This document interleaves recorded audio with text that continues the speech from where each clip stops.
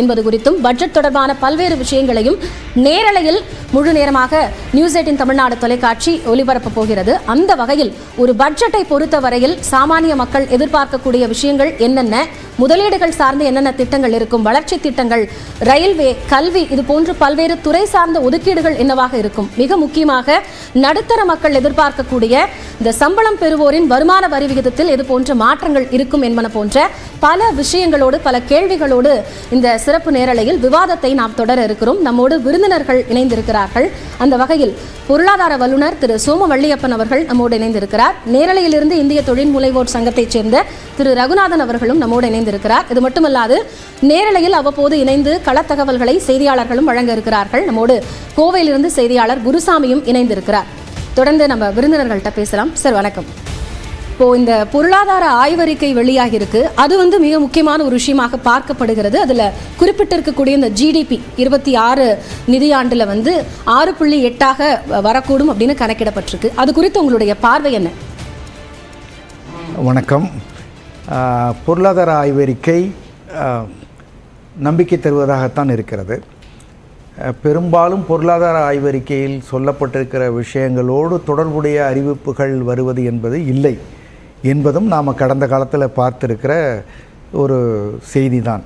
பொருளாதார ஆய்வறிக்கையில் சொல்லியதை வைத்து அதன் அடிப்படையில் இது தயாரிக்கப்படுவதில்லை பட்ஜெட் என்பதையும் நாம் புரிந்து கொள்ள வேண்டும். ஆனால் பொருளாதார ஆய்வறிக்கை என்பது ஒரு நேஷ்னல் ஹெல்த் எப்படி இருக்குது, ட்ரெண்ட் எப்படி இருக்குது, எவையெல்லாம் முக்கியமானவை என்பவற்றை சுட்டி காட்டுவதாக அமைந்திருக்கிறது. மினிஸ்ட்ரி ஆஃப் ஃபைனான்ஸ் தான் தயாரித்தால் கூட பட்ஜெட் என்பது ஒரு ரகசிய தயாரிப்பு. அவர்கள் சில இன்புட்ஸ் வாங்கி கொண்டு தனியாக தயாரிக்க ஆரம்பித்து விடுகிறார்கள். அதனால் நேரடி தொடர்பு இல்லை. இப்போது பொருளாதார வளர்ச்சி இந்தியாவில் குறைகிறது, உலகத்திலேயே மிக வேகமாக வளர்ந்து கொண்டிருந்த பொருளாதாரம் நாம் தான், சீனாவை காட்டிலும் அதிகம் நாம் தான் என்ற நிலைமையிலிருந்து மாறாமல் அதே சமயத்தில் நம்முடைய வேகத்தில் நாம் குறைகிறோம் என்கிற ஒரு செய்தி நாம் காலாண்டு குவார்ட்டர்லி ஜிடிபியில் பார்த்தோம். இப்போ இவர்கள் சொல்லியிருப்பது அடுத்த ஆண்டு 6.4 6.8% வரை வளரலாம் என்று சொல்லியிருக்கிறார்கள்.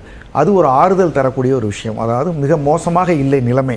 6.6 சராசரியாக அதை எடுத்துக்கொண்டால் கூட அது ஒரு நல்ல வளர்ச்சி தான். எப்பயுமே பாஸ்ட் மேலே நம்ம பில்டு பண்ணுற எக்ஸ்ட்ரா தான் அந்த 6.6. அந்த அளவில் வளர்ச்சி குறையாமல் அதிகரிக்கிற வளர்ச்சியினுடைய வேகம் குறைகிறது என்றதை பார்த்துக்கலாம். வேலை வாய்ப்புகளை பற்றியும் ஒரு பெரிய கவலை தருகிற விஷயமா இல்லை. அவங்க இபிஎஃப்ஓ டீட்டெயிலேருந்து எடுத்து 2019 2024 என்று ஒரு பெரிய காலகட்டத்தை ஒப்பிட்டு அது இரட்டிப்பாகி இருக்கிறது என்று சொன்னால் கூட மோசமாக இல்லை என்பதை அதுவும் காண்பிப்பதாக நான் பார்க்கிறேன். குறிப்பாக கிராமப்புற டிமாண்ட் நன்றாக இருக்கிறது, ரூரல் டிமாண்ட் நன்றாக இருப்பதனால தான் ஓரளவிற்கு பொருளாதார வளர்ச்சி இருப்பதாக தெரிகிறது. ஆனால் அர்பனில் வேலை வாய்ப்பும் அர்பனில் விலைவாசி உயர்வும் கூடுதலாக இருக்கிற ஒன்றையும் அவர்கள் குறிப்பிட்டிருப்பதாக நான் பார்க்கிறேன். செல்ஃப் எம்ப்ளாய்டு எண்ணிக்கை அதிகமாக இருக்கிறது. குறிப்பாக வங்கிகளினுடைய நான் பெர்ஃபார்மிங் அசெட்ஸ் அது ஒரு கவலை தரக்கூடிய விஷயமாக இருக்கும். அது இந்த ஆய்வறிக்கை என்ன சொல்லுகிறது, அது குறைந்து இருக்கிறது என்று சொல்லுகிறது. இந்தியாவில் இருக்கக்கூடிய வாராக்கடன்கள் அல்லது கெட்டுப்போன கடன்கள், வங்கிகளுடைய பணங்கள், ஆரம்ப முதலீட்டுக்கான பணங்கள் கெட்டுப்போனது குறைந்திருக்கிறது, என்பிஏ குறைந்திருக்கிறது என்பதையும் பொருளாதார அறிக்கை சுட்டி காட்டுகிறது. ஆர்டிஃபிஷியல் இன்டெலிஜென்ஸினுடைய தாக்கம் இருக்கும், அதை எதிர்கொள்ள வேண்டும் என்று எச்சரிக்கிறது. அதே சமயத்தில் மத்திய அமைச்சர் அவர்கள் சைனாவுடைய டீப் சீக் போல இந்தியா ஒன்றை வெளியிடப் போவதாக தகவல் தெரிவித்திருக்கிறார்கள். அதற்கு தயாராக இருப்பது போல தெரிகிறது. பங்குச்சந்தை பெரிய இறக்கம் காணலாம், there can be a crash என்பதையும் பொருளாதார அறிக்கை ஒரு எச்சரிக்கையாக கொடுத்து இதில் பல இளைய முதலீட்டாளர்கள் பணத்தை இழக்கும் ஆபத்தும் இருக்கிறது, எச்சரிக்க வேண்டும் என்றும் சொல்லியிருப்பதை நான் பார்க்கிறேன். ஃபாரின் டைரக்ட் இன்வெஸ்ட்மெண்ட் குறைந்திருக்கிறது. உலகத்திலேயே மிக அதிகமான அளவு ரெமிட்டன்ஸ் பெறுகிற ஒரு நாடாக இந்தியா தொடர்ந்து இருக்கிறது. அதில் மிக அதிகமான ரெமிட்டன்ஸ் அமெரிக்காவிலிருந்தும் வந்து கொண்டிருக்கிறது. அதற்கெல்லாம் ஒரு அச்சுறுத்தல்கள் வருகின்றன. பொருளாதார ஆய்வறிக்கை நவம்பர் வரையிலான தகவல்களைத்தான் எடுத்துக்கொண்டிருக்கிறது. நாம் இப்போ ஜனவரியில் இருக்கிறோம். நவம்பருக்கு பிறகு பல மாற்றங்கள் நடந்திருக்கின்றன. அதனால் இந்த பொருளாதார அறிவிக்கையை கொண்டிருக்கிற தரவுகள் எடுத்துக்கொண்ட தரவுகளுக்கு பிறகு மாற்றங்கள் இருக்கிறது என்பதையும் கருத்தில் கொண்டு பார்த்தால் இந்த பொருளாதார அறிக்கை ஓரளவுக்கு நாம் தைரியமாக இருக்கலாம், எடுத்துக்கொள்ளலாம் என்பதாக முதல் கட்ட பார்வையாக சொல்கிறேன். ரைட். இப்போ அதுலேயே வந்து இப்போ நீங்கள் சொன்ன மாதிரி நிறைய சிக்கல்கள் இருக்குது அப்படின்னு சொல்லியிருந்தீங்க. பொருளாதார சிக்கல்கள், வேலைவாய்ப்பின்மை, இது எல்லாத்தையும் வந்து இந்த இம்ப்ளிமெண்ட் பண்ணக்கூடிய இந்த பட்ஜெட்டில் வந்து என்னென்ன சவால்கள் இருக்கும்? இவர்களுடைய இந்த பட்ஜெட் ஒரு பட்ஜெட்லேயுமே மக்களுடைய எதிர்பார்ப்பு வந்து பல தரப்பட்ட எதிர்பார்ப்புகள், பல துறைகள் இருக்கிற ஒரு நாடு நம்முடைய நாடு. விவசாயத்துறை ரொம்ப பெரிது, கல்வி தேவை இருக்குது, மக்கள் தொகை பெரிய அளவில் இருக்கிறோம், நலத்துறை தேவை, விவசாயத்திற்கு தேவை, நீர் மேலாண்மை, கட்டுமானங்கள், தொழிற்சாலைகள், அப்புறம் நடுத்தர வர்க்கம், எதிர்பார்ப்புகள் வந்து சிறு குறு தொழில்கள், நிறைய எதிர்பார்ப்புகள். ஒவ்வொன்றையும் ஒரு குறிப்பிட்ட பட்ஜெட்டில் அவர்களால் நிறைவேற்ற முடியாது. ஒவ்வொன்றுக்கான இது வெளிப்படும். இந்த முறை நான் நினைக்கிறேன் பெரிய ஒரு எதிர்பார்ப்பு இருப்பது, ஒரு டேக்ஸ் ரொம்ப அதிகமாக இருக்கிறதா மக்கள் ஃபீல் பண்ணுறாங்க. நடுத்தர வர்க்கம் வந்து குறிப்பாக வருமான வரியே இப்போ கார்ப்பரேட் டேக்ஸை விட இண்டிவிஜுவல் இன்கம் டேக்ஸ் அதிகமாக இருக்குது. பே பண்ணுற அமௌண்ட்டு, கலெக்ட் ஆகியிருக்கிற அமௌண்ட்டு, தனி நபர்கள் கட்டுகிற வருமான வரி என்பது கார்ப்பரேட் வருமான வரியை விட அதிகமாக அரசுக்கு கிடைக்கிறது. அது ஓரளவுக்கு பெனிட்ரேஷன் நல்லா இருக்குது, எம்ப்ளாய்மெண்ட் அதிகமாக இருக்குது, அப்படி என்று நாம் எடுத்துக்கொள்ளலாம். இன்னொரு விதத்தில் கார்ப்பரேட் டேக்ஸை குறைத்திருக்கிறீர்கள், இதையும் குறைக்க வேண்டும் அல்லவா என்ப ஒரு கோரிக்கை இருக்கிறது. அதே மாதிரி ஜிஎஸ்டி, எல்லாவற்றுக்கும் ஜிஎஸ்டி என்பதும் ஒரு மக்களுக்கு ஒரு சுமையாக, அது ஒரு நெருடலாக இருக்கிறது. இவர்கள் வேறு அப்பப்போ வசூலினுடைய பெருமையை வேறு சொல்லிக்கொண்டே இருக்கிறார்கள். இவ்வளவு வசூலாக இருக்கிறது, அதுவும் ஒரு எரிச்சலை கொடுத்து கொண்டிருக்கிறது. அதனால் இந்த வருமான வரியை குறைக்கிற ஒரு எதிர்பார்ப்பு ஒவ்வொரு ஆண்டும் இருந்தால் கூட எனக்கு தெரிந்து இந்த ஆண்டு மிகப்பெரிய அளவில் இருக்கிறது. அதில் ஒரு முக்கியமாக பெருமாற்றங்கள் செய்வார்கள் என்று நான் எதிர்பார்க்கிறேன். ரைட், நம்ம அதை பற்றி தொடர்ந்து பேசலாம். இப்போ கோவையிலிருந்து செய்தியாளர் குருசாமி இணைகிறார். குருசாமி, இப்போ கோவையில் இருக்கக்கூடிய இந்த தொழில்துறை சார்ந்து இருக்கக்கூடியவர்களுடைய எதிர்பார்ப்பு என்ன? இந்த பட்ஜெட் ஓரியன்டா ஜிஎஸ்டி சார்ந்து என்னென்ன விஷயங்களை கேட்கிறாங்க?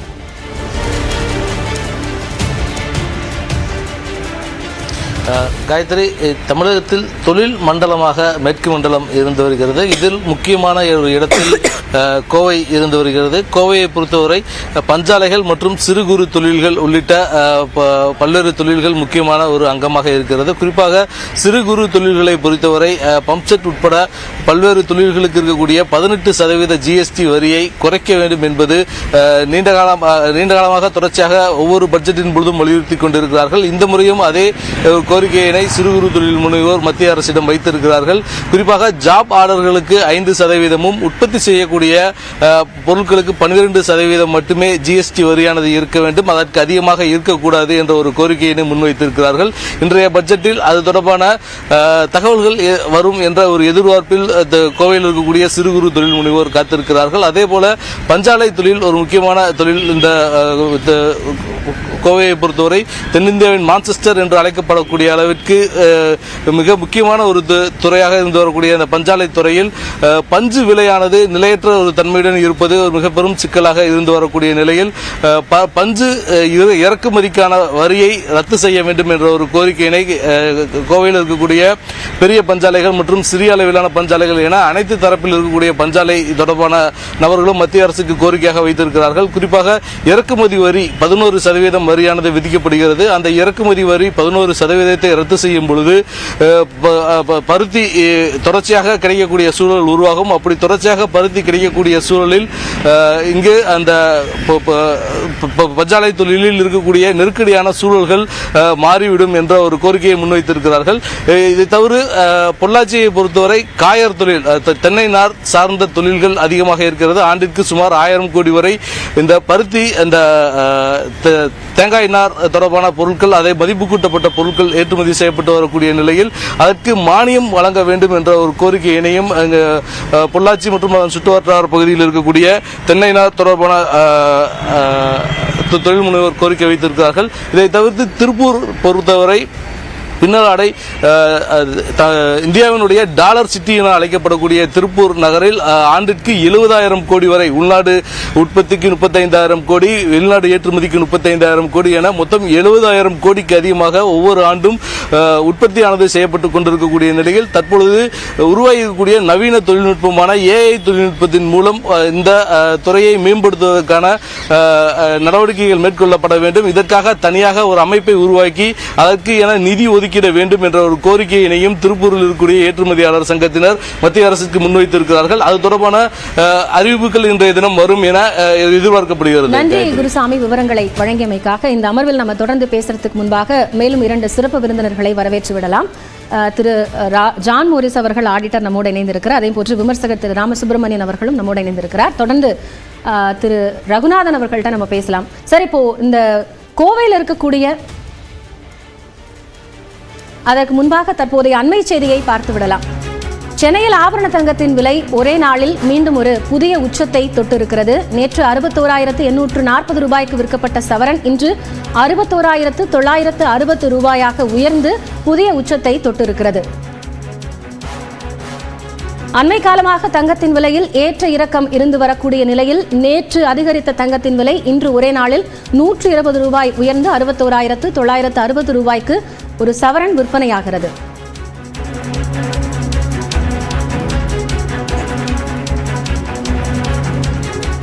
தங்கம் விலை உயர்வு அப்படிங்கிறதும் பட்ஜெட்ல இருக்கக்கூடிய ஒரு முக்கியமான அம்சமாக பார்க்கப்படுகிறது. திரு ரகுநாதன், இப்போ நீங்க இண்டஸ்ட்ரியல் ஓரியன்டான ஒரு கேள்வியிலேருந்து இந்த தங்கம் விலைக்கும் போகலாம்னு நினைக்கிறேன்.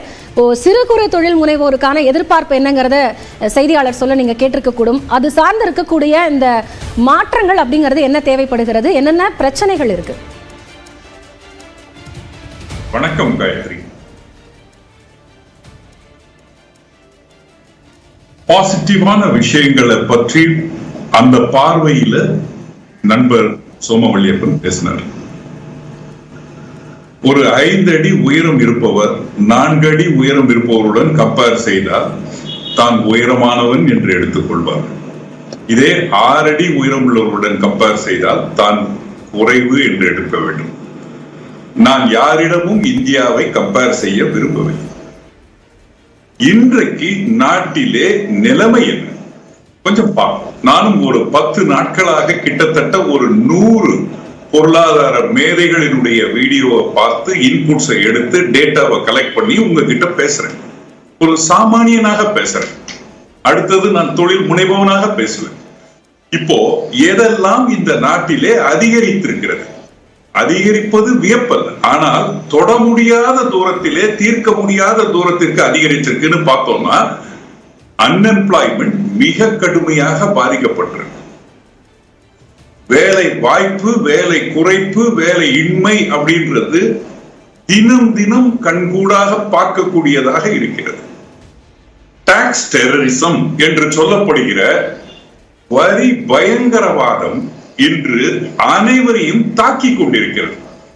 தொழிலை நன்றாக செய்தால் நோட்டீஸ் வருகிறது, தொழிலை நன்றாக செய்யாவிட்டால் நோட்டீஸ் வருகிறது.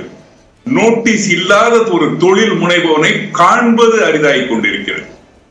எக்ஸ்சேஞ்ச் ரேட் மிக அதிகமாக போய்கொண்டிருக்கிறது. தங்கத்தினுடைய விலை சாமானியர்களால் நினைத்து மட்டுமே பார்க்கக்கூடியதாக மாறிக்கொண்டிருக்கிறது. லிட்டிகேஷன்ஸ், அதாவது வழக்குகள், பொருளாதார வழக்குகள் கடந்த 3 ஆண்டுகளிலே 4 மடங்காக உயர்கிறது. எக்ஸ்போர்ட்டுக்கும் இம்போர்ட்டுக்கும் இடைவெளி, இம்போர்ட் அதிகமாக காணப்பட்டு எக்ஸ்போர்ட் குறைந்திருப்பதை பார்க்கிறேன். கிட்டத்தட்ட 44% சிறு குறு தொழில்களும் 70% புத்தொழில்களும் அழிந்து விடக்கூடிய நிலையிலே நாடு சென்று கொண்டிருக்கிறது. நாங்கள் எடுத்த ஒரு தரவிலே 92% சிறு குறு தொழில் முனைபவர்கள் கடந்த 3 ஆண்டுகளாக லாபம் ஈட்டாத தொழிலை செய்து வருவதாக வருத்தப்படுகின்றனர். வட்டி விகிதம் அதிகமாகிவிட்டது. பர்சனல் டாக்ஸ் கலெக்ஷன் அதிகமாகிவிட்டது. டிஜிட்டல் ஃப்ராட் அதிகமாயிருச்சு. நான் உங்ககிட்ட போன் பேசுவதற்கு முன்னாடி அரசு கிட்ட இருந்து எனக்கு வார்னிங் வருது, இந்த மாதிரி கால் வந்தா பேசாதீங்கன்னு. எனக்கு வர்ற போன்ல 80% வெளிநாட்டிலிருந்து இந்த ஃப்ராடு கால் தான் வருது. நேற்றைக்கு ஜிஎஸ்டியிலிருந்து ஒரு நோட்டிபிகேஷனே கொடுக்கறாங்க, யாராவது உங்ககிட்ட நோட்டீஸ்னு யாராவது ப்ரொடியூஸ் பண்ணா நம்பாதீங்கன்னு. எதை நம்புவது? இண்டிவிஜுவலுடைய கடன் அதிகமாயிருச்சு. எதிலிருந்து தெரிகிறது? நகை கடன் அதிகமாயிருச்சு, கிரெடிட் கார்டு கடன் அதிகமாயிருச்சு, ஜிஎஸ்டி கலெக்ஷன் அதிகமாயிருச்சு, இன்ஃப்ளேஷன் அதிகமாயிருச்சு. வாங்குபவர்களுடைய வருமானத்திற்கும் செலவுக்கும் இடைப்பட்ட கேப் அதிகமாயிருச்சு. இதெல்லாம் அதிகமானது எங்க கொண்டு போய் நிறுத்தி இருக்கு மக்களை? வாழ்வதற்கு நம்பிக்கை குறைந்து காணப்படுவதை பார்க்கிறோம். அடிப்படை காரணங்களை யோசிக்க வேண்டும். எது குறைந்திருக்குன்னு பாத்தீங்கன்னா, வெளிநாட்டு முதலீடுகள் குறைந்திருக்கு. வெளிநாட்டிலிருந்து இன்வெஸ்ட் பண்ணப்படும் போர்ட்போலியோ இன்வெஸ்ட்மெண்ட் குறைந்திருக்கிறது. டூரிஸ்ட் அரைவல் குறைந்திருக்கிறது. டிமாண்ட் குறைந்திருக்கிறது. லாபம் குறைந்திருக்கிறது. ஜிடிபியினுடைய growth குறைந்திருக்கிறது. PMI இண்டெக்ஸ் குறைந்திருக்கிறது. பிசினஸ் growth கடந்த 14 மாதங்களிலே குறைந்திருக்கிறது. எக்ஸ்போர்ட் குறைந்திருக்கிறது. டாலர் ரிசர்வ் குறைந்திருக்கிறது. ஷேர் மார்க்கெட் நம்ப முடியாமல் இருக்கிறது. ஜிஎஸ்டியை கொண்டு வந்தோம். அதை கொண்டு வரும் பொழுது சொன்னது என்ன? 7 வருடங்களுக்கு முன்னால் ஒரு நாடு ஒரு வரி என்று. இன்று நாம் வந்து இருக்கும் நிலை என்ன? ஒரு பொருள் பல வரி அப்படின்னு ஆயிட்டோம். ஒரு பாப்கார்ன் 3 வரிகள், ஒரு பன் 4 வரி சுமைகள். எப்படி ஒரு தொழிலை நடத்த முடியும்? எப்படி எதிர்பார்ப்புகளை பூர்த்தி செய்ய முடியும்?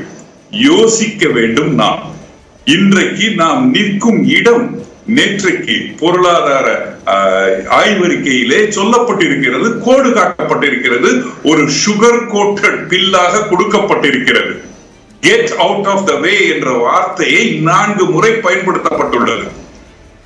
கடந்த 3 ஆண்டுகளிலே கார்ப்பரேட் நிறுவனங்களுக்காக என்பிஏ குறைந்து விட்டதாக நண்பர் சொன்னார். ஏன் குறையாது?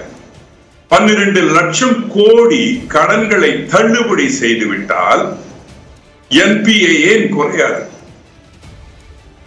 சிறு குறு தொழிலாளர்களை, தொழில் முனைபவர்களை கசக்கி பிழிந்து அவர்கள் பேர் அபாயகரமான வட்டிகளை சுமத்தி அவர்களிடமிருந்து வட்டியை வசூலித்து விட்டால் ஏன் என்பிஏ குறையாது?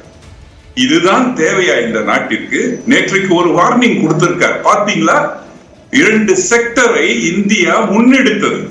ஒரு செக்டர் இ வெஹிக்கிள்ஸ், மின் சாதன கார்கள். இரண்டாவது செக்டர் சோலார் எனர்ஜி. இந்த 2 செக்டரிலுமே கிட்டத்தட்ட 80% இம்போர்ட்டை சார்ந்து இருக்கிறதுன்னு சொல்றார். இத நிலை மாற வேண்டும் சொல்றார். நான் இன்னொரு காணொளியை பார்க்கிறேன். அதுல சைனால இருந்து வெளிநாட்டிற்கு ஏற்றுமதி செய்யக்கூடிய மூலப்பொருட்களையும் மின் உபயோகப்படுத்தக்கூடிய சாதனங்களையும் கேபிட்டல் எக்யூப்மெண்ட்ஸையும் இனிமேல் அனுப்பக்கூடாது என்று ஒரு முடிவு எடுத்திருப்பதாக பார்க்கிறேன். அப்போ இந்தியா ஸ்தம்பித்து விடாதா?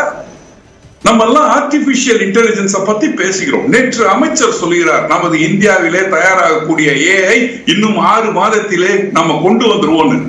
சைனால இருந்து வந்த டீப் சீக் இந்த மாதிரி சொல்லிவிட்டா வந்தார்கள். திடீரென்று வந்தார்கள். ஒரே நாளிலே ஒரு பெரிய ஒரு கம்பெனியினுடைய முதலீட்டிலே $600 பில்லியன் செதுக்கினார்கள். சைலண்டான ஒரு ரெவல்யூஷன் நடக்க வேண்டிய ஒரு காலகட்டங்கள். இன்றைக்கு ஒரு கார்ப்பரேட் நிறுவனங்களுடைய லாபம் 4 மடங்கு அதிகரித்ததை பார்க்கிறோம். இவர்கள் கொடுத்த சலுகையினால் தானே. அது PLI ஸ்கீமாக இருக்கலாம், இன்டர்ன்ஷிப் ஸ்கீமாக இருக்கலாம், அல்லது வரி தள்ளுபடியாக இருக்கலாம், வட்டி தள்ளுபடியாக இருக்கலாம், எதுவுனா இருக்கட்டும். அவர்களது லாபம் அதிகரித்து விட்டது. ஆனால் அவர்களால் கிடைக்கக்கூடிய பலன்கள் குறைத்து விட்டது. அப்போ நல்ல லாபத்தை ஈட்டு தங்களுடைய முதலீடுகளை வெளியிலே எடுத்துக்கொண்டு சென்று விட்டார்கள். அப்ப கஷ்டப்படுறது நம்ம, அனுபவிப்பது வேறொருத்தரா? இதெல்லாம் பார்க்க வேண்டும். இன்றைய காலகட்டத்திலே அரசு செய்ய வேண்டியது 2 தான். வேலை கொடுப்பவர்களை காப்பாற்ற வேண்டும், வேலை செய்பவர்களை காப்பாற்ற வேண்டும். இது 2ஐயும் செய்வதற்கு முதலிலே எடுக்கப்பட வேண்டிய சப்ஜெக்ட் சிறு குறு தொழில் முனைபவர்கள். வரக்கூடிய காலங்களிலே எந்த அளவுக்கு நம்ம தொடர்ந்து பேசலாம். இதை நான் உங்களோட முதற்கட்ட கருத்தா கேட்டுக்கிறேன். மற்ற விருந்தினர்கள்ட்டையும் பேசலாம். திரு ராமசுப்ரமணியன், இப்போ இந்த அளவுக்கு பொருளாதார சிக்கல்கள் இருக்கு, இதெல்லாம் கவனிக்கணும் அப்படின்னு ஒரு பக்கம் சொல்லப்படுகிறது. இன்னொரு புறம் நேத்தி கூட பிரதமர் விக்ஷித் பாரத் திட்டம் 2047 அதை நோக்கி இந்த பட்ஜெட் இருக்கும் அப்படிங்கிற மாதிரி குறிப்பிட்டிருக்கிறார். உங்களுடைய பட்ஜெட் சார்ந்த எதிர்பார்ப்பு என்ன? முதற்கட்ட பார்வை. எல்லோருக்கும் என்னுடைய வணக்கம். எனக்கு முன்னாடி பேசின வள்ளியப்பன், அடுத்தது மிஸ்டர் ரகுநாதன், 2 பேருக்கும் நிறைய வித்தியாசங்கள். ஒன்று, இவர் ஓரளவு பாசிட்டிவான இஷ்யூஸை பேசினார்.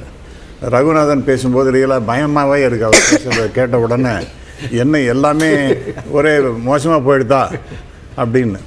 ப்ராபப்ளி 1980s அது 90ஸ்லேருந்து நானும் வள்ளியப்பனும் தொலைக்காட்சிகளில் பட்ஜெட்டை பற்றியெல்லாம் பேசின்னு இருக்கோம். அப்போல்லாமும் கஷ்டம்தான் இருந்தது. இருந்தாலும் கூட ஸ்டில் வி ஆர் க்ரோயிங். நம்ம வந்து ஒரு எல்லாத்தையுமே என்னால் நெகட்டிவாக பார்க்க முடியலை. எப்படிப்பட்ட நிலைமையிலேருந்து நம்ம கொஞ்சம் கொஞ்சமாக இம்ப்ரூவ் ஆகிட்டு இருக்கோம். There are issues which are to be. நானும் சொல்கிறேன் அவரோட விஷயம். அதாவது நீங்கள் முழுமையாக அவரது கேட்டிங்கன்னா நல்ல நண்பர் தான் அவர். பட் இருந்தாலும் கூட அவரோட பேசும்போது ஒன்று ரொம்ப பயங்கரமான ஒரு சுச்சுவேஷன் நம்ம இந்தியா இருக்கா மாதிரி அப்படிலாம் இல்லை.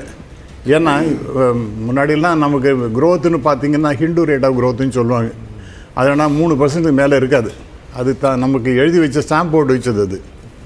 ஆனால் இப்போ வந்து ஒரு 6% அப்படிங்கிறது ஒரு டிக்னிஃபைட் டீசென்ட் க்ரோத் தான் நான் பார்க்கின்றேன். நாம் எதிர்பார்க்குறதுங்க வேறு. நீங்கள் இப்போ விக்ஷித் பாரத்ன்னு சொல்கிறீங்க. Viksit Bharat is impossible. அவர் 2047 கொண்டு வந்துடலாம் அப்படின்னா அது 8% நீங்கள் கன்சிஸ்டண்ட்டாக வருஷம் நீங்கள் க்ரோத்து காமிச்சால் ஒழிய இட் இஸ் நாட் பாசிபிள். நாம் போன வருஷம் நம்ம சொன்னதுங்கிறது 6.4. இப்போ இந்த வருஷம் இந்த கரண்ட் இந்த 2025-26 6.3லேருந்து 6.8. எல்லாரும் என்ன சொன்ன ஒரு நடுவாக எடுத்துன்னா 6.5% அப்படின்னு எடுத்துக்கலாம். அது வந்து க்ரோத்து தான், இல்லைன்னு நம்ம சொல்ல முடியாது. நம்ம ஆனால் இந்த இதை வச்சுட்டு இன்னும் 3 வருஷம் ஆகும் நம்ம அந்த $5 trillion டார்கெட்டை ரீச் பண்ணுறதுக்கு. நம்ம 2019 வந்துடுவோன்னோம், 2024 வந்துடுவோன்னோம். இப்போ எங்கே இருக்குன்னு தெரியல. ஆனால் we are going to reach, அதில் ஒன்றும் டவுட் கிடையாது. ஆகவே this is one point of the story. அதனால் நம்ம வந்து ரொம்ப பயப்பட வேண்டாங்கிற மாதிரி தான் என்னுடைய அபிப்பிராயமாக இருக்கிறது. ஏன்னா ஒரு 6% 6.5% மற்ற நாடுகளோட கம்பேர் பண்ணும்பொழுது இந்தியாவுடைய க்ரோத்து குவைட் ரீசனபிள். அதனால் எக்ஸ்ட்ராடினரின்னு சொல்ல முடியாது, ஒரு ரீசனபிளான க்ரோத்தாக நான் பார்க்கின்றேன். அதே சமயத்தில் நண்பர் சொன்னது போல் எனக்கு என்ன பயம்னா இந்த க்ரோத்துங்கிறது இருக்கே அது வந்து எம்ப்ளாய்மெண்ட் ஓரியன்டாக இருக்கான்னு பார்க்கணும். நீங்கள் நிறைய வேலைகள் எக்கானமி க்ரோ ஆகிறது அப்படின்னு சொன்னால் சில கண்ட்ரிஸாக நீங்கள் எடுத்துட்டிங்கன்னா அதனுடைய பர் கேபிட்டா இன்கம் அப்படின்னு பார்த்தீங்கன்னா அது $50,000 கூட இருக்குது, $40,000 தான் இருக்குது. ஆனால் அங்கே ஏழ்மை ஏராளமாக இருக்கின்றது. இந்த டிஸ்பாரிட்டிஸ் வந்து ரொம்ப குறைக்கணும். அது ரொம்ப ரொம்ப இல்லைன்னா வந்து சோஷியல் ரெவல்யூஷன் மாதிரி வருவதற்கு வாய்ப்பு இருக்கின்றது. அதெல்லாம் நாம் இந்தியாவில் அப்படிலாம் வருவதற்கு வாய்ப்பு இருப்பதாக நான் பார்க்கலை. இப்போ ஒரே இதுதான் தனிப்பட்ட மனுஷனுக்கு இவர் சொன்னப்படி நான் எதிர்பார்க்கின்றது இந்த பட்ஜெட்டில் என்னென்னா தனி மனிதனுடைய இதனுக்கு நிறையா ஃபெசிலிட்டிஸ் கொடுப்பாங்க, டேக்ஸ் கன்செஷன்ஸ் கொடுப்பாங்க அப்படின்னு நான் எதிர்பார்க்கின்றேன். ஏன்னா அது வருஷம் அவங்கள பற்றி பேசிகிட்டே இருக்கும் மொழி அவங்களுக்கு கடைசியில் கிட்டத்தட்ட நாமம் தான் போட்டு விட்டுறோம். அவங்களுக்கு ஒன்றும் பெருசாக ஒன்றும் பண்ணுறதில்ல. ஆனால் கார்ப்பரேட் செக்டார் அவங்க லாபியை யூஸ் பண்ணி they are able to get a lot of concessions. அந்த மாதிரி இல்லாமல் நமக்கு நிறைய ஃபெசிலிட்டிஸ் வேணும். இப்போ இல்லை ஒரு நிமிஷம் இப்போ தான் நான் இன்னும் ஜென்ரலாக சொல்லிட்டேன். என்ன இஷ்யூ இல்லை இன்னொரு இஷ்யூ சிலதெல்லாம் நான் சொல்லிட்டேன், அதுக்கப்புறம் வி வில் கோ ஹெட். இப்போ நம்முடைய பர் கேபிட்டா இன்கம்ங்கிறது ரொம்ப குறைவாக இருக்கின்றது. இப்படி பார்த்தீங்கன்னா 2697 இந்த IMF ரிப்போர்ட். இது ரொம்ப ரொம்ப ரொம்ப குறைவான ஒன்று. பர் கேபிட்டா தனி மனித வருமானம் என்பது 2697 ரொம்ப குறைவு. ரெண்டாவது இன்கம். அப்புறம் பார்த்தீங்கன்னா 91லேருந்து ஐ ஹவ் டேக்கன் ஸ்டாட்டிஸ்டிக்ஸ் 91லேருந்து எப்படி நம்ம க்ரோத்து வரணும்னு நம்ம விக்ஷித் பாரத்தை பற்றி பேசும்பொழுது நாம் 7%க்கு மேலே 7 தடவை தான் நாம் க்ரோத்து அச்சீவ் பண்ணியிருக்கோம், 7 times. ஆகவே இது கன்சிஸ்டன்சி இருக்கா அப்படின்னு பார்த்தீங்கன்னா இல்லை. அது ஒரு கவலைக்குரிய விஷயம். மூன்றாவதாக பார்த்தீங்கன்னா பிரசித் மிஸ்ரா ரிப்போர்ட். அவருடைய ரிப்போர்ட் என்ன சொல்கிறதுன்னா நம்ம நாட்டில் லேபர் ரொம்ப அதிகமாக இருக்குது, ஆனால் அவங்கள எப்படி எம்ப்ளாய் பண்ணுறோம் அப்படிங்கிற ஒரு முக்கியமான இஷ்யூ. அதில் பார்த்தீங்கன்னா டு கட் காஸ்ட் யாரெல்லாம் அது இல்லை let it be smaller or bigger whatever it is அவங்களாம் என்ன பண்ணுறாங்கன்னா மெஷினரிக்கு போயிடுறாங்க. அவங்களுக்கு எம்ப்ளாய்மெண்ட்டு குறைவாக போகிறது. இப்போ எம்ப்ளாய்மெண்ட் பொறுத்த வரைக்கும் ஒரு முக்கியமான விஷயம் என்னென்னா யூத் அன்எம்ப்ளாய்மெண்ட் அது வந்து 45%. அப்புறம் கிராஜுவேஷன் எடுத்தீங்கன்னா 29%. There are unemployed. இதெல்லாம் ரொம்ப டெஃபினட்டாக கவலைக்குரிய விஷயம் தான். இதெல்லாம் நம்ம டீப்பாகவே வந்து பேசலாம். திரு ஜான் மோரிஸோட கருத்து வந்து என்னன்னா, இப்போ இண்டிவிஜுவல் டாக்ஸ் பேயர்ஸ் வந்து திரும்ப திரும்ப பேசப்பட்டுக்கிட்டே இருக்காங்க. அது ரொம்ப முக்கியமான விஷயம். என்ன எக்ஸ்பெக்டேஷன் அப்படிங்கிறது உங்களோட கருத்தை நான் கேட்கிறேன். அதுக்கு முன்னாடி ஒரு சிறிய இடைவேளைக்கு பிறகு இந்த பட்ஜெட் சிறப்பு நேரலை தொடரும்.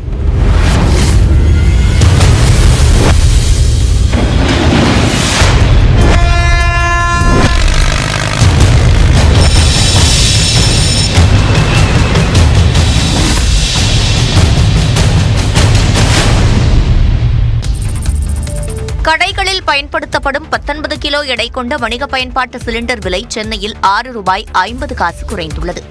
கச்சா எண்ணெயின் சர்வதேச விலை நிலவரத்திற்கு தகுந்தபடி சிலிண்டர் விலையை எண்ணெய் நிறுவனங்கள் அவ்வப்போது மாற்றி வருகின்றன. அந்த வகையில் சிலிண்டரின் விலை கடந்த சில மாதங்களாக மாதத்தின் முதல் நாளில் மாற்றப்பட்டு வருகிறது.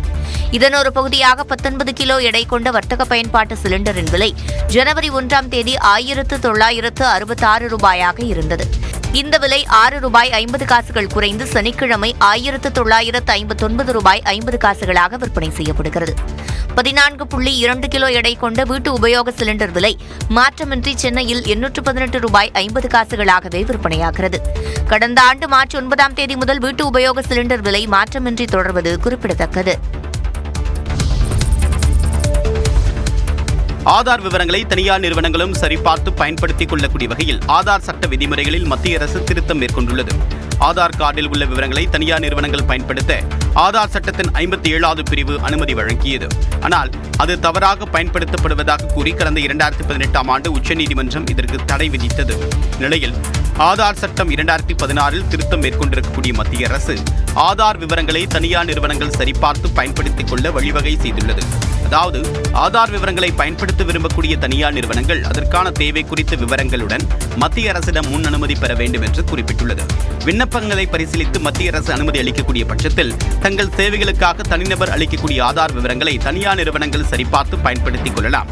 இதன் மூலமாக தனியார் நிறுவனங்களின் வர்த்தகம், சுற்றுலா, மருத்துவம் உள்ளிட்ட சேவைகளை பொதுமக்கள் தங்கு தடையின்றி பெற முடியும் என்று மத்திய அரசு விளக்கம் அளித்துள்ளது.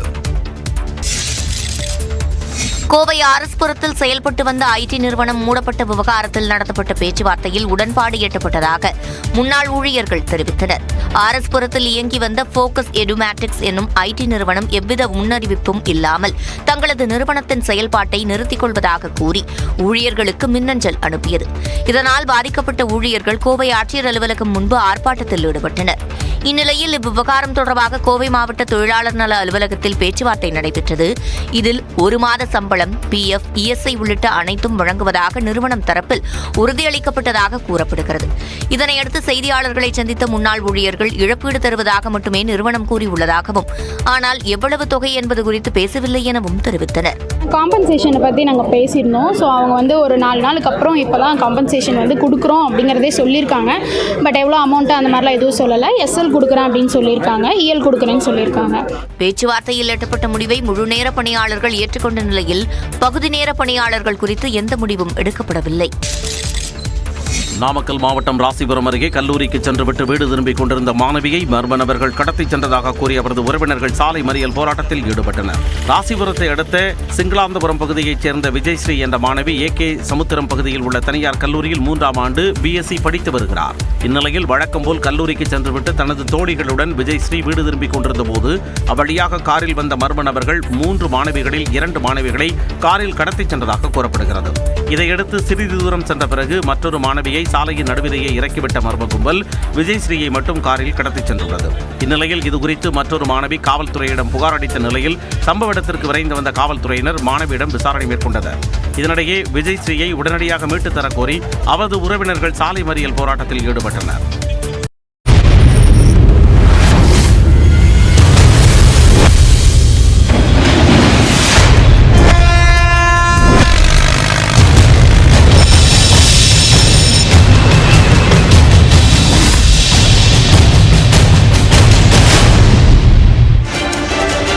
மத்திய பட்ஜெட் 2025-26 இன்னும் சற்று நேரத்தில் தாக்கல் செய்யப்பட உள்ள நிலையில் சாமானியர்களின் எதிர்பார்ப்புகள் என்ன? இந்த பட்ஜெட் எது போன்ற அம்சங்களை உள்ளடக்கியதாக இருக்கும்? சிறப்பு திட்டங்கள் என்னவாக இருக்கும்? எந்தெந்த துறைகள் சார்ந்த அறிவிப்புகள் வரும் என்பன போன்ற பல கேள்விகளோடு சிறப்பு விவாதத்தை நாம் தொடர்ந்து கொண்டிருக்கிறோம். விருந்தினர்களோடு பேசுவதற்கு முன்பாக மத்திய நிதிநிலை அறிக்கையில் தீப்பெட்டி ஏற்றுமதிக்கான ஊக்கத்தொகை அதிகரிக்கப்படுமா என்பது தென் மாவட்ட மக்களோட பிரதான எதிர்பார்ப்பாக இருக்கிறது. இது குறித்த தகவல்களை மண்டல தலைமை செய்தியாளர் சிவமணியிடம் கேட்கலாம். சிவமணி, இப்போ இந்த ஏற்றுமதிக்கான அந்த எதிர்பார்ப்பை தாண்டி வேற என்ன விஷயங்களை அந்த பகுதி மக்கள் கேட்கிறாங்க? தூத்துக்குடி மாவட்டம் உள்ளிட்ட தூத்துக்குடி, விருதுநகர் உள்ளிட்ட வேலூர் உள்ளிட்ட மாவட்டங்களில் தீப்பெட்டி தொழிற்சாலைகள் 2500க்கும் மேற்பட்ட தீப்பெட்டி தொழிற்சாலைகள் இருக்கிறது. முழுமையாக நவீனப்படுத்தப்பட்ட தொழிற்சாலைகள், மனிதனால் உற்பத்தி செய்யப்படக்கூடிய தீப்பெட்டி தொழிற்சாலைகள் இருக்கக்கூடிய நிலையில் தற்போது நம்ம தூத்துக்குடி மாவட்டம் கோயில்பட்டியில் இருக்கக்கூடிய தீப்பெட்டி தொழிற்சாலைகள் இருக்கிறோம். இவர்களுக்கு 11% ஊக்கத்தொகை அப்படிங்கிறது அரசால் வழங்கப்பட்டு, மத்திய அரசால் வழங்கப்பட்டு வந்தது. தற்போது அந்த ஊக்கத்தொகை 1.5% குறைக்கப்பட்டிருக்கிறது. இதன் காரணமாக ஏற்றுமதி செய்ய முடியாத நிலைக்கு அவர்கள் தள்ளப்பட்டிருக்கிறார்கள். கண்டெய்னர் வாடகையும், அதாவது இருக்கக்கூடிய மூலப்பொருட்களுடைய விலையினுடைய தொடர்ந்து அதிகரித்து வரக்கூடிய நிலையில் விற்பனை விலையில மாற்றம் இல்லாத நிலை காணப்படுகிறது. 600 தீப்பெட்டிகளை கொண்ட அந்த தீப்பெட்டி பண்டல் 320 ரூபாய்க்கு மட்டுமே விற்பனையாகிறது.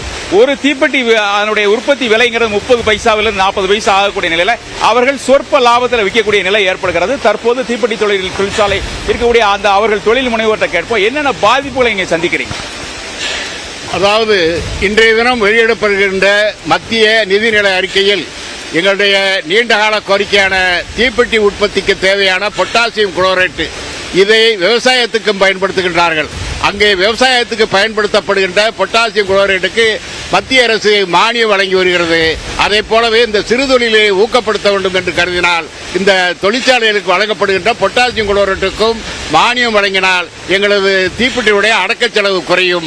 மேலும் கடத்தி விற்கக்கூடிய அந்த நிர்பந்தமான ஒரு சூழ்நிலையை தடுக்கப்படும். மேலும் எங்களுக்கு வெளிநாடுகளுக்கு ஏற்றுமதி செய்யப்படுகின்ற ஊக்கத்தொகை கடந்த காலங்களில் 8% இருந்ததை படிப்படியாக மத்திய அரசு 1.5% குறைக்கப்பட்டு அதை சிறு தொழில் பட்டியலிலிருந்து நீக்கம் செய்து விட்டார்கள். எனவே மீண்டும் தீப்பெட்டி தொழிலுக்கு ஊக்கப்படுத்த வேண்டி தீப்பெட்டியை சிறு தொழில் பட்டியலில் சேர்க்க வேண்டும். அதே நேரம் ஊக்கத்தொகையை உயர்த்த வேண்டும் என்ற கோரிக்கையை மையப்படுத்துகிறேன். அதாவது அவர்களுடைய கோரிக்கை அப்படிங்கிறது நீங்கள் கேட்டிருப்பீங்க. தீப்பெட்டி தொழிற்சாலை அப்படிங்கிறது முன்னர் சிறு தொழில் பட்டியலில் இருந்துச்சு. தற்போது இந்த பட்டியல் அதிலிருந்து நீக்கப்பட்டிருக்கிறது. இதன் காரணமாக ஒவ்வொரு தீப்பெட்டி தொழிற்சாலைக்கும் 2 கோடி ரூபாய்க்கு மேலே அவர்கள் முதலீடு செய்யக்கூடிய நிலைக்கு தள்ளப்பட்டிருக்கிறார்கள். முத்ரா கடன் அப்படிங்கிறது 10 லட்சம் ரூபாய் மட்டுமே பிணை இல்லாமல் வந்தக்கூடிய நிலையில் தற்போது அதை 50 லட்சம் ரூபாய் வரைக்கும் அவர்கள் உயர்த்த வேண்டும் அப்படிங்கிறவர்களுடைய கோரிக்கையாக இருக்கிறது. இந்த பட்டியல், அதாவது இன்று வரக்கூடிய அந்த மத்திய நிதிநிலை அறிக்கையில் அது போன்ற தீப்பெட்டி தொழிலை ஊக்குவிப்பதற்கான நடவடிக்கைகள் எடுக்கப்படும் அப்படி எதிர்பார்க்கிறாங்க. பக்கத்தில் இருக்கக்கூடிய நம்முடைய அண்டை தேசமான பாகிஸ்தானில் 25% வெளிநாடுகளுக்கு ஏற்றுமதி செய்வதற்கான ஊக்கத்தொகை வழங்கப்படுகிறது. அந்த ஊக்கத்தொகையும் உயர்த்தி வழங்கப்பட வேண்டும் அப்படிங்கிறது அவங்களுடைய கோரிக்கையாக இருக்கிறது. நன்றி சிவமணி, விவரங்களுக்காக. தொடர்ந்து நம்ம விருந்தினர்கள்ட்ட பேசலாம். திரு ஜான் மோரி சார், இப்போ எதிர்பார்ப்புகள் அப்படின்னு சொல்லும் பொழுது நிறைய விஷயங்கள் இருக்கு. இன்னைக்கு இருக்கக்கூடிய பொருளாதார சிக்கலை தாண்டி இதை சமாளிக்க வேண்டிய பொறுப்பும் மத்திய அரசு இருக்கு. என்ன ஒரு லேமன் லெவல்ல இருந்து என்ன எக்ஸ்பெக்டேஷன்ஸ் இருக்குதுல? அதாவது நம்ம ஆப்பர்ச்சுனிட்டிக்கு நன்றி. இந்த பட்ஜெட்டை நான் எப்படி பார்க்குறேன் அப்படின்னா, இது வருஷத்துக்கு ஒருக்கா ஒரு திருவிழா மாதிரி எல்லாரும் எதிர்பார்த்து நம்ம கொண்டு வரோம். முன்னாடி பிப்ரவரி எண்டில் இருந்தது, இப்போ பிப்ரவரி முதல் நாள் கொண்டு வந்துட்டாங்க. நல்ல விஷயங்கள் தான். நான் இதில் எதிர்பார்க்குறது இன்றைக்கி சம வளர்ச்சி அப்படிங்கிறத கொண்டு போனால், நான் எப்போவுமே சொல்லுவேன், நம்ம இந்தியாவில் 6,48,000 கிராமங்கள் இருக்குது. அந்த கிராம பொருளாதாரம் எல்லாருமே அதை டச் பண்ணாங்க. அந்த கிராம பொருளாதாரம் முன்னேறணும் அப்படின்னா அனைவருமே அந்த சம வளர்ச்சிக்கு என்ன பண்ணணும் அப்படிங்கிறத நம்ம எடுத்தோம்னா எல்லாருமே முதல்ல கணக்கு எழுத தொடங்கணும். நான் இன்றைக்கி என்ன சம்பாதிக்கிறேன், என்ன செய்கிறேன். ஒரு நல்ல விஷயம், இப்போ மேக்ஸிமம் பீப்புளை நம்ம உள்ளாடி கொண்டு வந்துட்டோம் டிஜிட்டல் எக்கனாமின்னு சொல்லிட்டு. பட் இதில் எங்கே ப்ராப்ளம் அப்படின்னா, ஒரு V2 V3ன்னு சொல்லிட்டு இப்போ MCA அப்படிம்பாங்க, ministry of corporate affairs, company incorporation. அதுதான் நம்ம கண்ட்ரியோட ஒரு பேக் போன். அது ஒரு மிகப்பெரிய ஜாமம். இந்தியா தான் உலகத்துக்கு எக்ஸ்போர்ட் பண்ணுறோம். எங்கே ரெஸ்பான்சிபிலிட்டி இல்லை. நான் ஃபீல் பண்ணுறேன், இப்போ அஃபீஷியல்ஸும் இதை ஃபிக்ஸ் பண்ணிடணும். நம்ம பட்ஜெட்லேயே இன்றைக்கி இப்போ இவ்வளோ சொல்கிறோம். இதுக்கு நம்ம ஒரு வீட்டு பட்ஜெட், ஒரு சாதாரண குடும்பம் நல்லபடியாக ஒரு கிராமத்துலேயோ அல்லது ஒரு நகரத்துலேயோ ஒரு குடும்பம் இருக்காங்கன்னா, யாரோட வருமானத்துக்கு உள்ளாடி அவங்க செலவை பண்ணி அதை கணக்கு எழுதி கொண்டு போகிறாங்களோ அவங்க சரியாக இருப்பாங்க. அப்போ நம்ம கண்ட்ரியில் வந்து இவ்வளோ பெரிய செட்டப் வச்சுருக்கிறோம், நம்ம தான் உலகத்துக்கே சாஃப்ட்வேர் கொடுக்குறோம். ஆனால் நம்ம ஊரில் இப்போ அவங்க சார் சொல்லும்போது சொன்னார்ல, இப்போ ஒவ்வொரு கால் நம்ம பண்ணும்போதும் ஏதாவது ஃப்ராடு வந்துடும், கவனமாயிரும், அக்செப்ட் பண்ணாத, போகாத, வராத. அப்போ எங்கே தப்பு நடக்குதுன்னு தெரியல. இது யார் ரெஸ்பான்சிபிலிட்டி? எங்கேயாவது ஒரு இடத்துல இந்த பட்ஜெட்டில் இன்றைக்கி பண்ண வேண்டியது இதை முதல்ல ஃபிக்ஸ் பண்ணணும். ரெண்டாவது, நான் எப்பவும் சொல்கிற மாதிரி இந்த கிராமத்துக்கு ஒரு சிஏ அப்படிங்கிற ஒரு ப்ரோக்ராம் இப்போ நித்தி ஆயோக்லேருந்து அதை எடுத்திருக்காங்க. உண்மையில் நான் அந்த பட்ஜெட்டில் அதுக்கு ஒரு வார்த்தை வரும்னு நினச்சி, ஆனால் மென்ஷன் பண்ணியிருக்காங்க. நேற்று நம்ம நிர்மலா சீதாராமன் மேம் சொல்லும்போது அழகாக சொன்னாங்க, அனைவருக்கும் சமமான, அனைவரையும் உள்ளடக்கிய வளர்ச்சியை எட்ட கிராமப்புறங்களிலும் வாழ்க்கை தரத்தை மேம்படுத்த வேண்டும் அப்படிங்கிறது ஒரு ரிக்வஸ்ட் கொடுத்தது. அவங்க கடைசி ஸ்டாண்ட்ஸாக அதுவாக இருந்தது. அதனால் நான் ரொம்ப நம்பிக்கையாக இருக்கிறேன். 6,48,000 கிராமத்தில் நிதி ஆயோக் இப்போ என்ன ப்ராஜெக்ட் எடுத்திருக்காங்க அப்படின்னா, ஒரு கிராமத்துக்கு ஒரு பெண், ஒரு விமன் சிஏ கொண்டு வரணும். நான் சிஏங்கிறது எதுக்கு சொல்கிறேன்னா, கணக்கு இன்றைக்கி யூகே வந்து உலகத்தையே ஆண்டாங்க. காரணம் என்னென்னா 175 பேருக்கு ஒரு கணக்காப்பில் அவன் சிபிஏ, ஏசிசிஏ அந்த மாதிரி எல்லா பேரும் சொல்லுவாங்க. நம்ம சிஎம்ஏ சொல்கிற மாதிரி நம்ம நாட்டில் வந்து 3000 பேருக்கு ஒருத்தர். புரியுறதில்ல அவங்களுக்கு? அப்போ இது வந்து நான் நினைக்கிறேன் இதுதான் அடிப்படை. இந்த பட்ஜெட்லேயும் இந்த பட்ஜெட்டில் அந்த சப்போர்ட் கிடைக்கும்னு நம்புகிறேன். இப்போ நம்ம போய் பார்த்து ரேஷியோ வந்து அதிகமாகணும் அப்படின்னு சொல்கிறீங்க. கணக்கு எழுதணும்னு சொன்னால் அக்கௌண்டன்ஸ் வேணும். நம்ம ஊரில் வந்து அக்கௌண்டன்ட் ஒரு கிராமத்துக்கு நீங்கள் பழைய காலத்து பொன்னியின் செல்வன் பார்த்தீங்கன்னா கல்கியோட இதுலேயே வந்து கணக்கா பிள்ளைக்கு ஒரு ரோல் இருக்குது. அந்த வில்லேஜுங்கிறதுல ஒரு கணக்கா பிள்ளைக்கு ஒரு ரோல் இருக்குது. பட் நம்ம வந்து அதை கோட்டை விட்டுட்டோம். நம்ம கண்ட்ரி பாப்புலேஷனுக்கு இப்போ வந்து இல்லை. அதை வந்து கொண்டு வர்றதுக்காக உள்ள ஒரு பட்ஜெட்டாக நான் இதை பார்க்குறேன். அந்த ஒரு ரிக்வஸ்ட் கொடுத்துருக்குறோம். நித்தி ஆயோக் எடுத்ததுனால இதோட கொண்டு, ஏன்னா நித்தி ஆயோக் தான் நம்மளோட பிளானிங் கமிஷன். இப்போ அவங்க வந்து ஒவ்வொரு கிராமத்துக்கும் ஒரு உமன் சிஏ வந்தால் ஒரு ஜென்ஸ் ஆட்டோமேட்டிக்காக ஒரு பையன் வந்துடும். ஒரு பெண் சிஏ படிக்க வந்துருச்சுன்னா, நான் சிஏங்கிறது இந்த பட்ஜெட்டில் ஏன் சொல்கிறேன்னா, எல்லாரும் கணக்கு எழுதிட்டாங்கன்னா அதுக்கப்புறம் அனாவசிய செலவு இருக்காது. வீட்டிலே தெரியும். இப்போ 5 பேர் கூட வீட்டில் நம்ம கணக்கு எழுதி பார்த்தா, நான் இது கேஸ் ஸ்டடியே பண்ணியிருக்கிறோம். எப்படி இப்போ கணக்கு எழுதி பார்க்குறதுன்னா, இந்த என்ன வருமானம் இந்த மாதத்துக்கு, இல்லை இந்த நாள் சாயங்காலம் என்ன செலவு பண்ணோம், நம்ம அதை எழுதும்போது எந்த செலவை நம்மளால் குறைக்க முடியும். புரியுறதில்ல? வீட்டில் யார் பொறுப்பாக இருக்காங்களோ, அப்போ இந்த செலவு நமக்கு இந்த இடம் எக்ஸ்ட்ரா பண்ணியிருக்கிறோம், இதை குறைச்சிடலாம். படிப்பு அத்தியாவசிய செலவுகள் இது நம்மளை எடுத்துன்னு சொன்னால் பட்ஜெட்டில் இப்போ அப்படி தானே வருது. நமக்கு என்னென்ன பண்ணுறோம் சார் சொன்னாங்க, இவ்வளோ பெர்சன்டேஜ் இங்கே போகுது, கேபிட்டல் எக்ஸ்பெண்டிச்சர் இது தேவையா இல்லையா, அப்போ இதுக்கு நம்ம குறைச்சி கொடுத்துக்கலாம். சப்சிடி கொடுத்துட்டு இந்த பக்கம் டேக்ஸாக கலெக்ட் பண்ணுறோம் அப்படிங்கிறது ஒரு பெரிய கம்ப்ளைண்ட்டு. இது எல்லாம் டெய்லி நம்மளால் ரிப்போர்ட் எடுக்க முடியாது. நம்மகிட்ட அவ்வளோ மெக்கானிசம் இருக்குது. அதான் நம்ம தான் உலகத்துக்கே சாஃப்ட்வேர் ப்ரொவைட் பண்ணுற country. Unfortunate we failed in software. நம்ம சிஸ்டம் எதுவுமே ஒர்க் ஆகலை. அது எங்கே தப்புன்னு சொல்ல தெரியல. அப்போ இதுக்கு அக்கௌண்டபிலிட்டி யார்? இப்போ நான் பொறுப்புனா என்ன பிடிக்கணும், சார்னா சார், நீங்கள் பொறுப்புனா உங்களை பிடிக்கணும். அந்த இண்டிவிஜுவல் ரெஸ்பான்சிபிலிட்டி ஃபிக்ஸ் பண்ணி அவ்வளோ அதான் சொன்னேன். நம்ம வந்து உலகத்துக்கு சாஃப்ட்வேர் கொடுக்குறது இன்றைக்கி எடுத்திங்கன்னா எனி சாஃப்ட்வேர் கம்பெனி, பெரிய கம்பெனி எடுங்க, யார்? இந்தியன்ஸ். ஆனால் இங்கே வந்து ஏதாவது ஒரு இடத்துல இந்த சாஃப்ட்வேர் கரெக்டாக இருக்குதுன்னு யாராலையாவது சொல்ல முடியுதா?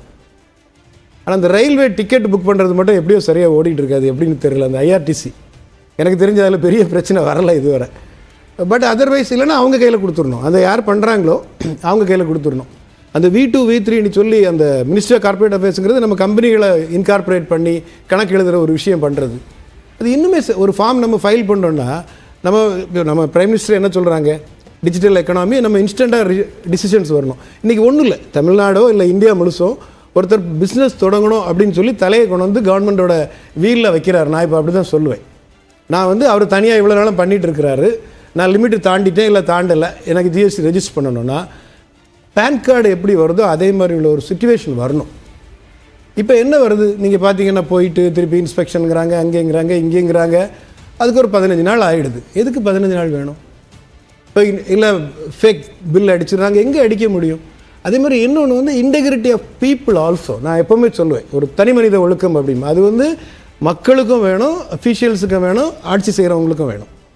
அது வந்து கொஞ்சம் கம்மியாகிட்டு இருக்குதோன்னு தெரியல. அந்த வேல்யூ சிஸ்டம் திருப்பி ஒரு தடவை நம்ம எல்லாருமே சேர்ந்து வேல்யூ சிஸ்டத்தை நம்ம ரைஸ் பண்ணணும், இன்க்ளூடிங் டாலருக்கு கட்டமைப்பே இன்னொரு தடவை செய்யணும் அப்படின்னு சொல்ல வரீங்களா? அது அப்படிதான். இதில் வந்து சார் இன்ஃப்ளேஷன், இப்போ இருக்கக்கூடிய இந்த விலைவாசி தடுமாற்றம், இது மாதிரியான நிறைய சிக்கல்கள் இருக்குல்ல. அப்போ அந்த சிக்கல்கள் எல்லாம் வந்து இந்த நீங்கள் சொல்லக்கூடிய இந்த இதுக்குள்ளே எப்படி கொண்டு வர முடியும்? எல்லாருமே டேக்ஸ் கட்டிடுவாங்கம்மா ஆட்டோமேட்டிக்காக. இப்போ நான் சொல்கிற மாதிரி வந்துருச்சுன்னா உங்களுக்கு வருமானம் வந்து இப்போ எங்கே போகுதுன்னு தெரியலையே.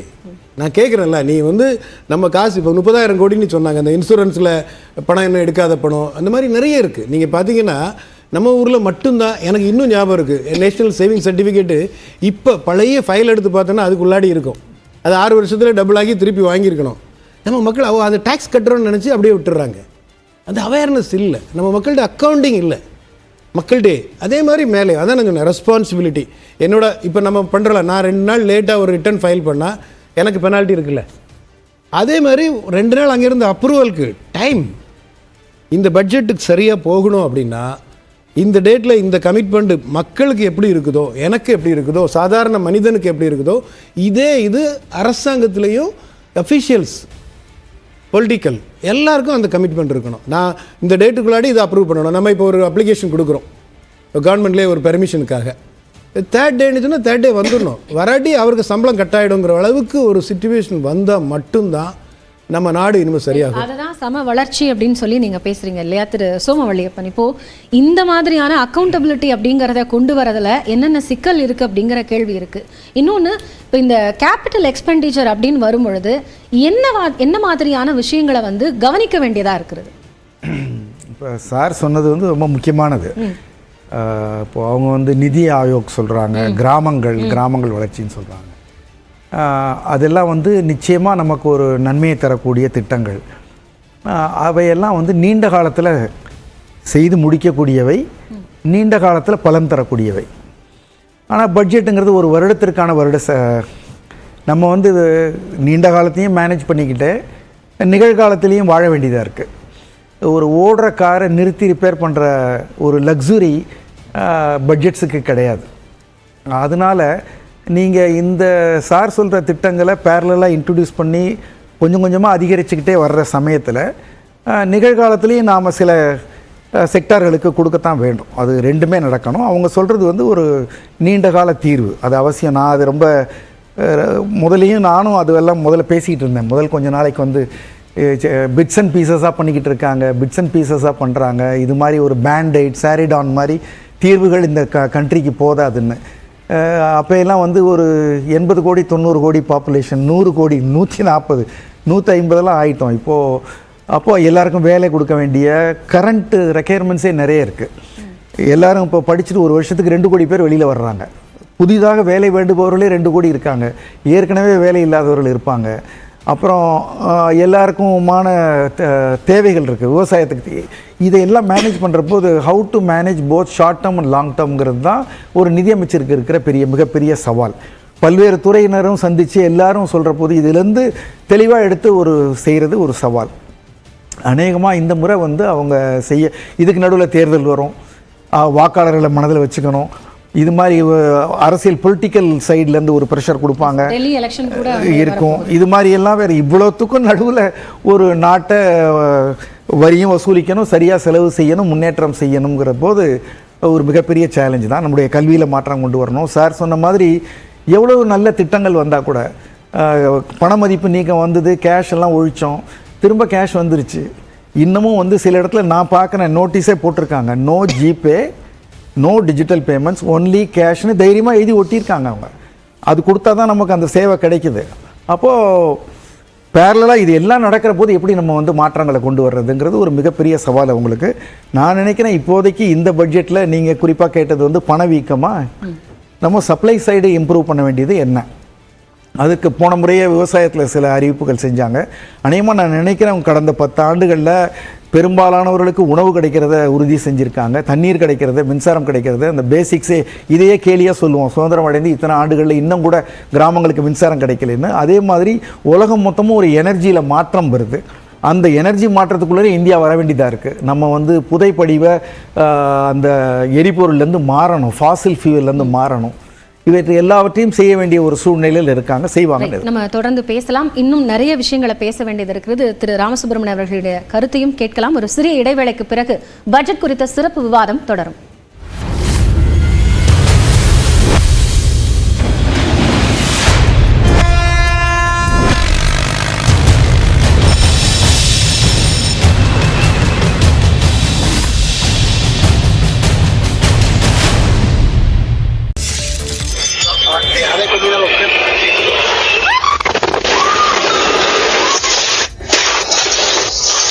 அமெரிக்காவில் வெடித்து சிதறிய இந்த விமானத்தில் இருந்த 2 பேர் உயிரிழந்தனர். கடந்த வியாழக்கிழமை அமெரிக்காவின் வாஷிங்டனில் பயணிகள் விமானம் ஹெலிகாப்டருடன் நேருக்கு நேர் மோதியதில் 67 பேர் உயிரிழந்தனர். இவர்களின் உடல்களை மீட்கும் முன்பே அமெரிக்காவில் மற்றொரு விமானம் விபத்திற்குள்ளானது. அமெரிக்காவின் வடகிழக்கில் உள்ள பிலடெல்பியா விமான நிலையத்திலிருந்து புறப்பட்ட சிறியரக விமானம் ஒன்று 30 நொடிக்குள் ரேடாரில் இருந்து மறைந்தது. அடுத்த சில நொடிகளில் சுமார் 600 அடி உயரத்தில் இருந்து குடியிருப்பு பகுதிக்குள் விழுந்த விமானம் தீப்பிடித்து எரிந்தது. Allahu Akbar! Allahu Akbar! What the hell? What the? தகவல் அறிந்து விரைந்த தீயணைப்பு மற்றும் மீட்புப் படையினர் 2 உடல்களை கண்டெடுத்தனர். மேலும் படுகாயம் அடைந்தவர்கள் உடனடியாக மருத்துவமனைக்கு அழைத்துச் செல்லப்பட்டனர்.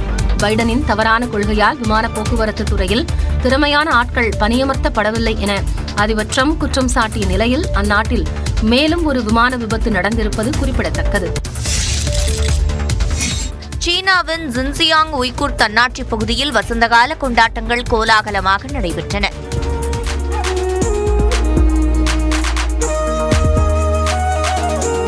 வண்ண விளக்குகள் அலங்காரத்துடன் அட்டகாசமான கலை நிகழ்ச்சிகளும் சுற்றுலா பயணிகளை வெகுவாக கவர்ந்தன. முத்தாய்ப்பாக நடந்த தீச்சட்டியுடன் நடந்த வானவேடிக்கை நிகழ்ச்சிகள் புத்தாண்டு கொண்டாட்டங்களை மேலும் அழகாக்கின.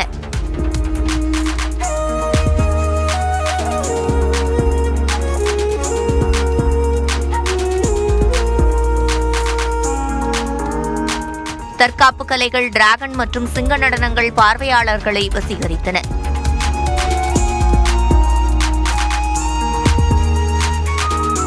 நடனமாடியபடி கலைஞர்கள் புத்தாண்டு வாழ்த்துக்களையும் தெரிவித்தனர். சீன நாள்காட்டியில் புதிதாக பிறந்துள்ள பாம்பு ஆண்டின் கொண்டாட்டங்கள் 8 நாட்கள் நடைபெறுகின்றன.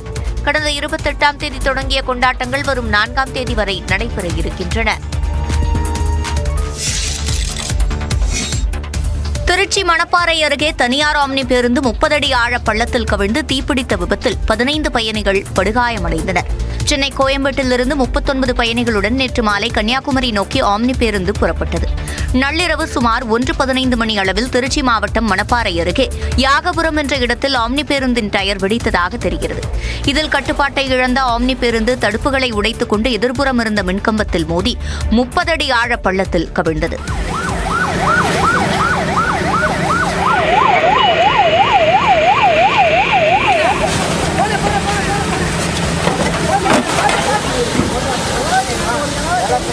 இதில் பேருந்து தீப்பற்றி எரிந்த நிலையில் பயணிகள் கண்ணாடியை உடைத்துக் கொண்டு வெளியே வந்தனர். நல்வாய்ப்பாக உயிர் சேதம் தவிர்க்கப்பட்டது. விபத்தில் படுகாயமடைந்த 15 பயணிகள் துவரங்குறிச்சி அரசு மருத்துவமனையில் அனுமதிக்கப்பட்டனர். தகவல் அறிந்து விரைந்த தீயணைப்பு வீரர்கள் நீண்ட நேரம் போராடி தீயை கட்டுப்படுத்தினர். ஆம்னி பேருந்து விபத்தால் சென்னை திருச்சி தேசிய நெடுஞ்சாலையில் சுமார் 1 மணி நேரம் போக்குவரத்து நெரிசல் ஏற்பட்டது.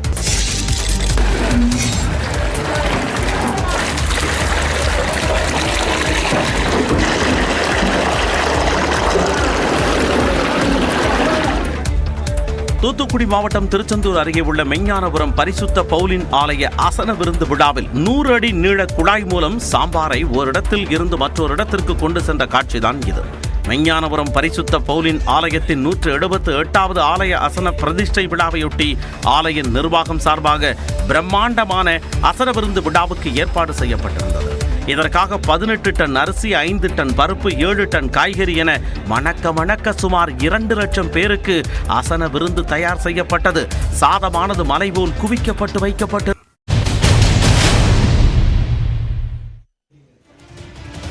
மத்திய பட்ஜெட் 2025-26 இன்னும் சற்று நேரத்தில் தாக்கல் செய்யப்பட இருக்கிறது. பல்வேறு துறை சார்ந்த எதிர்பார்ப்புகள் அதிகமாக இருக்கிறது. தனிநபர் வருமான வரி என்பதில் என்னென்ன விலக்குகள், தளர்வுகள் வழங்கப்படலாம் என்பன போன்ற பல எதிர்பார்ப்புகள் ஒரு சாமானிய மக்கள், நடுத்தர மக்கள் தரப்பிலிருந்து எழுந்திருக்கிறது. இருக்கக்கூடிய பொருளாதாரம் சார்ந்து இருக்கக்கூடிய சிக்கல்கள், துறை சார்ந்து, தொழில்துறை சார்ந்து இருக்கக்கூடிய எதிர்பார்ப்புகள் என்பது போன்ற பல விஷயங்களை நம்ம இந்த சிறப்பு விவாதத்தில் பேசிக் கொண்டிருக்கிறோம்.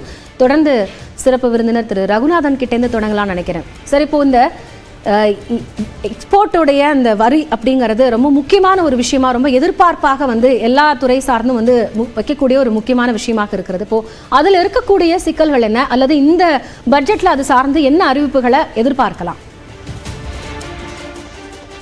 காயத்ரி, நான் முதல்ல பேசின பொழுது சில தகவல்களை பகிர்ந்து கொண்ட பொழுது எதிர்மறையான கருத்துக்களை அதிகமாக பில்டப் பண்றணும்னு தோணும் போது தலைவலியும் வயிற்று வலியும் வந்தவனுக்குத்தான் தெரியும் அதனுடைய பாதிப்பு.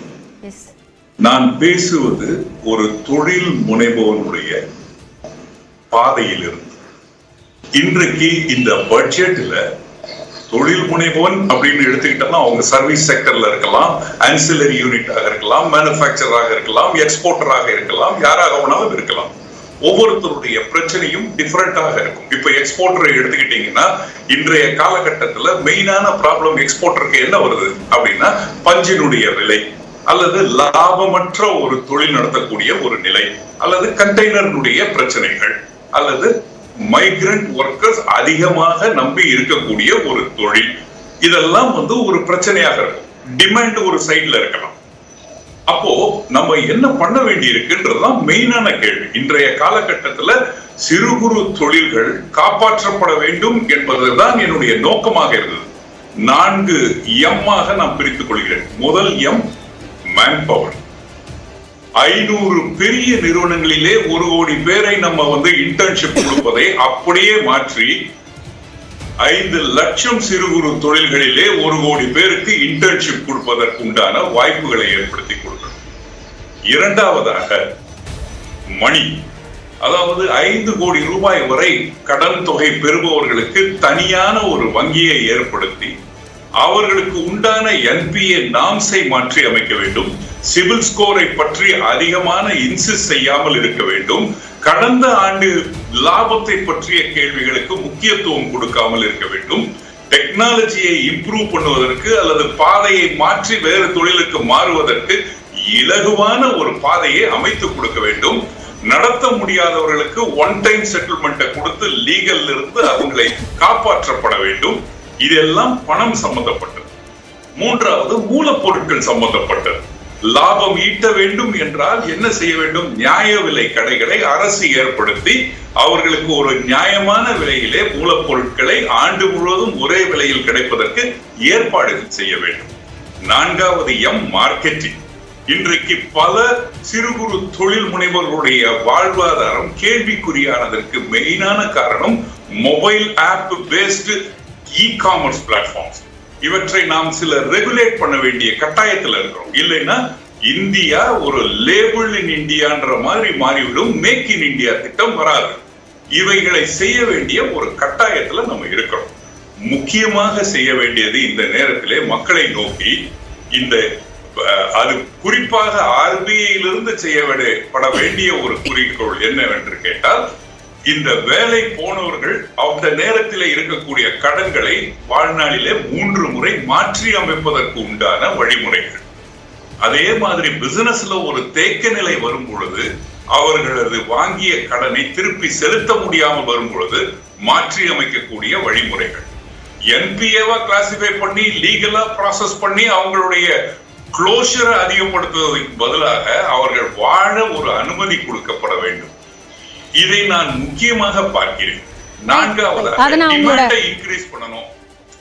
நன்றி ரகுநாதன். அதன் உங்களுடைய கருத்தா எடுத்துக்கிறேன். கடந்த 2024-25 MSME செக்டாருக்கு 2,02,000 கோடி ஒதுக்கீடு செய்யப்பட்டிருந்தது. இந்த முறை என்னென்ன மேம்பாடோட அறிவிப்பு வரும் அப்படிங்கிறத நம்ம பார்க்கலாம். திரு ராமசுப்ரமணியன், இப்போ MSME ஓரியன்டா இருக்கக்கூடிய விஷயங்கள் அப்படிங்கும்போது அதுல நிறைய எதிர்பார்ப்புகள் இருக்கு. அந்த எதிர்பார்ப்புகளை இந்த பட்ஜெட் அப்படிங்கிறது எந்த அளவுக்கு பூர்த்தி செய்யும் அப்படிங்கிற ஒரு கேள்வி இருக்கு. இன்னொரு விஷயம், இந்த ஜாப் இன்செக்யூரிட்டி பத்தி ஏற்கனவே பேசியிருந்தீங்க. அதுல இருக்கக்கூடிய மாற்றங்களா என்ன எதிர்பார்க்கலாம், இல்லை என்ன வளர்ச்சி திட்டங்கள் வச்சிருக்க கூடும் அப்படிங்கிறத சுருக்கமா? இப்போ நான் நண்பர் ரகுநாதன் சொல்லும் பொழுது அவருடைய பாயிண்ட்ஸ் ஆர் வெல் டேக்கன். அதாவது ஸ்மால் ஸ்கேல் யூனிட்ஸுக்கெல்லாம் நிறையா பிரச்சனைகள் இருக்கின்றது. இதை நான் ஆஃப் த ரெக்கார்ட் நானும் மிஸ்டர் வள்ளியப்பனும் பேசி கொண்டிருந்தோம். அவருடைய பிரச்சனைகள் டெஃபினட்டாக சீரியஸான இஷ்யூஸ் தான் ஸ்மால் ஸ்கேல் யூனிட்ஸில். அதில் எஸ்பெஷலி இந்த பணம் வரலை அப்படிங்கிறதுனா நிறைய கம்பெனிகள், சின்ன சின்ன கம்பெனிகளுக்கெல்லாம் பணத்தை சரியாக கொடுக்க மாட்டேன்றாங்க. அதெல்லாம் ரூல்ஸ் அண்ட் ரெகுலேஷன்ஸ் இருந்தாலும் கூட நேரத்துக்கு வருவதில்லை. அப்போ முன்னாடியெல்லாம் என்னென்னா டாண்டன் கமிட்டி ரிப்போர்ட், சோரே கமிட்டி ரிப்போர்ட்லாம் இருந்தது. அப்போ பேங்க்ஸோடு நம்ம உட்காந்து பேசலாம். இப்போ எனக்கு 90 நாள் ஆச்சு, 120 நாள் ஆச்சு வரல அப்படின்னா ஐ கேன் டெல் தம், எனக்கு இந்த சார் பிரச்சனை, இதனால தான் இந்த மாதிரி கம்பெனிகள்லாம் கொடுக்க மாட்டேன்றாங்க, அதனால் நீங்கள் கொஞ்சம் ஹெல்ப் பண்ணினா தான் முடியும், நீங்கள் அந்த ஒரே அந்த நாம்ஸை அப்படியே யூஸ் பண்ணாதீங்க அப்படிங்கிற மாதிரி பேச முடியும். அதெல்லாம் இந்த சோரே கமிட்டி ரிப்போர்ட் அலௌடு. அன்ஃபார்ச்சுனேட்லி இப்போ மிஸ்டர் ரகுநாதன் சொல்கிறது போல் இப்போ ரொம்ப ஸ்ட்ரிஞ்சண்ட்டாக இருக்காங்க. அப்படி இருக்கக்கூடாது. அப்போ என்பிஏன்னு பண்ணியாச்சுன்னா அப்போ தென் ஹீ இஸ் கிரிப்பிள்டு. அதை நிச்சயமாக கவனிக்கத்தான் போகணும். அதில் நான் இல்லைன்னே சொல்லலை. அதனால் எல்லாமே நெகட்டிவாக இருக்கிறதா நான் பேசுவதாக அர்த்தம் இல்லை. அவர் ஓவராலாக பேசும்போது சில விஷயங்கள்லாம் அப்படி இருப்பதாக தோன்றியது, அவ்வளோதான். சரி, ரெண்டாவது இப்போ எம்ப்ளாய்மெண்ட் அவரை ரொம்ப ரொம்ப தீவிரமாக சொல்லிட்டு நான் அப்போ தான் ஆரம்பித்தேன். எம்ப்ளாய்மெண்ட் அப்படிங்கிறது திருப்பி இப்போ ஒரே விஷயத்தையும் அவங்க சொல்லிகிட்டு இருக்காங்க. போன வருஷம் பார்த்தீங்கன்னா 3.2% அன்எம்ப்ளாய்மெண்ட். இந்த வருஷம் சர்வே பார்க்குறீங்களா, அதுவும் அதே தான். அப்போ அடித்தாங்க அப்படி அடிச்சுட்டு இருக்காங்க. It is not true. Even இண்டிவிஜுவலாக இருக்கும்போது சிஎம்ஐ டேட்டா பார்த்தீங்கன்னா 8.2% அவங்களோடது. நான் உங்களுக்கு சொன்னது போல் இந்த அன்எம்ப்ளாய்மெண்ட்டுங்கிறது youth unemployment 45%, graduates 29% unemployment. It is a very serious issue. நான் முன்னாடி சொன்னது போல் இந்த இவங்களுடைய ரிப்போர்ட், பிராச்சி மிஸ்ரா ரிப்போர்ட், அவங்களாம் என்ன பண்ணுறாங்கன்னா வேலைக்கு இப்போ வேண்டாம், நிறைய மெஷினரியை நம்ம யூஸ் பண்ண ஆரம்பிப்போம். ஸோ தட் அந்த எம்ப்ளாய்மெண்ட் கொடுக்காம நாம் எப்படியா நீங்கள் அதான் நீங்கள் யுவர் ஹார்பிங் அபவுட் இட். இது ரொம்ப இருக்கக்கூடாது. ரொம்ப மெக்கானைசேஷன் அப்படின்னு போயிட்டு இருக்கும்பொழுது ஜாப் கிரியேஷன் இருக்காது. ஸோ க்ரோத் வித்தவுட் எம்ப்ளாய்மெண்ட் அப்படிங்கிற மாதிரி இருக்கும். அதுதான் that is what is happening in India in a very huge country. 140 கோடி சொன்னார் இல்லையா, அந்த மாதிரி இடத்துல நீங்கள் ஜாப் ஆப்பர்ச்சுனிட்டிஸ் இல்லாமல் க்ரோத்துன்னா அது ஒரு பெரிய சீரியஸ் இஷ்யூ. அது டெஃபினட்டாக அதை கவனிக்கணும். மூன்றாவதாக டெட்டு, கடன். நாம் எஃப்ஆர்பிஎம்னு ஒரு ஆக்ட் இருக்குது. அந்த எஃப்ஆர்பிஎம் ஆக்ட் நாம் ஒரு இஷ்யூ தான் நிறையா பேசிகிட்டு இருக்கோம். அதாவது fiscal deficit 3% of the GDP அப்படி தான். அதை தான் நிறைய பேசுறதுல நம்ம டிஸ்கஷன்லாம் இருக்கும். அதெல்லாம் முடியவே முடியாது. முன்னாடி பேசலில் டிசைட் பண்ணது அது ப்ராக்டிக்கலாகவே நிறையா கண்ட்ரீஸில் முடியவே இல்லைங்கிறது தெரியும். ஆனால் இன்றைக்கி எவ்வளோ தெரியுமா நமக்கு? அதான் எஃப்ஆர்பிஎம் அலோவ் பண்ணினது 60% ஆஃப் தி ஜிடிபி வரைக்கும் டேக்ஸ் இது டெட் இருக்கலாம். இன்றைக்கி 80%க்கு மேலே போயிடுது. ஸோ நம்ம more and more debt orient கண்ட்ரியாக மாறிக்கொண்டு இருக்கின்றோம். அப்படிங்கிறது 60ங்கிறது 80 டெஃபினட்டாக அந்த 60ங்கிறது ஒரு அட்ரஸ் பண்ண வேண்டிய ஒரு முக்கியமான ஃபேக்டர்ஸ். நான் am talking about macro economics. Macro எக்கனாமிக்ஸில் பார்த்தீங்கன்னா 60% இருக்கலாம். அது இப்போ 80% மேலே போயிருக்கு. This is another issue. நம்ம தொடர்ந்து பேசலாம். ஆமாம், அப்புறம் இன்னும் 2-3 விஷயம் நான் சொல்லிடுறேன், ஏன்னா டைம் இல்லை. இதை நம்ம தொடர்ந்து பேசலாம். அதுக்கு முன்னாடி இப்போ தமிழ்நாட்டில இருந்து என்ன கோரிக்கைகள் இருக்கு அப்படிங்கிறது தொடர்பாக செய்தியாளர் அபினேஷ் நம்மோட இணைந்து இருக்கிறார். அபினேஷ், இப்போ என்னென்ன எதிர்பார்ப்புகள் தமிழ்நாடு சார்ந்து வர வேண்டும் அப்படிங்கிறது இருக்கு? கடந்த முறை எவ்வளவு ஒதுக்கீடு செய்யப்பட்டது?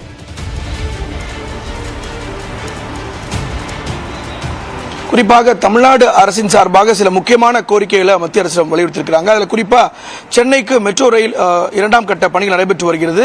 அதற்கு கடந்த ஆண்டு மத்திய அரசு சுமார் 60,000 கோடி நிதி ஒதுக்கீடு செய்த நிலையில் இந்த நடப்பாண்டிற்கான தொகையை ஒதுக்கீடு செய்ய வேண்டும் அப்படிங்கிற எதிர்பார்ப்பு இருக்கு. அதே போல மத்திய மாநில அரசு பங்களிப்புடன் செயல்படுத்தக்கூடிய இந்த ஒருங்கிணைந்த கல்வி திட்டத்தின் கீழே தமிழ்நாட்டிற்கு வர வேண்டிய 2152 கோடி ரூபாய் அப்படிங்கிறது நிலுவை இருக்கிறது. அதை இந்த நிதிநிலை அறிக்கையில் விடுவிப்பாங்க அப்படிங்கிற ஒரு எதிர்பார்ப்பு இருக்கு. அதே போல கடந்த ஆண்டு இறுதியில் ஏற்பட்ட அந்த பெஞ்சல் புயல் காரணமாக கடுமையான பாதிப்புக்கு ஒரு 14 மாவட்டங்கள் உள்ளாகியது. எனவே அதில் தற்காலிகமாகவும் நிரந்தரமாகவும் சீரமைப்பதற்கு தேவையான நிதியை தேசிய பேரிடர் நிதியிலிருந்து விடுவிக்க வேண்டும் அப்படிங்கிற கோரிக்கையும் தமிழ்நாடு அரசு சார்பாக வைக்கப்பட்டிருக்கிறது. அதே போல தமிழ்நாட்டிற்கு புதிய ரயில் தடங்களை அமைக்க வேண்டிய தேவை இருக்கிறது அப்படிங்கிற ஒரு கோரிக்கையும் தமிழ்நாடு அரசின் சார்பாக மத்திய அரசிடம் வைக்கப்பட்டிருக்கிறது. அதே போல தேசிய நெடுஞ்சாலை திட்டங்களை அதிகரிக்க வேண்டும் எனவும், குறிப்பாக செங்கல்பட்டு தாம்பரம் முதல் செங்கல்பட்டு வரை ஒரு உயர்மட்ட சாலை, அதே போல திண்டிவனம் முதல் செங்கல்பட்டிலிருந்து திண்டிவனம் வரையான சாலை அமைப்பது உள்ளிட்ட தேசிய நெடுஞ்சாலை திட்டங்களை அதிகரிக்க வேண்டிய ஒரு தேவை இருக்கிறது. இப்படியான மிக முக்கியமான கோரிக்கைகளையும் தமிழ்நாடு அரசு வைத்திருக்கிறது. அதே போல மதுரை மற்றும் கோவை ஆகிய மாநகரங்களில் அந்த மெட்ரோ ரயில் சேவைக்கான ஒரு ஒப்புதலை மத்திய அரசு வழங்கி அதுக்கான நிதி ஒதுக்கீடு செய்யும் அப்படிங்கிற ஒரு எதிர்பார்ப்பு இருக்கு. அந்த கோரிக்கையும் பிரதானமாக வைக்கப்பட்டிருக்கிறது. இப்படியான மிக முக்கியமான கோரிக்கைகளை மத்திய அரசிடம் தமிழ்நாடு அரசு வைத்திருக்கிறது. அதெல்லாம் இந்த நிதிநிலை அறிக்கையில் வருமா அப்படிங்கிற ஒரு எதிர்பார்ப்பு இருக்கிறது. காயத்ரி, நன்றி அபினேஷ். இது குறித்த விவரங்களை வழங்கியமைக்காக. மத்திய பட்ஜெட் குறித்த ஒரு சிறப்பு நேரலை சிறிய இடைவேளைக்கு பிறகு தொடரும்.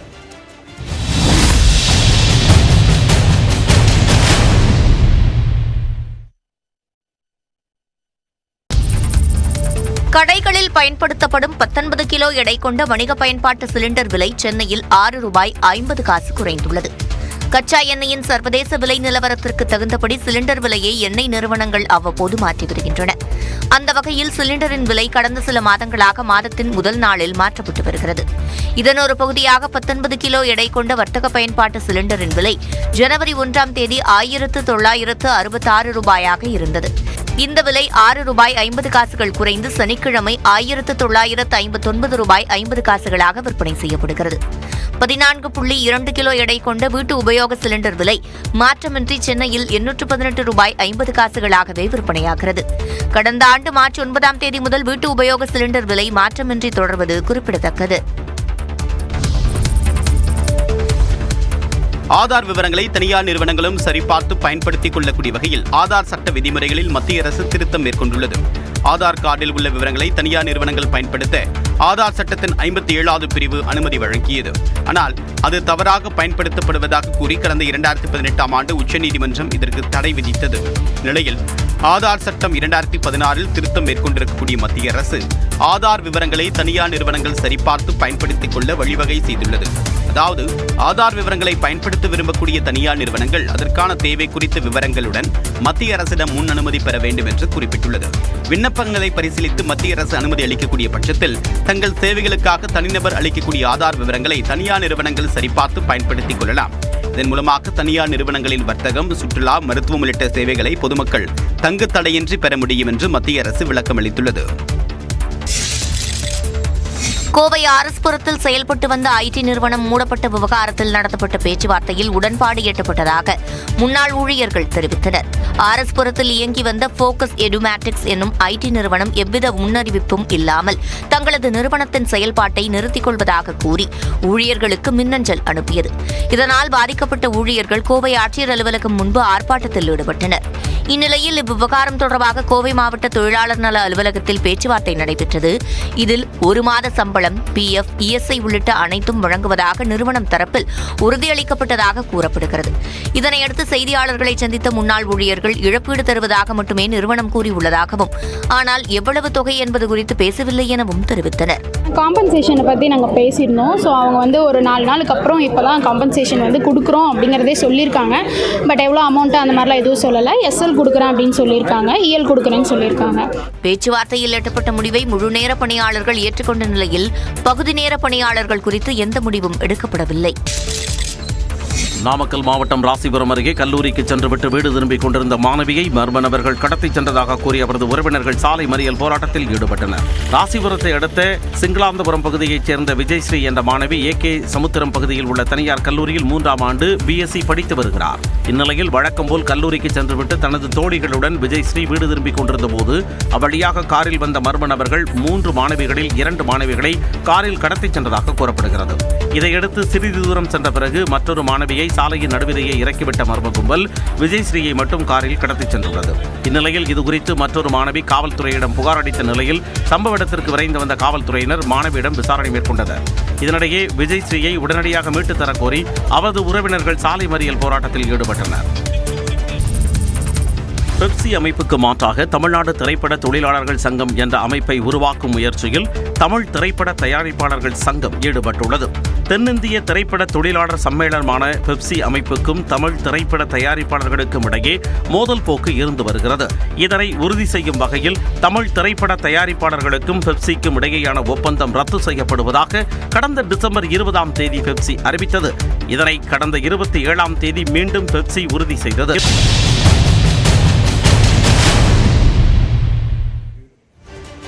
மத்திய பட்ஜெட்டில் வரக்கூடிய எதிர்பார்ப்புகள் என்னவாக இருக்கிறது என்பது குறித்து நம்ம சிறப்பு நேரலையில் பேசிக் கொண்டிருக்கிறோம். தொடர்ந்து நிறைய விருந்தினர்களோடு பேசலாம். திரு சோமவள்ளியப்பன் சார், பங்குச்சந்தை சார்ந்து இருக்கக்கூடிய விஷயங்கள்ல இந்த முறை வந்து ஒரு கூடுதல் கவனம் இருக்கும் அப்படிங்கிற ஒரு எதிர்பார்ப்பு இருக்கு. என்னென்ன விஷயங்கள் தேவைப்படுகிறது? இப்போ கடந்த ஆண்டு பார்த்திங்கன்னா பங்குச்சந்தை நல்ல உச்சத்தில் இருந்து பலரும் லாபம் சம்பாதித்து லாபத்தை பதிவு செய்து வரி கட்டியிருக்கிறார்கள். அரசுக்கு வருமானம் வந்து அதிலேருந்து வந்திருக்கு. இருந்தாலும் கூட அவர்கள் வந்து சில மாறுதல்களை செய்து கொண்டே இருக்கிறார்கள். அரசுக்கு கூடுதல் வருமானம் வருகிற விதமாக STT புதிதாக ஆப்ஷன் ட்ரேடிங்க்கு கண்டுபிடித்து அப்படியெல்லாம் இந்த ஆண்டு தற்செயலாக இந்த நிதியாண்டு முடிவதற்குள்ளார பங்குச்சந்தை பெரிய அளவு விழுந்து பலரும் நட்டப்பட்டு இந்த ஆண்டு அவர்கள் லாபம் கட்டாதது தவிர லாஸை செட்டான் செய்கிற நிலைமையில் இருக்காங்க. இப்போது நாம் பல ஆண்டுகளாக சொல்லி மியூச்சுவல் ஃபண்ட் எஸ்ஐபி எல்லாம் சொல்லி இளைஞர்களை உள்ளே கொண்டு வந்திருக்கோம். அதை ஆய்வறிக்கை கூட சுட்டி காமியிருக்கு ஆபத்து இருக்குன்னு. அதனால் அவர்களுக்கு உதவி செய்வது போல், அவருடைய நட்டங்களை தடுப்பது போல் அல்லது அவருடைய வரியை குறைப்பது போல் வேறு ஏதாவது அவர்கள் செய்ய வேண்டும். ஆனால் செய்ய மாட்டார்கள் என்று நினைக்கிறேன். ஒவ்வொரு ஆண்டு ஒரு தீம் எடுத்துக்கிறாங்க. போன வருஷம் அநேகமாக அவங்க mutual fund and stock market பற்றி முடிச்சிட்டாங்க. இந்த வருஷம் பர்சனல் இன்கம் டேக்ஸ் தான் ஃபோக்கஸ் பண்ணுவாங்கன்னு நினைக்கிறேன். ஆனால் செய்ய வேண்டிய தேவை இருக்கிறது, செய்ய மாட்டார்களோ என்கிற அச்சம் இருக்கிறது. ரைட். பட்ஜெட் குறித்து என்னென்ன எதிர்பார்ப்புகள் இருக்கின்றன என்பது குறித்து பொதுமக்கள் தெரிவித்திருக்கக்கூடிய கருத்துக்களை தற்போது பார்க்கலாம். வெறும் 3% கட்டுமான பொருள், அது நமக்கு எப்பயோ அத்தியாவசிய பொருள், அதுக்கு மரத்துக்குள்ள 18%ங்கிறது ஜாஸ்தி. அது பொதுமக்கள்கிட்ட வாங்குறது அவ்வளோ கொடுக்க முடியாத சூழ்நிலை. அதெல்லாம் நம்ம கவர்மெண்ட் அதெல்லாம் கலந்து பார்த்து அதுக்கு ஜிஎஸ்டியை கம்மி பண்ணி போட்டால் நல்லாயிருக்கும். ஜிஎஸ்டி வரியை இப்போ ஸ்டீலுக்கெலாம் 18% போடுறாங்க, அதெல்லாம் கம்மி பண்ணணும். அதே மாதிரி பெயிண்ட்டுக்கும் 18% போடுறாங்க. சிமெண்ட்டுக்கு 24% இருக்குது. அன்றாடம் பாமர மக்கள்லாம் வாங்கி வீடு கட்டுறதுக்கோ இல்லை பில்டிங் பண்ணுறதுக்கெல்லாம் மெட்டீரியல் விலை விலை உயர்ந்துக்கிட்டே போகிறதுக்கு காரணம் ஜிஎஸ்டியும் ஒரு காரணமாக இருக்குது. மூலப்பொருள் ஒரு பக்கம் இருந்தாலும் ஜிஎஸ்டி வரி ரொம்ப அதிகமாக இருக்குது. அதனால் ஜிஎஸ்டி வரியை குறைக்கணும். போன வருஷம் உரம்லாம் 1700 1000 ரூபாய்க்கு வாங்கி போட்டாங்க. இந்த வருஷம் 1850 ரூபாய்க்கு டிஏபி வாங்கி நாங்கள்லாம் விவசாயம் எங்கிட்ட படைக்கிறது. எனவே இந்த பட்ஜெட்டில் உர விலையை குறைச்சி விவசாயியை காப்பாற்றி ஏதாவது ஒரு நல்ல வழி பண்ணுற மாதிரி கேட்டுக்கொள்கிறேன். திரு ஜான்முரி சார், இப்போது இந்த பட்ஜெட்டில் அதிக அளவில் ஒரு பேசு பொருளாக இருக்குது, ரொம்ப எக்ஸ்பெக்டேஷன் இருக்குது அப்படின்னா ஒரு இண்டிவிஜுவலோட டேக்ஸ் ஓரியன்டாக என்ன அறிவிப்பு வரும் அப்படிங்கிறது தான். என்னென்ன மாற்றங்கள் வரலாம்? ஓல்ட் டேக்ஸ் ரெஜிமில் இருந்து எடுக்கப்படுமா? என்னென்ன இருக்கும்? ஆக்சுவலி சொல்லப்போனால் ஒரு ஓல்ட் டேக்ஸ் ரெஜிமே எடுத்துருவாங்களோ அப்படிங்கிற ஒரு சின்ன பயமும் இருக்குது. ஏன்னா ஓல்ட் டேக்ஸ் ரெஜிமே கண்டினியூ பண்ணியிருக்கணும். ஏன்னா இளைஞர்களுக்கெல்லாம் அந்த ஓல்ட் டேக்ஸ் ரெஜிமில் ஒரு டேக்ஸ், நான் முதல்ல சொன்னல அந்த என்எஸ்சி சர்டிஃபிகேட் மாதிரி ஒரு 2 லட்ச ரூபா எக்ஸம்ஷன் இருக்குங்கிறதுக்காகவாது சேமித்து கொண்டு இருந்தார்கள். இப்போ பார்த்திங்கன்னா நம்ம பிள்ளைகளெல்லாம் அந்த செலவு எதுக்கு சேமிக்கணும்? இப்போ சேமிப்புங்கிறதே ஒரு கம்பல்சரியாக முன்னாடி சொல்லுவாங்கள்ல, வீட்டில் அப்பா அம்மா திட்டுவாங்க, இல்லை குடும்பக்காரங்க ஒரு ஜாயின்ட் ஃபேமிலி எடுத்திங்கன்னா பெரியப்பா சித்தப்பா பிள்ளைங்களை கண்ட்ரோல் பண்ணுற மாதிரி அரசாங்கம் இருந்தது. அந்த 80C செக்ஷன், அதில் ஒரு சேவிங்ஸ் ஒரு 1.5 லட்ச ரூபா அல்லது 2 லட்ச ரூபா ஒரு வீடு வாங்கினா அதில் கிடைக்கக்கூடிய இன்ட்ரெஸ்ட்டுக்கு உனக்கு எக்ஸம்ஷன் கிடைக்கிது. அப்போ ஒரு வீடு வாங்கணும்னு நினைப்பான். இப்போ என்ன ஆகி போச்சுது, எல்லாருக்குமே சேலரி கூடிடுச்சு. இது ஒரு சின்ன இன்சென்டிவ். இது ஆக்சுவலி பார்த்திங்கன்னா ஒரு மோஸ்ட் அன்ஃபார்ச்சுனேட். அந்த ரிஜிம் சேஞ்ச் பண்ணாங்கல்ல, அது பார்த்திங்கன்னா நிறைய பேர் இப்போ 2/3 இங்கே வந்துட்டாங்க, புது இதுக்கு வந்தாச்சு. இப்போ அதனால் அது பழையது தேவையில்லைங்கிற மாதிரி ஆகிடும். இப்போ என்ன ஆகும், இது கம்பல் பண்ணி ஏன் பண்ணணும், அவரவரே நினைக்கணும். நம்மகிட்ட அந்த அளவுக்கு அந்த எண்ணங்கள் இல்லை, நம்மகிட்ட அதான் அந்த அக்கௌண்டன்ஸ் இல்லை நம்மக்கிட்ட. இதை சொல்லிக் கொடுக்குறதுக்கும் எடுக்கிறதுக்கு கொண்டு ஸோ அந்த ரிஜிம் அப்படிங்கிறதுல ஒரு மோஸ்ட் அன்ஃபார்ச்சுனேட் நம்ம கண்ட்ரிக்கு சொல்லப்போனால், யங்ஸ்டர்ஸ் பர்டிகுலராக அந்த சேமிப்பு அப்படிங்கிற ஒரு பழக்கத்துலேருந்து போயிட்டாங்க.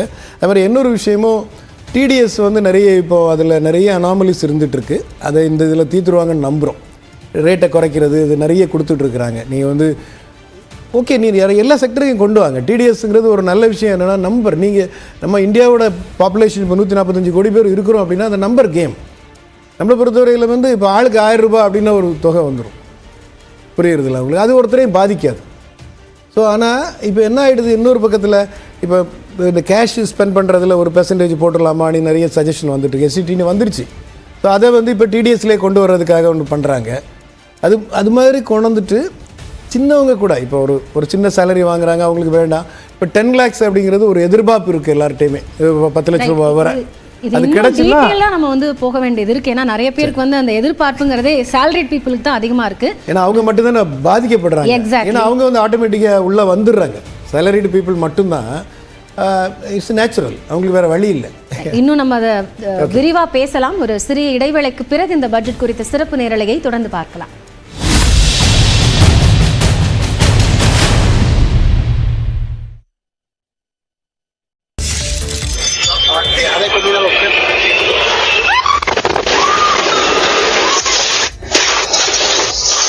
அமெரிக்காவில் வெடித்து சிதறிய இந்த விமானத்தில் இருந்த 2 பேர் உயிரிழந்தனர். கடந்த வியாழக்கிழமை அமெரிக்காவின் வாஷிங்டனில் பயணிகள் விமானம் ஹெலிகாப்டருடன் நேருக்கு நேர் மோதியதில் 67 பேர் உயிரிழந்தனர்.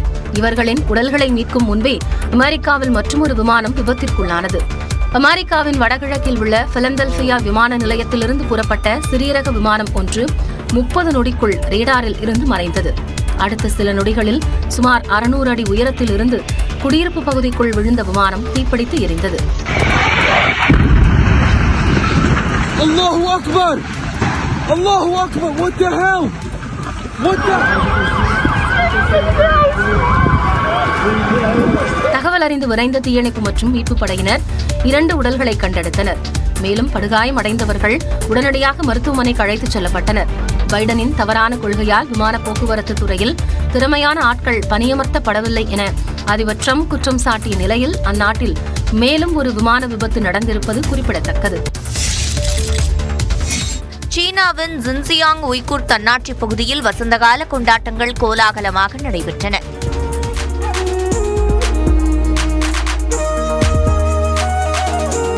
வண்ண விளக்குகள் அலங்காரத்துடன் அட்டகாசமான கலை நிகழ்ச்சிகளும் சுற்றுலா பயணிகளை வெகுவாக கவர்ந்தன. முத்தாய்ப்பாக நடந்த தீச்சட்டியுடன் நடந்த வானவேடிக்கை நிகழ்ச்சிகள் புத்தாண்டு கொண்டாட்டங்களை மேலும் அழகாக்கின.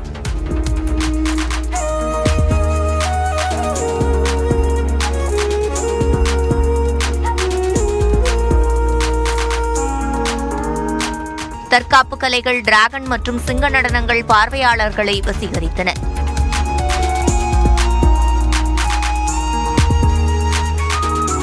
நடனமாடியபடி கலைஞர்கள் புத்தாண்டு வாழ்த்துக்களையும் தெரிவித்தனர். சீன நாள்காட்டியில் புதிதாக பிறந்துள்ள பாம்பு ஆண்டின் கொண்டாட்டங்கள் 8 நாட்கள் நடைபெறுகின்றன.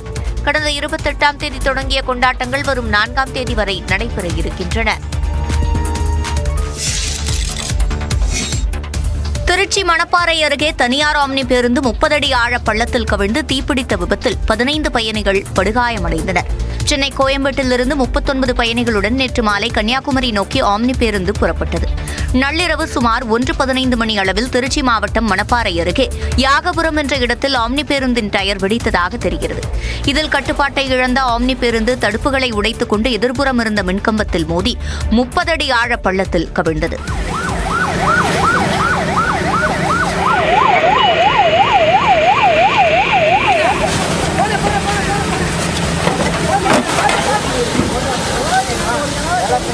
இதில் பேருந்து தீப்பற்றி எரிந்த நிலையில் பயணிகள் கண்ணாடியை உடைத்துக் கொண்டு வெளியே வந்தனர்.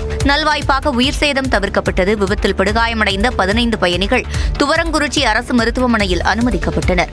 தகவல் அறிந்து விரைந்த தீயணைப்பு வீரர்கள் நீண்ட நேரம் போராடி தீயை கட்டுப்படுத்தினர்.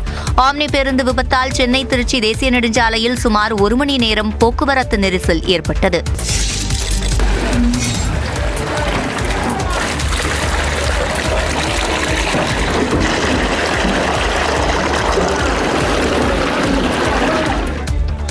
தூத்துக்குடி மாவட்டம் திருச்செந்தூர் அருகே உள்ள மெஞ்ஞானபுரம் பரிசுத்த பவுலின் ஆலய ஆசன விருந்து விழாவில் 100 அடி நீள குழாய் மூலம் சாம்பாரை ஓரிடத்தில் இருந்து மற்றொரு இடத்திற்கு கொண்டு சென்ற காட்சிதான் இது.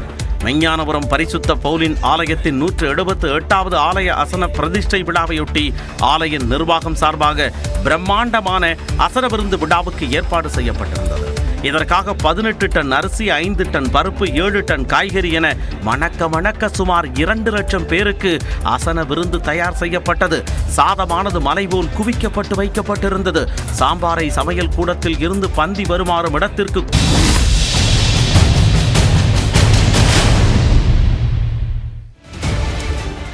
மத்திய பட்ஜெட் 2025-26 சற்று நேரத்தில் தாக்கல் செய்யப்பட இருக்கிறது. இதில் பெரும்பாலான மக்களின் எதிர்பார்ப்பு என்பது தனிநபரின் வருமான வரி கணக்கில் என்னென்ன மாற்றங்கள் வரலாம் என்பதுதான். தற்போது வருமான வரி எப்படி வசூலிக்கப்படுகிறது என்பதை வரைகலை மூலம் விளக்குகிறார் சிறப்பு செய்தியாளர் அபிநயா. மத்திய பட்ஜெட்ல வருமான வரி ஸ்லாப்ஸ்ல நிறைய மாற்றங்கள் வருமா என்ற எதிர்பார்ப்பு இருக்கக்கூடிய நிலையில தற்போதைய நிலவரத்துல என்னவாக இருக்கு அப்படின்றத தெரிஞ்சுக்கலாம். நமக்கு ஏற்கனவே தெரியும் 2 விதமான திட்டங்கள் இருக்கு. ஓல்ட் டாக்ஸ் ரெஜிம், அதே மாதிரி new tax regime. Old tax ரெஜிமை பொறுத்த வரைக்கும் நிறைய முதலீடுகள் செய்யறவர்களுக்கான திட்டமாக பார்க்கப்படுது. இதுல இருக்கக்கூடிய அந்த ஸ்லாப் எடுத்துக்கிட்டோம் அப்படின்னா 2.5 லட்சம் வரைக்கும் யாருக்கும் வருமான வரி இல்லை. அதே 2.5 லட்சத்துல இருந்து 3 லட்சம் வரைக்கும் ஆண்டு வருமானம் இருக்கக்கூடியவர்களுக்கு 60 வயதிற்கு கீழே இருப்பவர்களுக்கு மட்டும் 5% வரி இருக்கு. 3 லட்சத்துல 5 லட்சம் வரைக்கும் ஆண்டு வருமானம் பெறக்கூடியவர்கள் 80 வயதுக்கு கீழாக இருந்தாங்க அப்படின்னா உங்களுக்கு 5% வரி செலுத்த வேண்டிய அவசியம் இருக்கும். இந்த வரியுமே கூட அவங்க செய்யக்கூடிய முதலீடுகளை 80C 80D போன்ற அந்த பிரிவுகளுக்கு கீழே அந்த டாக்குமெண்ட்ஸ் எல்லாம் சப்மிட் பண்ணும்போது அவர்களுக்கான சலுகைகளை பெற்றுக்கொள்ளலாம்.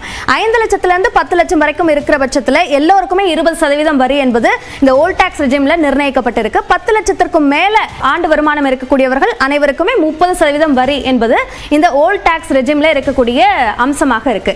இதுவே நியூ டாக்ஸ் ரெஜிம் எடுத்துக்கிட்டோம் அப்படின்னா எந்த விதமான முதலீடுகள் செய்திருந்தாலும் இதுல நீங்க கிளைம் பண்ண முடியாது. ஆனா அதுல செலுத்த வேண்டிய வரி என்பது குறைவாக இருக்கும். இதை தான் மத்திய அரசு அதிகமா என்கரேஜ் பண்றாங்க அப்படின்ற ஒரு விஷயமும் சொல்லப்படுது. இது விமர்சனத்துக்கும் உள்ளாகுது. அந்த வகையில் பார்க்கும்போது 3 லட்சம் வரைக்கும் எந்த விதமான வரியும் இல்ல. 3லிருந்து 7 லட்சம் வரைக்கும் ஆண்டு வருமானம் இருப்பவர்கள் 5% வரி செலுத்தலாம். கடந்த ஆண்டு 6 லட்சம் வரைக்கும் தான் இருந்தது. இது 1 லட்சம் அதிகமாக்குனாங்க. அதே மாதிரி 7 லட்சத்திலிருந்து 10 லட்சம் என்ற அந்த ஸ்லாபுக்கும் 10% வரி, 10 லட்சத்திலிருந்து 12 லட்சம் வரைக்கும் ஆண்டு வருமானம் இருக்கக்கூடியவர்கள் 15% வருமான வரி செலுத்தணும். 12லிருந்து 15 வரைக்கும் ஆண்டு வருமானம் இருக்கக்கூடியவர்கள் 20%, 15 லட்சத்திற்கும் மேல் ஆண்டு வருமானம் பெறக்கூடியவர்கள் 30%. இது பழைய ரெஜிம்ல பார்த்தோம்னா 10 லட்சத்துக்கு மேல இருக்கவங்களே 30% வரி செலுத்த வேண்டியிருக்கும். இதுதான் வித்தியாசமா இருக்கும். ஆனா அதுல முதலீடுகளோட டாக்குமெண்ட் வச்சு கிளைம் பண்ணிக்க முடியும். ஆனா இதுல அதை செய்ய முடியாது. எந்த சலுகைகளும் இல்லாம குறைவான வரியை செலுத்தலாம் என்பதுதான் முக்கியமான வித்தியாசமாக இருக்கு.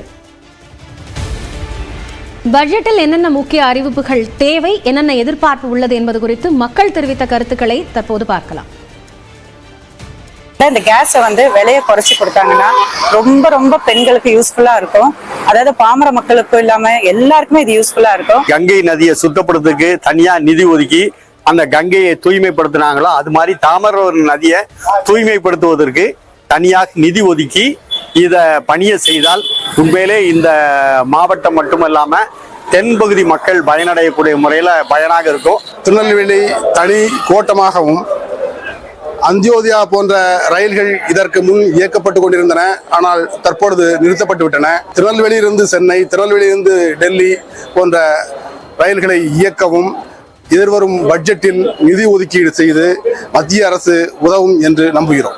ஜிஎஸ்டியில் பார்த்தீங்கன்னா மக்கள் அத்தியாவசியமாக வாங்கக்கூடிய பொருளுக்கு 18% ஜிஎஸ்டி இருக்குது. அதை குறைக்கணும். குறிப்பாக 18% ஜிஎஸ்டியை 3% ஆக்கணும். விவசாய கடன்களை தள்ளுபடி பண்ணணும். கேஸு, மளிகை பொருட்கள், மற்ற காய்கறி எல்லாமே ரேட்டு மிக கம்மியாக கொடுத்தாங்கன்னா நல்லது. இலவசங்களை எதையுமே அறிவிக்காம இந்த அத்தியாவசிய தேவைகளோட விலைகளை குறைச்சாங்கன்னா ரொம்ப நல்லா இருக்கும். மத்திய பட்ஜெட் 2025-26 இன்னும் சற்று நேரத்தில் தாக்கல் செய்யப்படக்கூடிய நிலையில் என்னென்ன எதிர்பார்ப்புகள் என்பது குறித்து பேசிக் கொண்டிருக்கிறோம். ஒரு சிறிய இடைவேளைக்கு பிறகு சிறப்பு நேரலையை தொடரலாம்.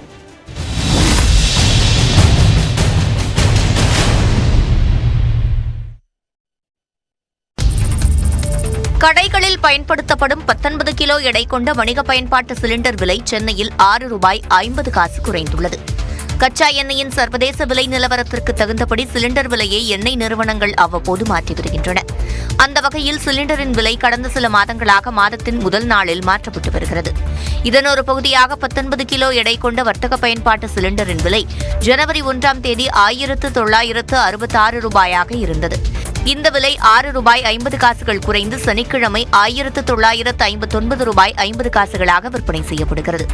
14.2 கிலோ எடை கொண்ட வீட்டு உபயோக சிலிண்டர் விலை மாற்றமின்றி சென்னையில் ₹818.50 விற்பனையாகிறது. கடந்த ஆண்டு மார்ச் 9ஆம் தேதி முதல் வீட்டு உபயோக சிலிண்டர் விலை மாற்றமின்றி தொடர்வது குறிப்பிடத்தக்கது. ஆதார் விவரங்களை தனியார் நிறுவனங்களும் சரிபார்த்து பயன்படுத்திக் கொள்ளக்கூடிய வகையில் ஆதார் சட்ட விதிமுறைகளில் மத்திய அரசு திருத்தம் மேற்கொண்டுள்ளது. ஆதார் கார்டில் உள்ள விவரங்களை தனியார் நிறுவனங்கள் பயன்படுத்த ஆதார் சட்டத்தின் 57வது பிரிவு அனுமதி வழங்கியது. ஆனால் அது தவறாக பயன்படுத்தப்படுவதாக கூறி கடந்த 2018ஆம் ஆண்டு உச்சநீதிமன்றம் இதற்கு தடை விதித்தது. நிலையில் ஆதார் சட்டம் 2016இல் திருத்தம் மேற்கொண்டிருக்கக்கூடிய மத்திய அரசு ஆதார் விவரங்களை தனியார் நிறுவனங்கள் சரிபார்த்து பயன்படுத்திக் கொள்ள வழிவகை செய்துள்ளது. அதாவது ஆதார் விவரங்களை பயன்படுத்த விரும்பக்கூடிய தனியார் நிறுவனங்கள் அதற்கான தேவை குறித்த விவரங்களுடன் மத்திய அரசிடம் முன் அனுமதி பெற வேண்டும் என்று குறிப்பிட்டுள்ளது. விண்ணப்பங்களை பரிசீலித்து மத்திய அரசு அனுமதி அளிக்கக்கூடிய பட்சத்தில் தங்கள் சேவைகளுக்காக தனிநபர் அளிக்கக்கூடிய ஆதார் விவரங்களை தனியார் நிறுவனங்கள் சரிபார்த்து பயன்படுத்திக் கொள்ளலாம். இதன் மூலமாக தனியார் நிறுவனங்களின் வர்த்தகம், சுற்றுலா, மருத்துவம் உள்ளிட்ட சேவைகளை பொதுமக்கள் தங்கு தடையின்றி பெற முடியும் என்று மத்திய அரசு விளக்கம் அளித்துள்ளது. கோவை ஆர்எஸ்புரத்தில் செயல்பட்டு வந்த ஐடி நிறுவனம் மூடப்பட்ட விவகாரத்தில் நடத்தப்பட்ட பேச்சுவார்த்தையில் உடன்பாடு எட்டப்பட்டதாக முன்னாள் ஊழியர்கள் தெரிவித்தனர். ஆர்எஸ்புரத்தில் இயங்கி வந்த போக்கஸ் எடுமேட்டிக்ஸ் என்னும் ஐடி நிறுவனம் எவ்வித முன்னறிவிப்பும் இல்லாமல் தங்களது நிறுவனத்தின் செயல்பாட்டை நிறுத்திக் கொள்வதாக கூறி ஊழியர்களுக்கு மின்னஞ்சல் அனுப்பியது. இதனால் பாதிக்கப்பட்ட ஊழியர்கள் கோவை ஆட்சியர் அலுவலகம் முன்பு ஆர்ப்பாட்டத்தில் ஈடுபட்டனர். இந்நிலையில் இவ்விவகாரம் தொடர்பாக கோவை மாவட்ட தொழிலாளர் நல அலுவலகத்தில் பேச்சுவார்த்தை நடைபெற்றது. இதில் 1 மாத சம்பளம், PF, ESI உள்ளிட்ட அனைத்தும் வழங்குவதாக நிறுவனம் தரப்பில் உறுதியளிக்கப்பட்டதாக கூறப்படுகிறது. இதனையடுத்து செய்தியாளர்களை சந்தித்த முன்னாள் ஊழியர்கள் இழப்பீடு தருவதாக மட்டுமே நிறுவனம் கூறியுள்ளதாகவும், ஆனால் எவ்வளவு தொகை என்பது குறித்து பேசவில்லை எனவும் தெரிவித்தனர். காம்பன்சேஷனை பற்றி நாங்கள் பேசியிருந்தோம். ஸோ அவங்க வந்து ஒரு 4 நாளுக்கு அப்புறம் இப்போ தான் காம்பன்சேஷன் வந்து கொடுக்குறோம் அப்படிங்கிறதே சொல்லியிருக்காங்க. பட் எவ்வளோ அமௌண்ட்டு அந்த மாதிரிலாம் எதுவும் சொல்லலை. SL கொடுக்குறேன் அப்படின்னு சொல்லியிருக்காங்க, EL கொடுக்குறேன்னு சொல்லியிருக்காங்க. பேச்சுவார்த்தையில் எட்டப்பட்ட முடிவை முழுநேர பணியாளர்கள் ஏற்றுக்கொண்ட நிலையில் பகுதி நேர பணியாளர்கள் குறித்து எந்த முடிவும் எடுக்கப்படவில்லை. நாமக்கல் மாவட்டம் ராசிபுரம் அருகே கல்லூரிக்கு சென்றுவிட்டு வீடு திரும்பிக் கொண்டிருந்த மாணவியை மர்ம நபர்கள் கடத்திச் சென்றதாக கூறிய அவரது உறவினர்கள் சாலை மறியல் போராட்டத்தில் ஈடுபட்டனர். ராசிபுரத்தை அடுத்த சிங்களாந்தபுரம் பகுதியைச் சேர்ந்த விஜயஸ்ரீ என்ற மாணவி AK சமுத்திரம் பகுதியில் உள்ள தனியார் கல்லூரியில் 3ஆம் ஆண்டு BSc படித்து வருகிறார். இந்நிலையில் வழக்கம் போல் கல்லூரிக்கு சென்றுவிட்டு தனது தோழிகளுடன் விஜயஸ்ரீ வீடு திரும்பிக் கொண்டிருந்த போது அவ்வழியாக காரில் வந்த மர்ம நபர்கள் 3 மாணவிகளில் 2 மாணவிகளை காரில் கடத்திச் சென்றதாக கூறப்படுகிறது. இதையடுத்து சிறிது தூரம் சென்ற பிறகு மற்றொரு மாணவியை சாலையின் நடுவிலேயே இறக்கிவிட்ட மர்ம கும்பல் விஜயஸ்ரீயை மட்டும் காரில் கடத்திச் சென்றுள்ளது. இந்நிலையில் இதுகுறித்து மற்றொரு மாணவி காவல்துறையிடம் புகார் அளித்த நிலையில் சம்பவ இடத்திற்கு விரைந்து வந்த காவல்துறையினர் மாணவியிடம் விசாரணை மேற்கொண்டனர். இதனிடையே விஜயஸ்ரீயை உடனடியாக மீட்டுத் தரக் கோரி அவரது உறவினர்கள் சாலை மறியல் போராட்டத்தில் ஈடுபட்டனர். பெப்சி அமைப்புக்கு மாற்றாக தமிழ்நாடு திரைப்பட தொழிலாளர்கள் சங்கம் என்ற அமைப்பை உருவாக்கும் முயற்சியில் தமிழ் திரைப்பட தயாரிப்பாளர்கள் சங்கம் ஈடுபட்டுள்ளது. தென்னிந்திய திரைப்பட தொழிலாளர் சம்மேளனமான பெப்சி அமைப்புக்கும் தமிழ் திரைப்பட தயாரிப்பாளர்களுக்கும் இடையே மோதல் போக்கு இருந்து வருகிறது.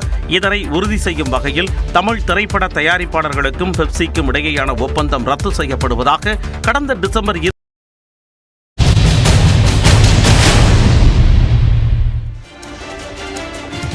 இந்த பட்ஜெட்டில் இந்திய தொழில் கூட்டமைப்பின் எதிர்பார்ப்பு என்ன என்பதை செய்தியாளர் சிவரஞ்சனியிடம் கேட்கலாம். சிவரஞ்சனி, இப்போ தொழில் கூட்டமைப்பினர் என்ன எதிர்பார்ப்பை முன்வைக்கிறாங்க?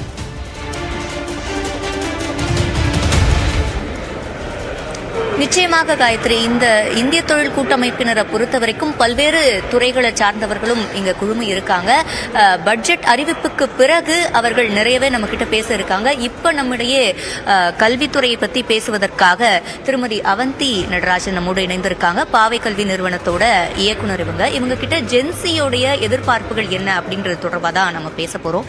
நான் குறிப்பிட்ட மாதிரி இந்த யங்கர் ஜெனரேஷன் ஜென்சியை பொறுத்த வரைக்கும் அவங்களையும் இந்த ஏஐயோட வளர்ச்சியையும் பிரிக்க முடியாது அப்படின்னு நாம சொல்லலாம். அப்ப அவங்கள அதற்கேற்ற மாதிரி தயார்படுத்த என்னென்ன நடவடிக்கைகள் தேவையா? நம்ம ஜென்சின்னு எடுத்துக்கிட்டோம்னா நம்ம நகர்ப்புறத்தில் இருக்கவங்களும் இருக்காங்க, சிறு கிராமத்தில் இருக்கவங்களும் இருக்காங்க. எப்படி வந்துட்டு இந்த யூனியன் பட்ஜெட் அவங்க 2 பேரையுமே வந்துட்டு அடுத்த நிலைமைக்கு எடுத்துகிட்டு போக போகுது?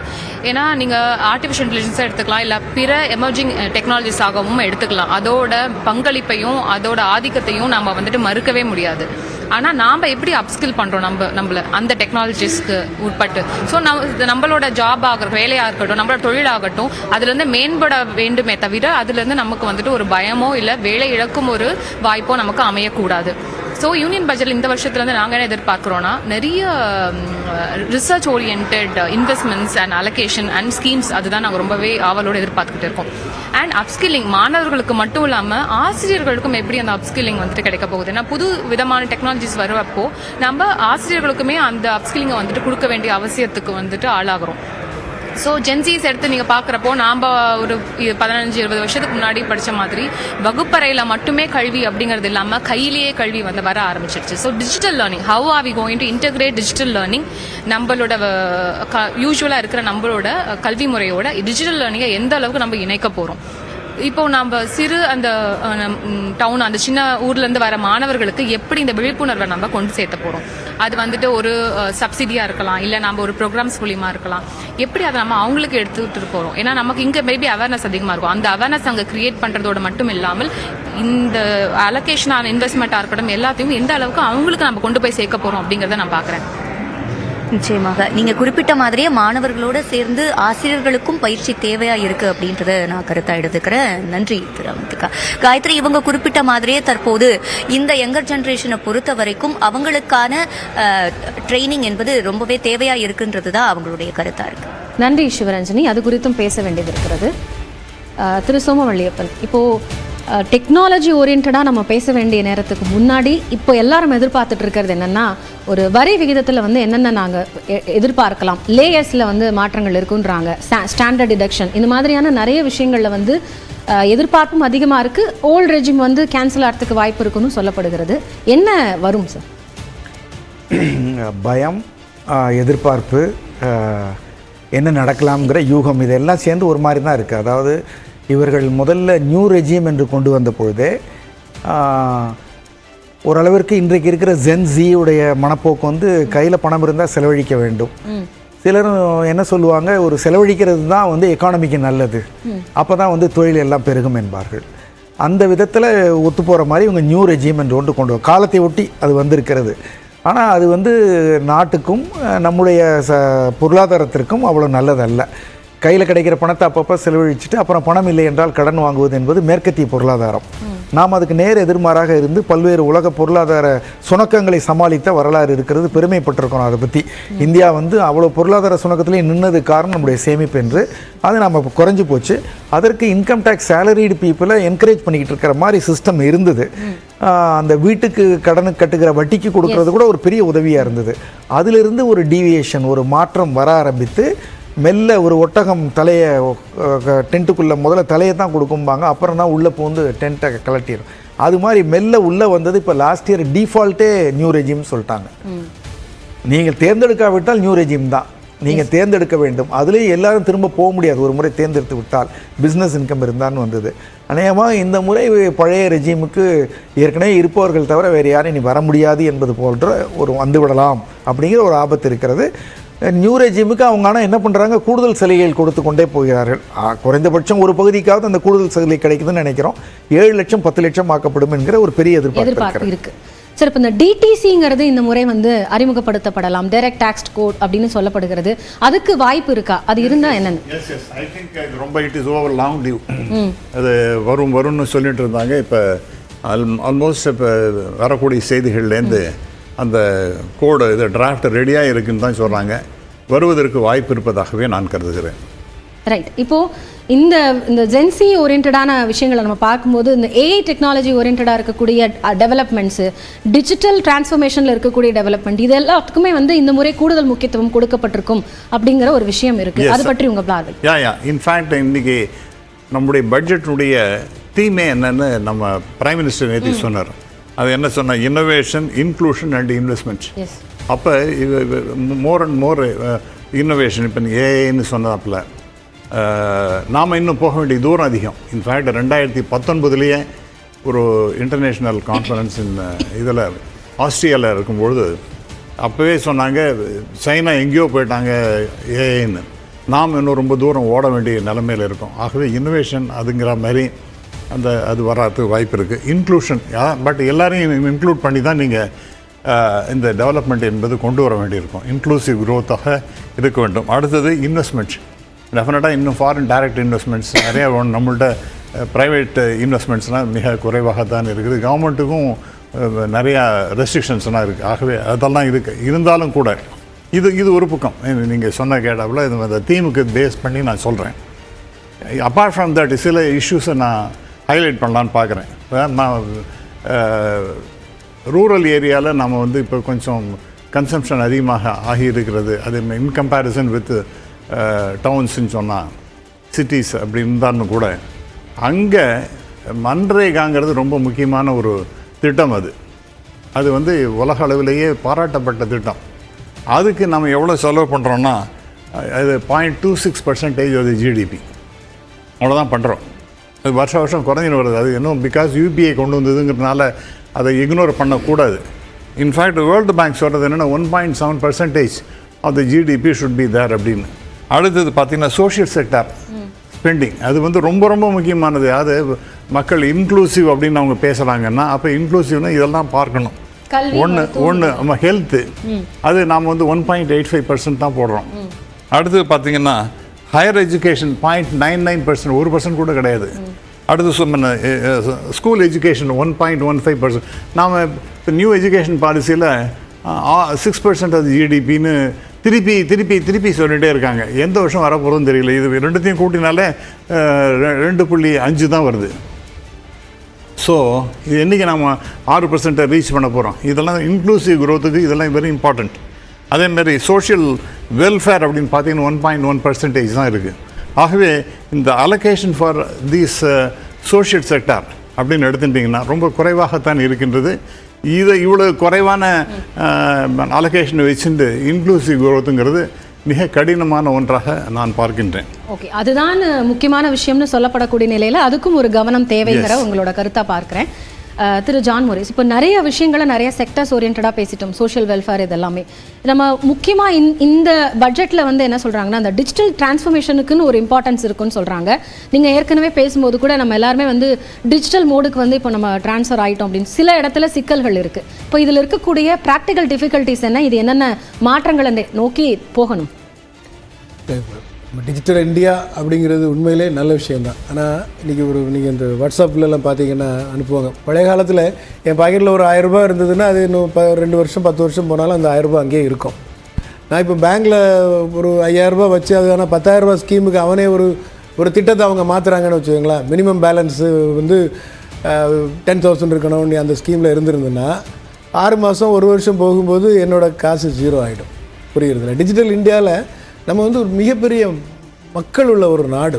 இப்போ ஆர்டிஃபிஷியல் இன்டெலிஜென்ஸ் வேணுமா வேண்டாமான்னு கேட்டால் முன்னாடியே பார்த்தீங்கன்னா கம்ப்யூட்டர் வந்தோடனே எல்லாரும் வீட்டுக்கு போயிடுவாங்க, வேலை இல்லைன்னு சொல்லுவாங்க. माननीय अध्यक्ष जी,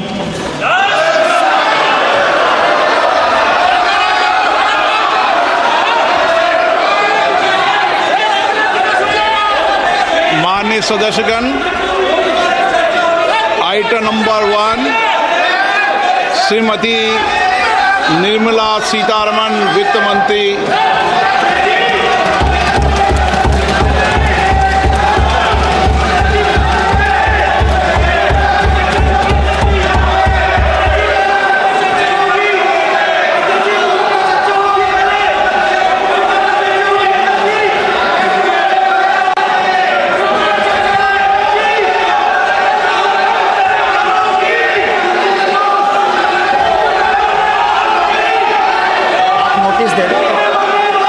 सदस्यगण, बजट के बाद राज्यपाल अभिभाषण में आपको पर्याप्त दूंगा.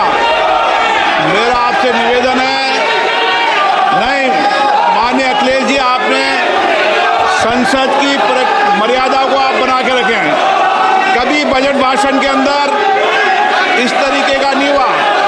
ये उचित नहीं है, ये उचित नहीं है. अखिलेश जी प्लीज, मैं आपको मौका दूंगा राज्यपाल अभिभाषण पे. प्लीज नो, ये तरीका ठीक नहीं है. No,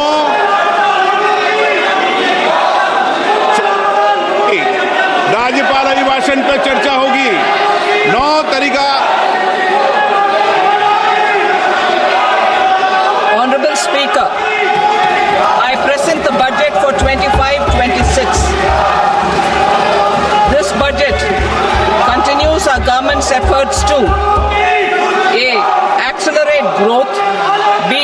Secure inclusive development, C. Invigorate private sector investments, D. Uplift household sentiments, and E. Enhance spending power of India's rising middle class. Together, we embark on a journey to unlock our nation's tremendous potential for greater prosperity and global positioning under the leadership of Honorable Prime Minister Shri Narendra Modi. As we complete the first quarter of the 21st century, continuing geopolitical headwinds suggest lower global economic growth over the medium term. However, aspiration for a Vikasit Bharat inspires us, and the transformative work we have done during our government's first 2 terms guides us to march forward resolutely. Our economy is the fastest growing among all major economies. Our development track record for the past 10 years and structural reforms have drawn global attention. Confidence in India's capability and potential has only grown in this period. We see the next 5 years as a unique opportunity to realize Sabka Vikas, stimulating balanced growth of all regions. The great Telugu poet and playwright Gurujada Apparao had said, Deshamante matti kadoy, Deshamante manushuloy, meaning a country is not just its soil, a country is its people. In line with this, for us, Vikasit Bharat encompasses zero poverty, 100% quality good school education, access to high quality, affordable and comprehensive health care, 100% skilled labor with meaningful employment, 70% women in economic activities, and farmers making our country the food basket of the world.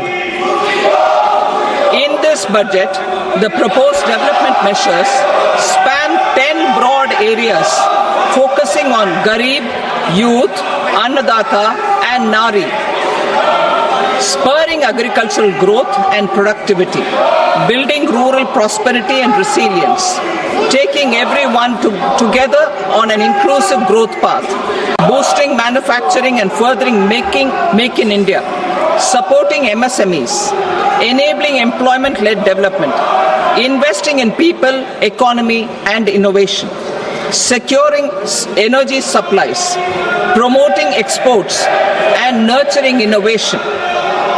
For this journey of development, our 4 powerful engines are agriculture, MSME, investments and exports. The fuel, our reforms, our guiding spirit, inclusivity, and the destination, Vikasit Bharat. This budget aims to initiate transformative reforms across 6 domains. During the first 5 years, these will augment our growth potential and global competitiveness. The domains are taxation, power sector, urban development, mining, financial sector, and regulatory reforms. Agriculture as the first engine. Now I move to specific proposals, beginning with agriculture as the first engine.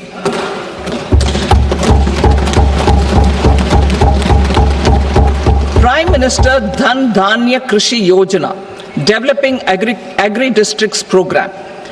Motivated by the success of the aspirational district program, our government will undertake a Prime Minister Dhan Dhanya Krishi Yojana in partnership with states. Through the convergence of existing schemes and specialized measures, the program will cover 100 districts with low productivity, moderate crop intensity, and below average credit parameters. It aims to 1. Enhance agricultural productivity, 2. Adopt crop diversification and sustainable agricultural practices, 3. Augment post-harvest storage at the panchayat and block level, 4. Improve irrigation facilities, and 5. Facilitate availability of long-term and short-term credit. This program is likely to help 1.7 crore farmers. Building rural prosperity and resilience. A comprehensive multi-sectoral rural prosperity and resilience program will be launched in partnership with the states. This will address underemployment in agriculture through skilling, investment, technology, and invigorating the rural economy. The goal is to generate ample opportunities in rural areas so that migration is an option but not a necessity. The program will focus on rural women, young farmers, rural youth, marginal and small farmers, and landless families. The details are in Annexure A. Global and best domestic best practices will be incorporated and appropriate technical and financial assistance will be sought from multilateral development banks. In phase 1, 100 developing agri-districts will be covered. Atmanirbharta in pulses. Our government is implementing the National Mission for Edible Oil Seed for achieving Atmanirbharta in edible oils. Our farmers have the capability to grow enough for our needs and more. 10 years ago, we made concerted efforts and succeeded in achieving near self-sufficiency in pulses. Farmers responded to the need by increasing the cultivated area by 50%, and government arranged for procurement and remunerative prices. Since then, with rising incomes and better affordability, our consumption of pulses has increased significantly. Our government will now launch a 6-year mission for Atmanirbharta in pulses with a special focus on Tuar, Urad and Masoor. Details are in Annexure B. Central agencies such as NAFED and NCCF will be ready to procure these 3 pulses as much as offered during the next 4 years from farmers who register with these agencies and enter into agreements. Comprehensive program for vegetables and fruits. It is encouraging that our people are increasingly becoming aware of their nutritional needs. It is a sign of a society becoming healthier. With rising income levels, the consumption of vegetables, fruits, and Shri Anna is increasing significantly. A comprehensive program to promote production, efficient supplies, processing, and remunerative prices for farmers will be launched in partnership with the states. Appropriate institutional mechanisms for implementation and participation of farmer producer organizations and cooperatives will be set up. Makhana board in Bihar. For this, there is a special opportunity for the people of Bihar. A Makhana board will be established in the state to improve production, processing, value addition, and marketing of Makhana. The people engaged in these activities will be organized into FPOs. The board will provide hand-holding and training support to Makhana farmers and will also work to ensure they receive the benefits of all relevant government schemes. A national mission on high-yielding seeds will be launched, aimed at 1. Strengthening research ecosystem, 2. Targeted development and propagation of seeds with high yield, pest resistance, and climate resilience, and 3. Commercial availability of more than 100 seed varieties released since July 2024. India ranks second largest globally in fish production and aquaculture. Seafood exports are valued at 60,000 crore rupees. To unlock the untapped potential of the marine sector, our government will bring in an enabling framework for sustainable harnessing of fisheries from Indian Exclusive Economic Zone and high seas, with a special focus on the Andaman and Nicobar and Lakshadweep Islands. For the benefit of lakhs of cotton growing farmers, I am pleased to announce a mission for cotton productivity. This 5-year mission will facilitate significant improvements in productivity and sustainability of cotton farming and promote extra long staple cotton varieties. The best of science and technology support will be provided to farmers. Aligned with our integrated 5F vision for the textile sector, this will help in increasing incomes of the farmers and ensure a steady supply of quality cotton for rejuvenating India's traditional textile sector. Kisan credit cards facilitate short-term loans for 7.7 crore farmers, fishermen and dairy farmers. The loan limit under modified interest subvention scheme will be enhanced from 3 lakh rupees to 5 lakh rupees for loans taken through the KCC. For Atmanirbharta in urea production, our government had reopened 3 dormant urea plants in the eastern region. To further augment urea supply, a plant with annual capacity of 12.7 lakh metric tons will be set up at Namrup in Assam.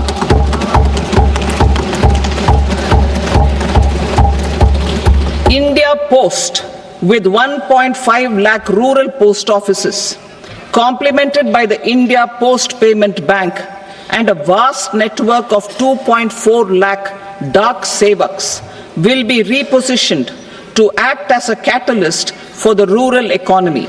Details are at Annexure C.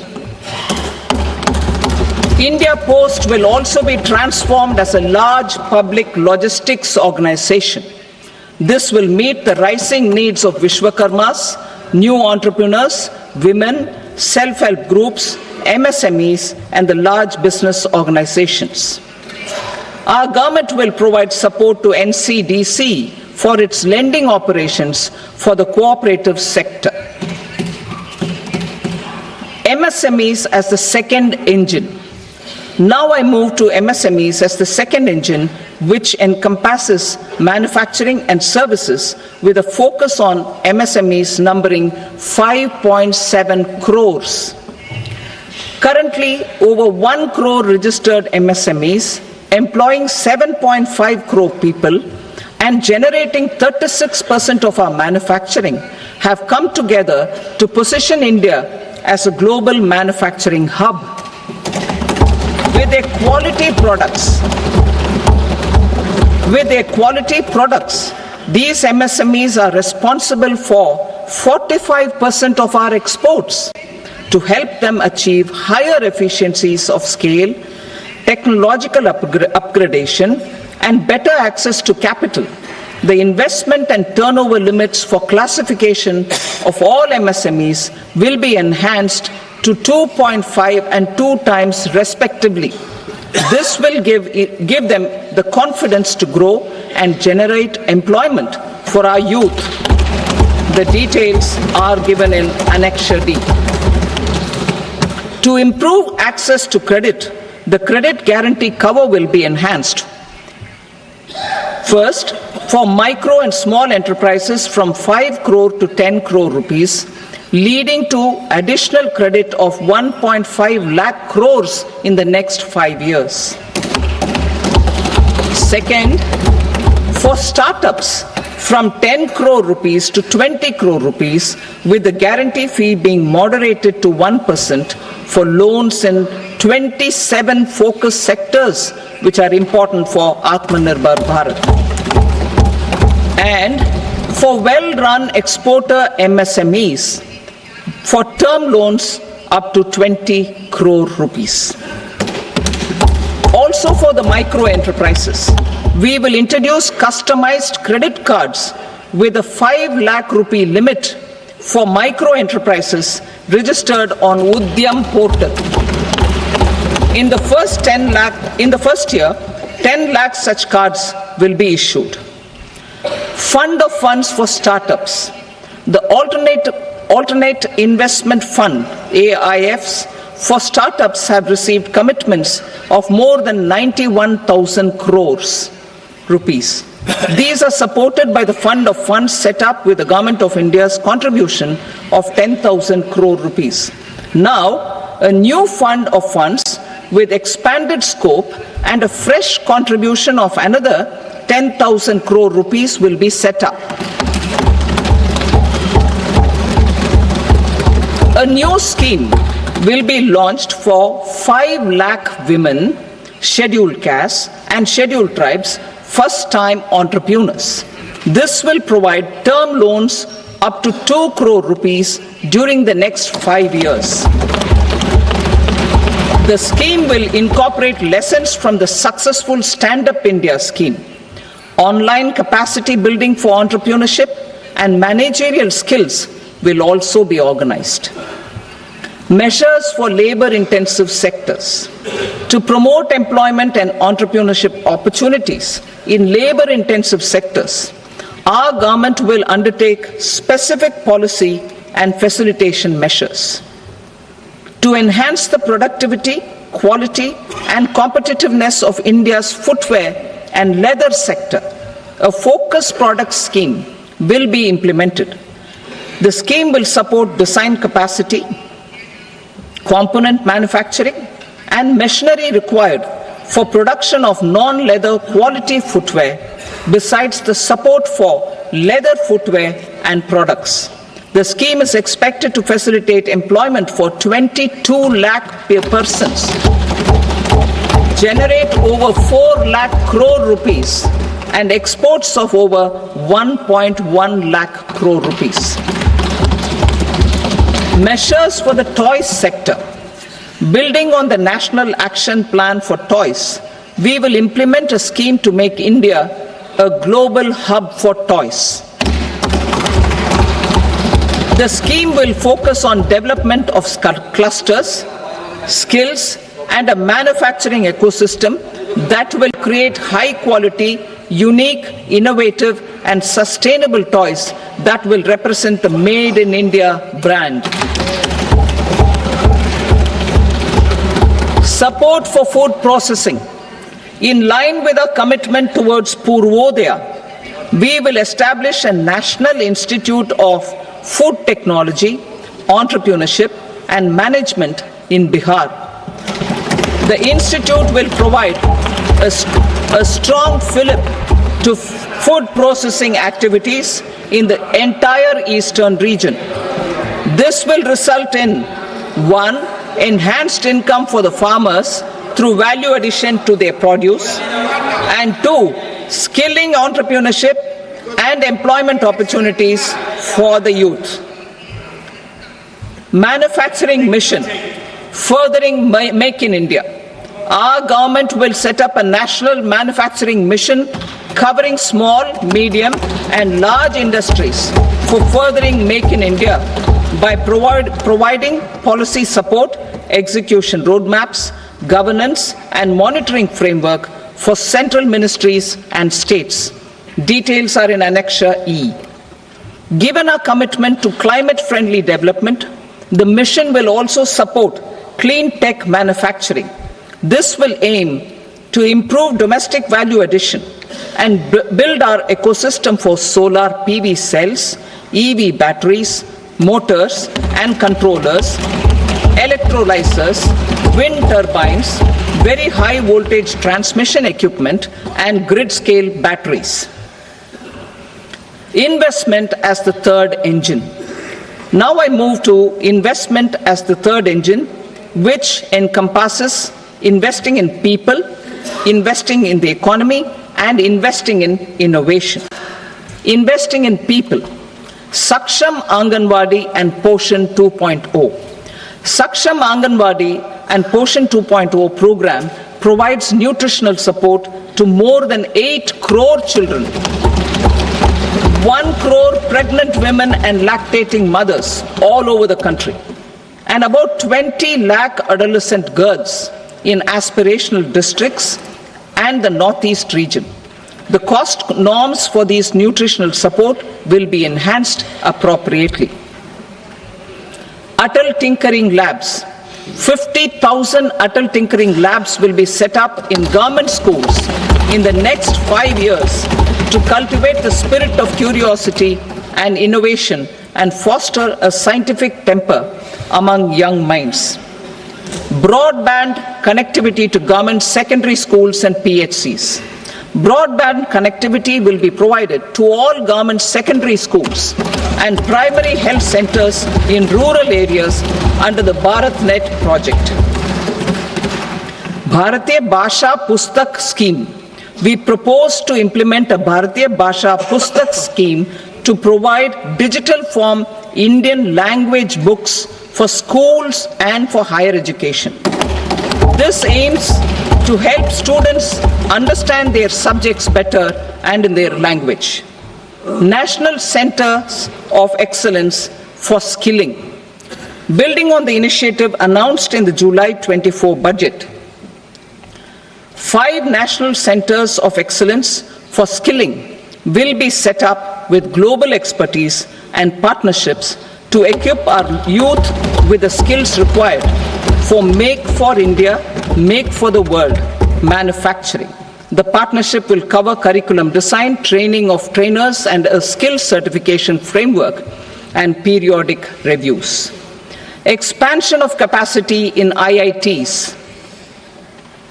Total number of students in 23 IITs has increased 100% from 65,000 to 1.35 lakh in the past 10 years.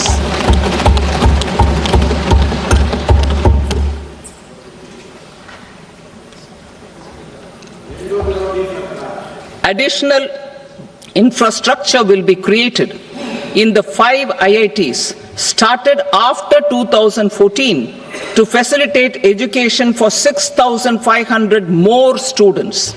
Hostel and other infrastructure capacity at IIT Patna will also be expanded.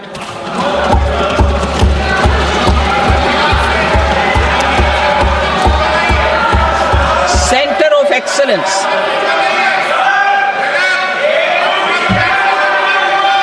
Center of Excellence in AI for Education. I had announced 3 centers of excellence in artificial intelligence for agriculture, health, and sustainable cities in 2023. Now a center of excellence in artificial intelligence for education will be set up with a total outlay of 500 crores.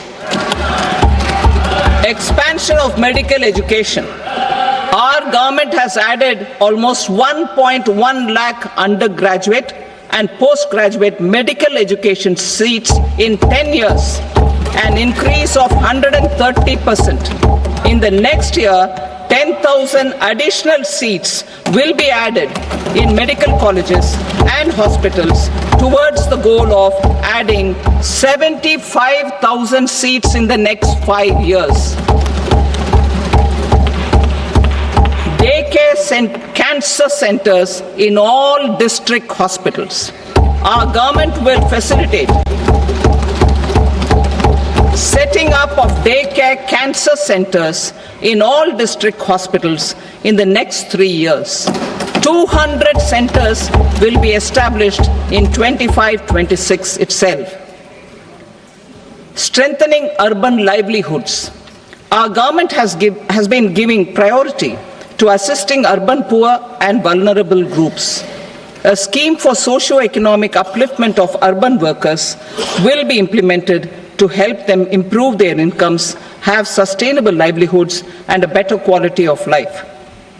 PM Swanidhi scheme has benefited more than 68 lakh street vendors, giving them respite from high-interest informal sector loans. Building on this success, the scheme will be revamped with enhanced loans from banks, UPI-linked credit cards with 30,000 rupees limit, and capacity building support. Social Security scheme for welfare of online platform workers. Gig workers of online platforms provide great dynamism to the new age services economy. Recognizing their contribution, our government will arrange for their identity cards and registration on the e-Shram portal. They will be provided health care under PM Jan Arogya Yojana. This measure is likely to assist nearly 1 crore gig workers.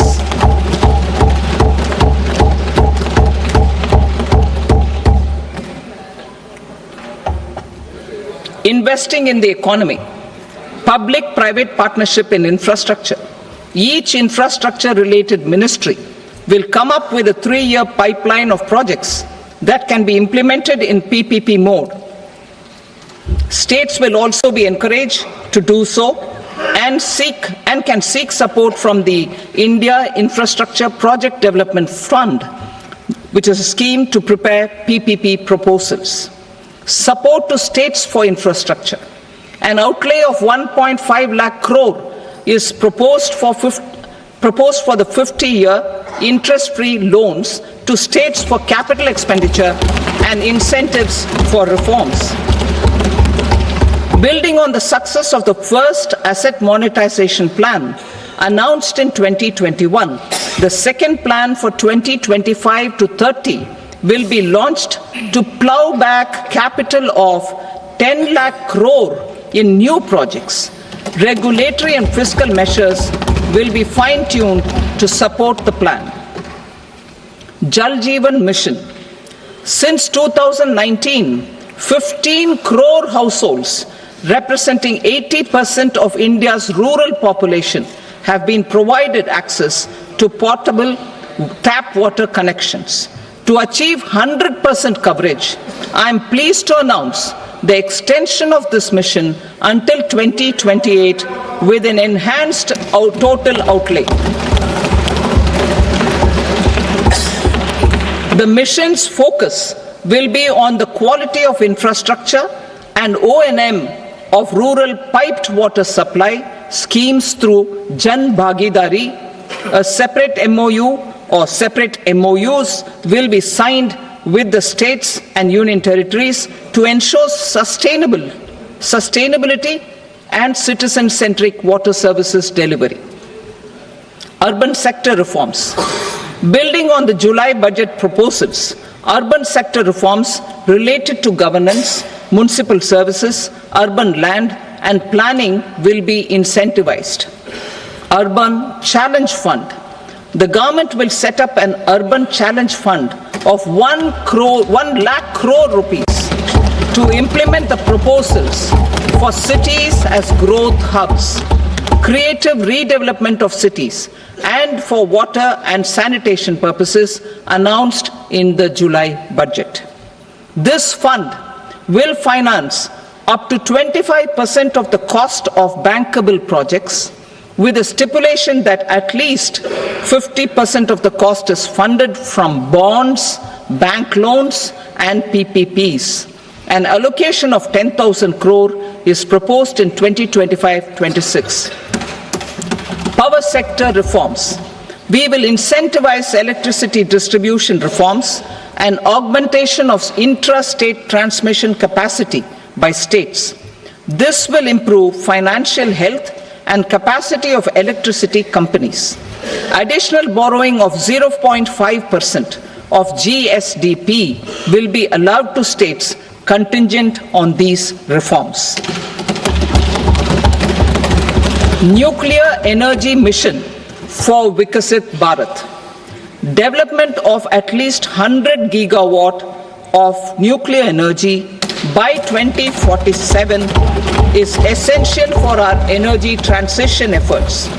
For an active partnership with the private sector towards this goal, amendments to the Atomic Energy Act and the Civil Liability for Nuclear Damage Act will be taken up. A nuclear energy mission for research and development of small modular reactors with an outlay of 20,000 crore will be set up. At least 5 indigenously developed small modular reactors will be operationalized by 2033. Shipbuilding. The shipbuilding financial assistance policy will be revamped to address cost disadvantages. This will also include credit notes for shipbreaking in Indian yards to promote the circular economy. Large ships above a specified size will be included in the infrastructure harmonized master list. Shipbuilding clusters will be facilitated to increase the range, categories and capacity of ships. This will include additional infrastructure facilities, skilling and technology to develop the entire ecosystem. Maritime Development Fund For long-term financing for the maritime industry, a maritime development fund with a corpus of 25,000 crore rupees will be set up. This will be for distributed support and promoting competition. This will have up to 49% contribution by the government, and the balance will be mobilized from ports and from private sector. UDAN regional connectivity schemes. UDAN has enabled 1.5 crore middle-class people to meet their aspirations for speedier travel. The scheme has connected 88 airports, and operationalized 619 routes. Inspired by that success, a modified UDAN scheme will be launched to enhance regional connectivity to 120 new destinations and carry 4 crore passengers in the next 10 years. 4 crore additional passengers in the next 10 years. The scheme will also support helipads and smaller airports in hilly, aspirational and northeast regional districts. Greenfield airports will be facilitated in Bihar to meet the future needs of the state. These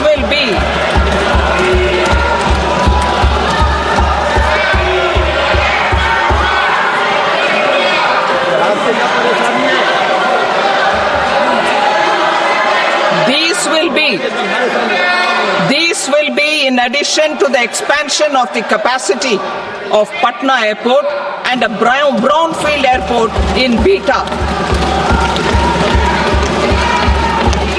Western Kosi Canal project in Mithilanchal. Financial support will be provided for the Western Kosi Canal ERM project, benefiting a large number of farmers, cultivating over 50,000 hectares of land in the Mithilanchal region of Bihar. Mining sector reforms, including those for minor minerals, will be encouraged through sharing of best practices and institutions of a state mining index. A policy for recovery of critical minerals from tailings will be brought out. Under the special window for affordable and mid-income housing, SWAMI, 50,000 dwelling units in stressed housing projects have been completed and keys handed over to home buyers.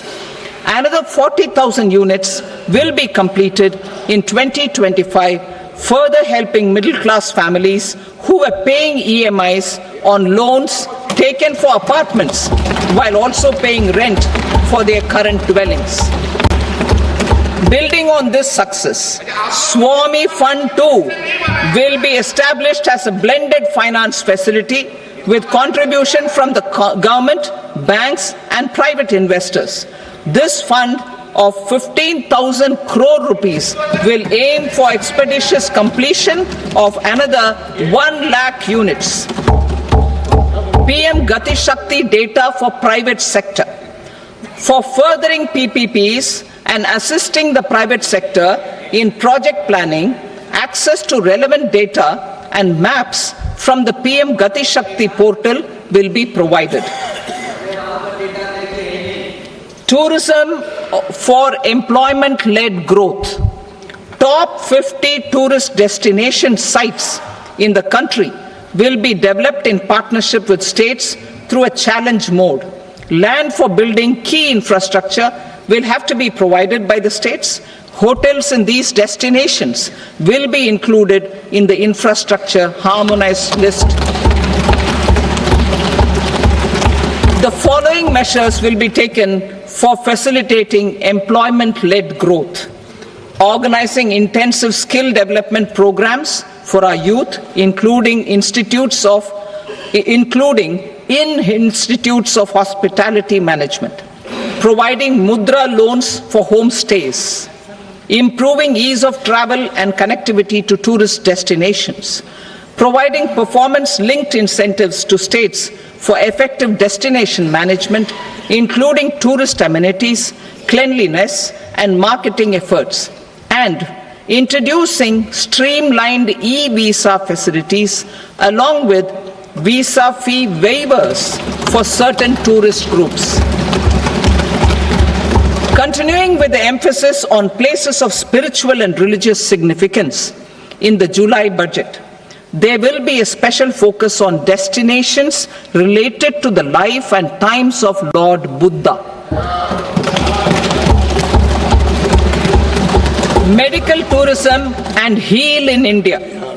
Medical tourism and heal in India will be promoted in partnership with the private sector along with capacity building and easier visa norms. Investing in innovation.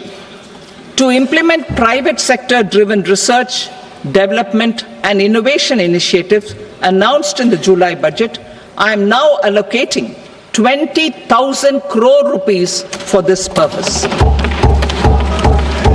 A deep tech fund of funds will also be explored to catalyze the next generation startups as a part of this initiative. In the next 5 years, under the PM Research Fellowship Scheme, we will provide 10,000 fellowships for technological research in IITs and IISc with enhanced financial support. The second gene bank with 10 lakh germ plasm lines will be set up for future food and nutritional security. This will provide conservation support to both public and private sectors for genetic resources. We will start a national geospatial mission to develop foundational geospatial infrastructure and data. Using PM Gati Shakti, this mission will facilitate modernization of land records, urban planning, and design of infrastructure projects. A Gyan Bharatam mission for survey, documentation, and conservation of our manuscript heritage with academic institutions, museums, libraries, and private collectors will be undertaken to cover more than 1 crore manuscripts. We will set up a national digital repository of Indian knowledge systems for knowledge sharing. Now I move to exports as the fourth engine. We will set up an export promotion mission with sectoral and ministerial targets driven jointly by the Ministries of Commerce, MSME, and Finance. It will facilitate easy access to export credit, cross-border factoring support, support to MSMEs to tackle non-tariff measures in overseas markets.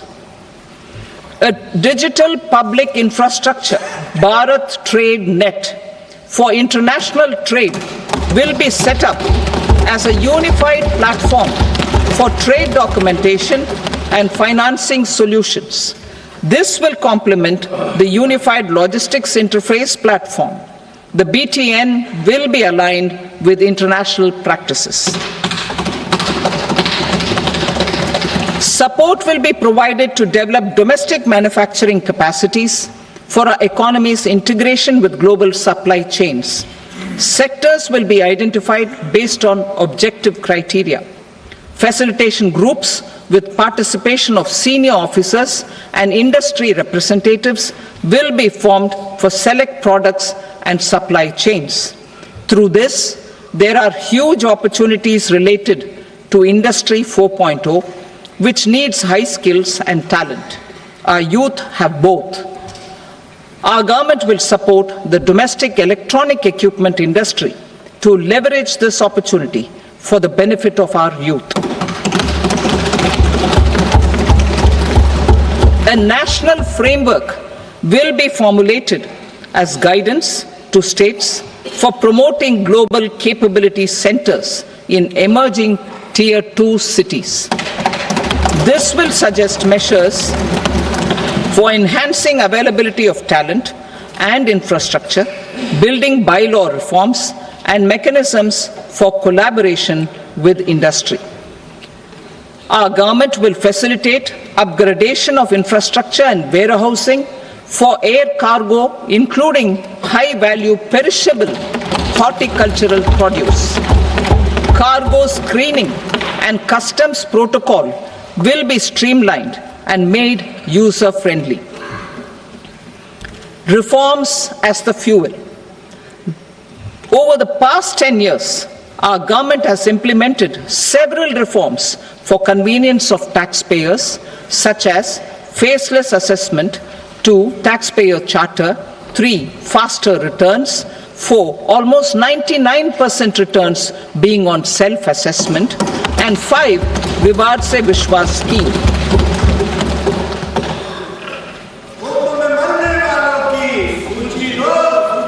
Continuing these efforts, I reaffirm the commitment of the tax department to trust first, scrutinize later. I also propose to introduce the new income tax bill next week. I will detail the indirect tax reforms and changes in direct taxes in Part B. Financial sector reforms. The FDI limit for the insurance sector will be raised from 74 to 100%. This enhanced limit will be available for those companies which invest the entire premium in India. The current guardrails and conditionalities associated with foreign investment will be reviewed and simplified. The services of India Post Payment Bank will be deepened and expanded in rural areas. NABFID will set up a partial credit enhancement facility for corporate bonds for infrastructure. Public sector banks will develop Grameen Credit Score Framework to serve the credit needs of SHG members and people in rural areas. A forum for regulatory coordination and development of pension products will be set up. To implement the earlier announcement on simplifying the KYC processes, the revamped Central KYC Registry will be rolled out in 2025. We will also implement a streamlined system for periodic updating. Requirements and procedures for speedy approval of company mergers will be rationalized. The scope for fast-track mergers will also be widened and the process made simpler. As proposed in the interim budget, we signed bilateral investment treaties with 2 countries in 2024 to encourage sustained foreign investment, and in the spirit of First Develop India, the current model BIT will be revamped and made more investor-friendly. In the last 10 years, in several aspects, including financial and non-financial, our government has demonstrated a steadfast commitment to ease of doing business. We are determined to ensure that our regulations must keep up with technological innovations and global policy developments. A light touch regulatory framework based on principles and trust will unleash productivity and employment. Through this framework, we will update regulations that were made under old laws. To develop this modern, flexible, people-friendly and trust-based regulatory framework appropriate for the 21st century, I propose 4 specific measures. A high-level committee for regulatory reforms will be set up for a review of all non-financial sector regulations, certifications, licenses, and permissions. The committee will be expected to make recommendations within a year. The objective is to strengthen trust-based economic governance and take transformational measures to enhance ease of doing business, especially in matters of inspection and compliances. States will be encouraged to join in this endeavor. An investment friendliness index of states will be launched in 2025 to further the spirit of competitive, cooperative federalism. Under the Financial Stability and Development Council, a mechanism will be set up to evaluate impact of the current financial regulations and subsidiary instructions. It will also formulate a framework to enhance their responsiveness and development of the financial sector. In the Jan Vishwas Act 2023, more than 180 legal provisions were decriminalized. Our government will now bring up the Jan Vishwas Bill 2.0 to decriminalize more than 100 provisions in various laws. I now move to fiscal policy. In the July budget, I had committed to staying the course for fiscal consolidation. Our endeavor will be to keep the fiscal deficit each year such that central government debt remains on a declining path as a percentage of the GDP. The roadmap for the next 6 years has been detailed in the FRBM statement. Revised estimates for 2024-25. The revised estimate of the total receipts other than borrowings is 31.47 lakh crore rupees, of which the net tax receipts are 25.57 lakh crore rupees. The revised estimate of the total expenditure is 47.16 lakh crore rupees, of which the capital expenditure is about 10.18 lakh crore rupees. The revised estimate of the fiscal deficit is 4.8% of the GDP. Budget estimates for 25-26.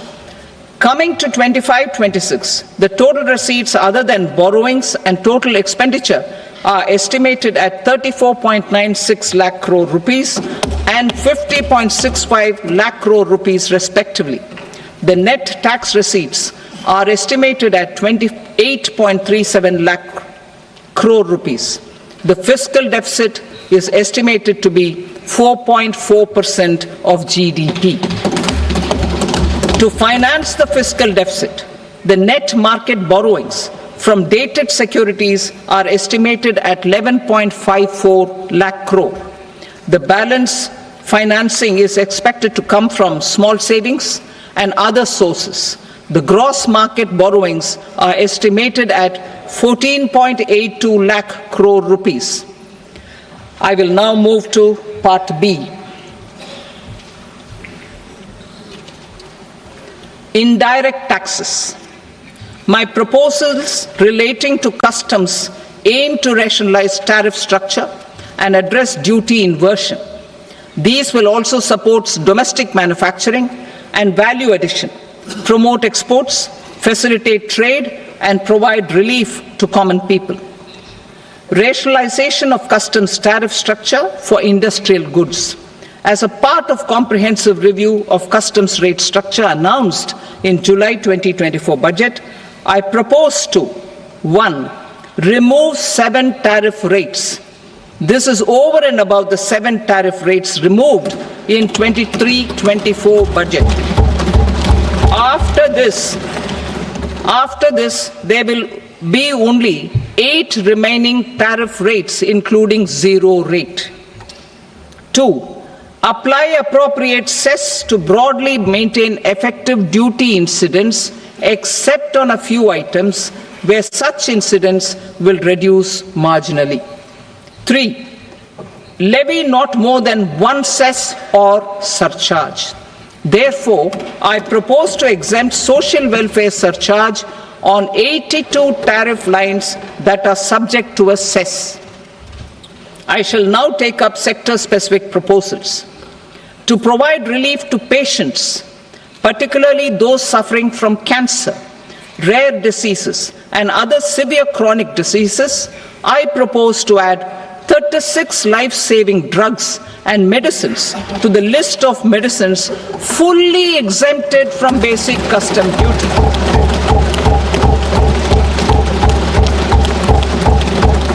I also propose to add 6 life-saving medicines to the list attracting concessional custom duty of 5%. Full exemption and concessional duty will also respectively apply on the bulk drugs for manufacture of the above. Specified drugs and medicines under patient assistance programs run by the pharmaceutical companies are fully exempt from BCD, provided the medicines are supplied free of cost to the patients. I propose to add 37 more medicines along with 13 new patient assistance programs. Support to domestic manufacturing and value addition. Critical minerals.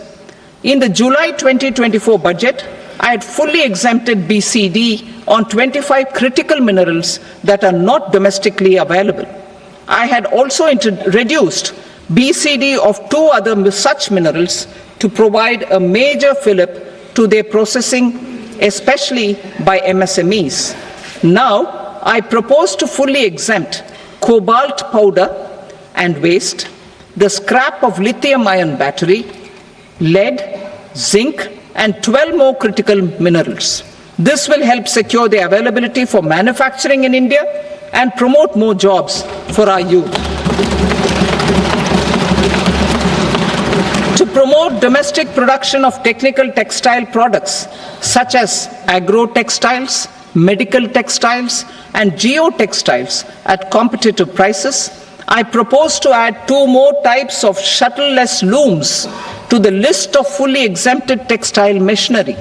I also propose to revise the BCD rate on knitted fabrics covered by 9 tariff lines from 10 or 20 to 20% or 115 rupees per kg, whichever is higher.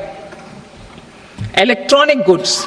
In line with our Make in India policy and to rectify inverted duty structure, I propose to increase the BCD on interactive flat panel display from 10% to 20% and reduce the BCD to 5% on open cell and other components.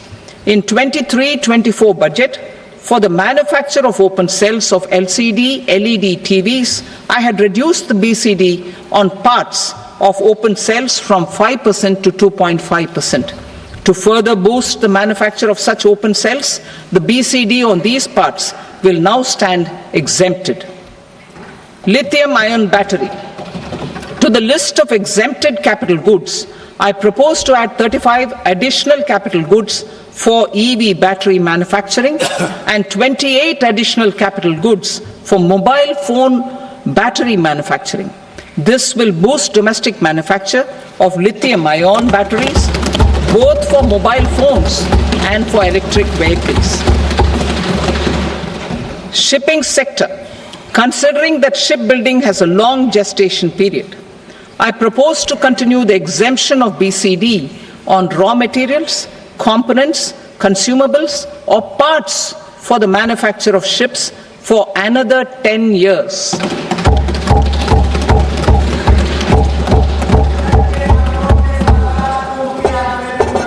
I also propose the same dispensation for shipbreaking to make it more competitive. Telecommunication. To prevent classification disputes, I propose to reduce the BCD from 20% to 10% on carrier-grade Ethernet switches to make it at par with non-carrier-grade Ethernet switches. Export promotion.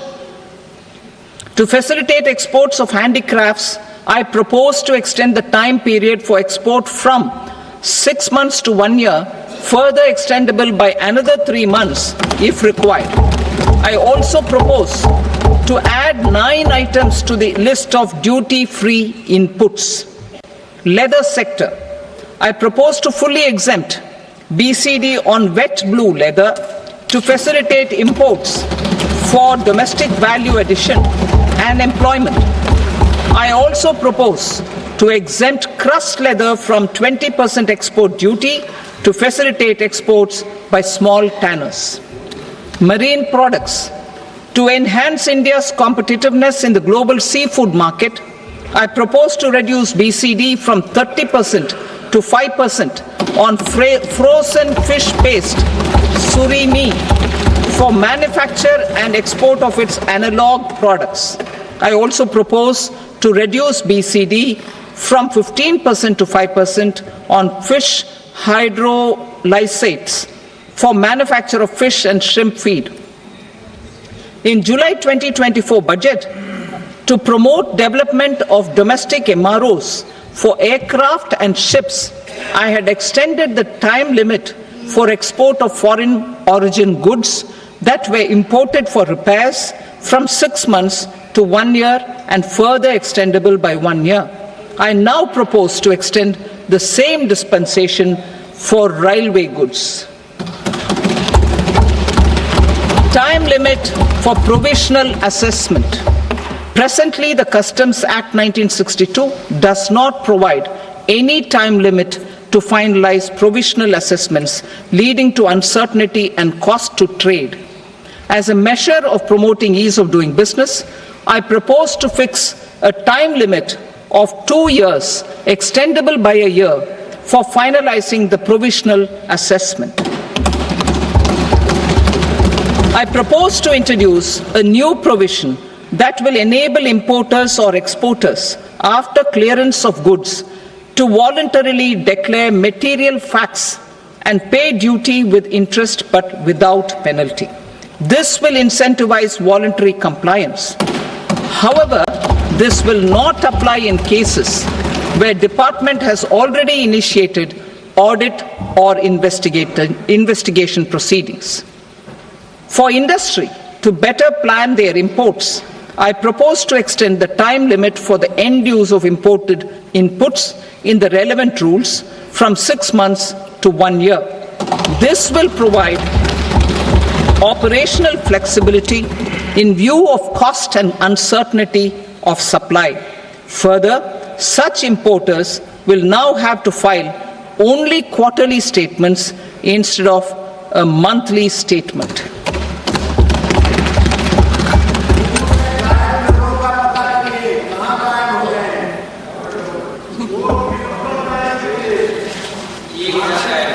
I now come to my direct tax proposals. In Part A, I have briefly underlined taxation reforms as one of key reforms to realize our vision of Vikasit Bharat. In respect of criminal law, our government had earlier ushered in Bharatiya Nyaya Sanhita, replacing Bharatiya Danda Sanhita. I am happy to inform this august House and the country that for new income tax bill will carry forward the same spirit of Nyaya in its drafting as well.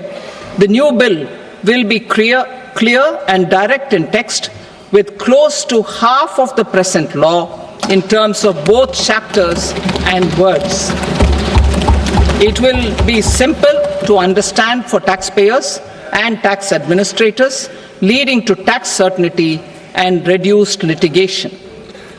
Reforms, however, are not a destination. They are means to achieve good governance for our people and economy. Providing good governance primarily involves being responsive. The Tirukural captures this in verse 542, which reads, "Vaanokki vaazhum ulagallam mannavan kol nokki vaazhum kudi," meaning, just as the living beings live expecting rains, citizens live expecting good governance. Our government is committed to keeping an ear to the ground and a finger on the pulse and responding while balancing our national building efforts.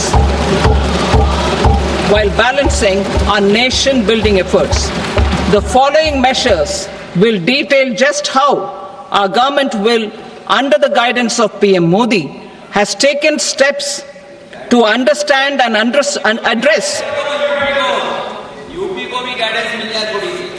I repeat that sentence, sir.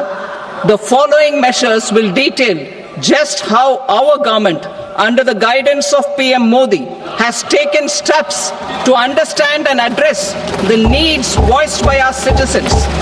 My tax proposals are guided by this spirit. The objectives of my proposals are as follows. Personal income tax reforms with special focus on middle class. Rationalization of TDS and TCS for easing difficulties. Encouraging voluntary compliance. Reducing compliance burden. Ease of doing business, employment and investment. I will come to my proposal on personal income tax towards the end. TDS and TCS, rationalization for easing difficulties. I propose to rationalize tax deduction at source, TDS, by reducing the number of rates and thresholds above which TDS is deducted. Further, threshold amounts for tax deduction will be increased for better clarity and uniformity. The limit for tax deduction on interest for senior citizens is being doubled from the present 50,000 rupees to 1 lakh rupees. Similarly, the annual limit of 2.40 lakh rupees for TDS on rent is being increased to 6 lakh rupees. This will reduce the number of transactions liable to TDS, thus benefiting small taxpayers receiving small payments. The threshold to collect tax at source, the TCS, on remittances under RBI's liberalized remittance scheme, the LRS, is proposed to be increased from 7 lakh to 10 lakhs. I also propose to remove TCS on remittances for education purposes, where such remittances is out of a loan taken from a specified financial institution. Both TDS and TCS are being applied on any transaction related to sale of goods. To prevent such compliance difficulties, I propose to omit the TCS. I also propose that the provisions of the higher TDS deduction will now apply only in non-PAN cases. In July 2024, the delay for payment of TDS up to the due date of filing statement was decriminalized. I propose to provide the same relaxation to TCS provisions as well. The government under the leadership of Prime Minister Modi believes in Sabka Saath, Sabka Vikas, Sabka Vishwas and Sabka Prayas. In line with this, we brought in updated return facility in 2022 for voluntary compliance by taxpayers who had omitted to report their correct income. Our trust in taxpayers was proved right. Nearly 90 lakh taxpayers voluntarily updated their incomes by paying additional tax. Taking this trust further, I now propose to extend the time limit to file updated returns for any assessment year from the current limit of 2 years to 4 years. I propose to reduce the compliance burden for small charitable trusts and institutions by increasing their period of registration from 5 years to 10 years. It is also proposed that disproportionate consequences do not arise for minor defaults such as incomplete applications filed by charitable entities. Presently, taxpayers can claim the annual value of self-occupied properties as nil only on the fulfillment of certain conditions. Considering the difficulties faced by taxpayers, it is proposed to allow the benefit of 2 such self-occupied properties without any condition. To streamline the process of transfer pricing and to provide an alternative to yearly examination, I propose to introduce a scheme for determining arm's length price of international transaction for a block period of 3 years. This will be in line with global best practices. With a view to reduce litigation and provide certainty in international taxation, the scope of safe harbor rules is being expanded. A number of senior and very senior citizens have very old national savings schemes accounts. as interest is no longer payable on such accounts, I propose to exempt withdrawals made from NSS by individuals on or after 29th August 2024. I am also proposing to allow similar treatment to NPS Vatsalya accounts as is available to normal NPS accounts subject to overall limits. In my speech in July 2024, I had promised that all processes, including giving effect to appellate orders, shall be digitalized and made paperless over the next 2 years. So I'm happy to announce that digitalization is being made operational now. In July 2024, we brought in the Vivad Se Vishwas scheme to resolve income tax disputes pending in appeal. The scheme has received a great response, with nearly 33,000 taxpayers having availed of the scheme to settle their disputes. I have a few proposals to promote investment and employment. It is proposed to provide a presumptive taxation regime for non-residents who provide services to a resident company that is establishing or operating an electronics manufacturing facility. I further propose to introduce a safe harbor for tax certainty for non-residents who store components for supply to specified electronics manufacturing units. Presently, the tonnage tax scheme is available only to sea-going ships. The benefits of existing tonnage tax scheme are proposed to be extended to inland vessels registered under the Indian Vessels Act 2021 to promote inland water transport in the country. Extension for incorporation of startups. We continue to support the Indian startup ecosystem. I propose to extend the period of incorporation by 5 years to allow the benefit available to startups which are incorporated before 1/4/2030. In order to attract and promote additional activities in the IFSC, I am inter alia proposing specific benefits to ship leasing units, insurance offices, and treasury centers of global companies which are set up in IFSC. Further, to claim benefits, the cut-off date for commencement in IFSC has also been extended by 5 years to 31/3/2030. Category 1 and Category 2 AIFs are undertaking investments in infrastructure and other such sectors. I propose to provide certainty of taxation to these entities on the gains from securities. To promote funding from sovereign wealth funds and pension funds to the infrastructure sector, I propose to extend the date of making an investment by 5 more years up to 31st March 2030.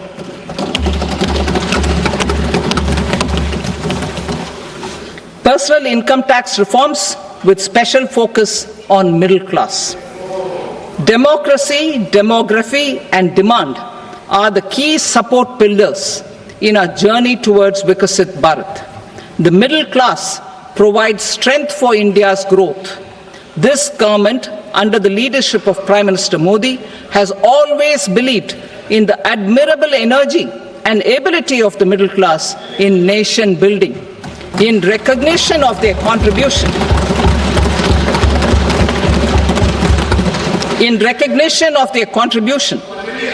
we have periodically reduced their tax burden. Right after 2014, the nil tax slab was raised to 2.5 lakhs of rupees, which was further raised to 5 lakh rupees in 2019 and to 7 lakh rupees in 2023. This is reflective of our government's trust on the middle class taxpayers. I am now happy to announce that there will be no income tax payable up to income of 12 lakh rupees.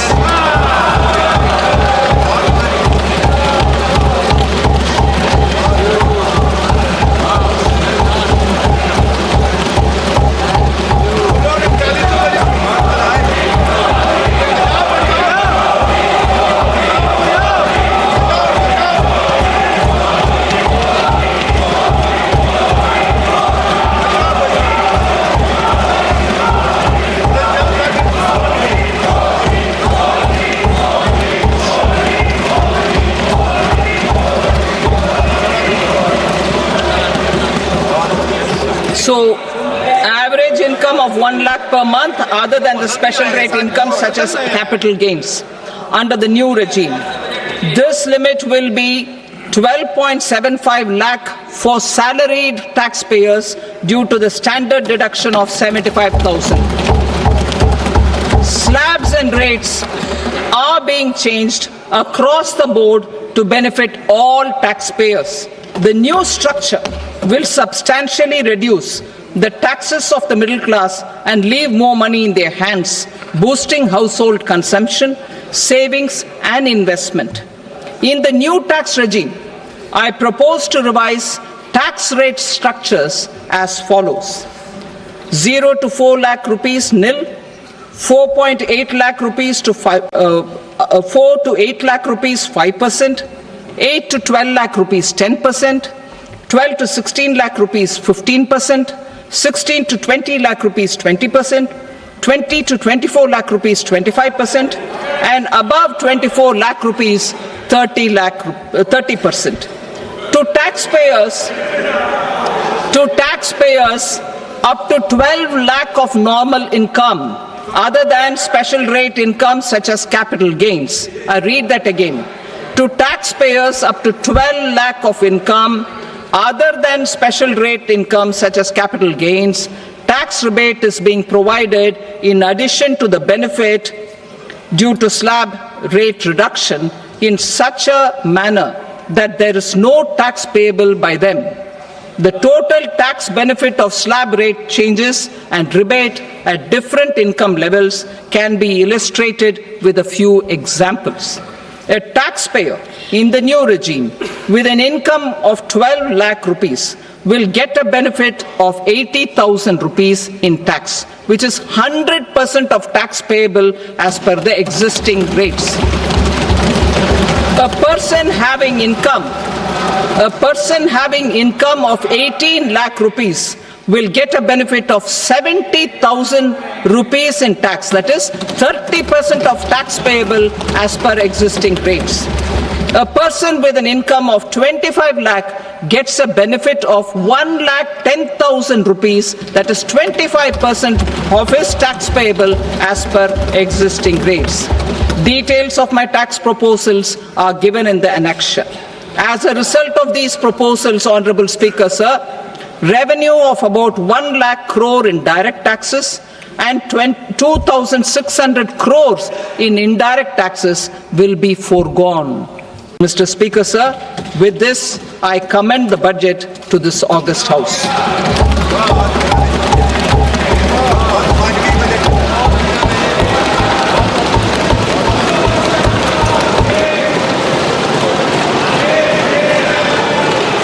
Item number 2, Srimati Nirmala Sitharaman. Sir, with your permission, I rise to lay on the table the following statements under Section 3(1) of the Fiscal Responsibility and Budget Management Act 2003. Medium-term fiscal policy cum fiscal policy strategy statement and macroeconomic framework statement. Item number 3, Srimati Nirmala Sitharaman. Sir, with your permission, I rise to move for leave to introduce the Finance Bill 2025. प्रश्न ये है कि विधेयक को पुनर्स्थापित करने की अनुमति प्रदान की जाए। जो सदस्य इसके पक्ष में हाँ गए, जो सदस्य विरोध में ना गए, मेरे विचार में निर्णय हाँ वालों के पक्ष में हुआ, हाँ वालों के पक्ष में अनुमति प्रदान की जाती है। माननीय मंत्री जी, विधेयक को पुनर्स्थापित करें। Sir, I introduce the bill. Thank you. सभा की कार्रवाई सोमवार दिनांक 3 फरवरी 2025 को प्राप्त 11 बजे तक के लिए स्थगित की जाती है।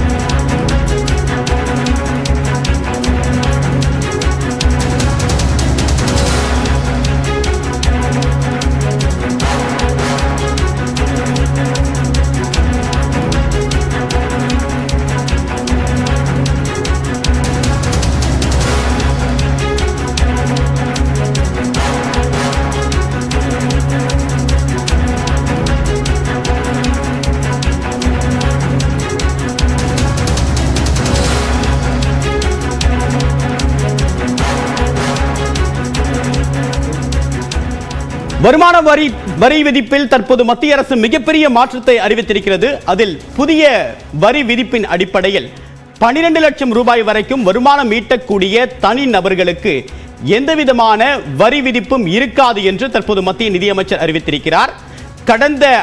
கடந்த நிதியாண்டில் இந்த வருமான வரிவிலக்கு உச்சவரம்பு என்பது 7 லட்சம் ரூபாயாக இருந்த நிலையில் தற்போது 5 லட்சம் ரூபாய் சேர்க்கப்பட்டு 12 லட்சம் ரூபாய் வரைக்கும் வருமான உச்சவரம்பாக நிர்ணயிக்கப்பட்டிருக்கிறது.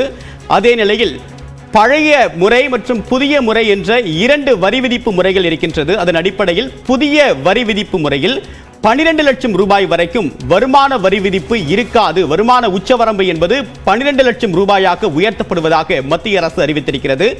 மக்களிடையே பணப்புழக்கத்தை அதிகரிப்பதற்கும் நுகர்வை அதிகரிக்கக்கூடிய நோக்கத்தில் இந்த வருமான வரி உச்சவரம்பை உயர்த்துவதாக தற்போது மத்திய அரசு அறிவித்திருக்கிறது. இதன் மூலமாக நடுத்தர மக்கள் மிகப்பெரிய அளவில் பயன்பெறுவார்கள் என்று நிதியமைச்சர் நிர்மலா சீதாராமன் தெரிவித்திருக்கிறார். இதன் மூலமாக வருமான வரி உச்சவரம்பு என்பது 12 லட்சம் ரூபாயாக உயர்த்தப்பட்டிருக்கிறது. இறுதியாக 2022ஆம் ஆண்டு இந்த வருமான வரி உச்சவரம்பில் மாற்றம் மேற்கொள்ளப்பட்டது.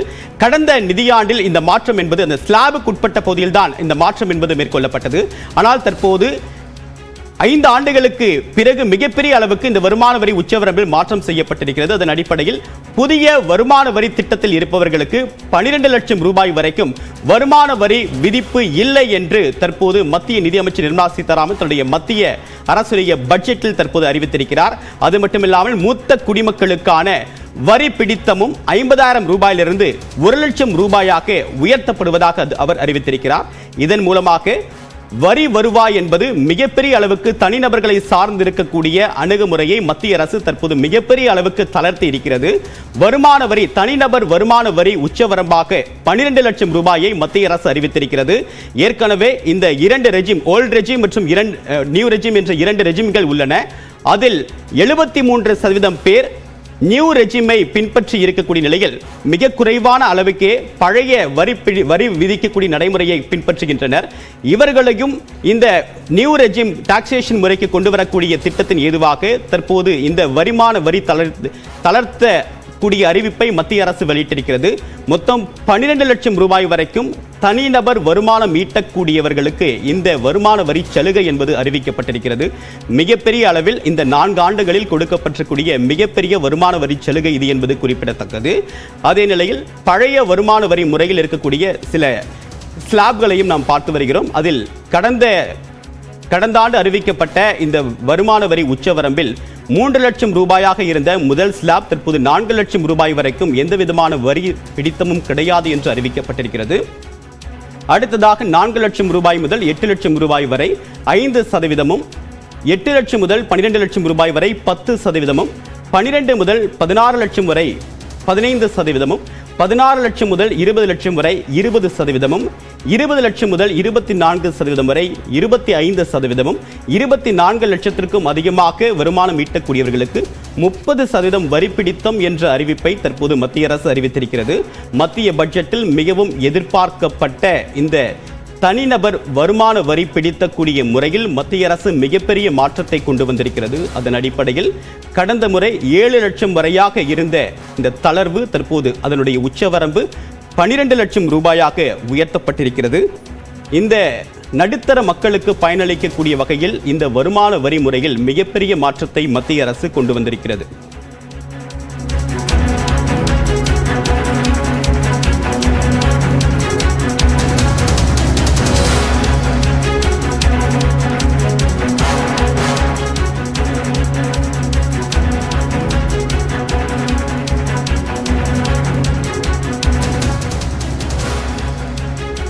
வருமான வரி விதிக்கப்படக்கூடிய முறை தொடர்பாக மத்திய அரசு தற்போது மிக பெரிய மாற்றத்தை கொண்டு வந்திருக்கிறது. அதன் அடிப்படையில் புதிய வரி விதிப்பு முறையில் இதுவரைக்கும் பின்பற்றப்பட்டு வந்த 7 லட்சம் ரூபாய் என்ற உச்சவரம்பு தற்போது 12 லட்சம் ரூபாயாக உயர்த்தப்பட்டிருக்கிறது. இதன் மூலமாக நடுத்தர மக்கள், குறிப்பாக மாத வருமானம் ஈட்டக்கூடியவர்கள், வருடத்திற்கு 10 முதல் 12 லட்சம் வரை ஊதியம் பெறக்கூடியவர்களுக்கு ஒரு மிகப்பெரிய பலன் அளிக்கக்கூடிய அறிவிப்பை மத்திய அரசு வெளியிட்டிருக்கிறது. அதன் அடிப்படையில் நியூ டாக்ஸ் ரெஜிமை பின்பற்றக்கூடிய மாத சம்பளதாரர்கள் இனிமேல் 12 லட்சம் வரைக்கும் வருமானம் ஈட்டக்கூடிய பட்சத்தில் அவர்களுக்கு எந்த விதமான வரி பிடித்தம் இருக்காது என்று மத்திய நிதியமைச்சர் நிர்மலா சீதாராமன் தன்னுடைய பட்ஜெட் உரையில் தெரிவித்திருக்கிறார்.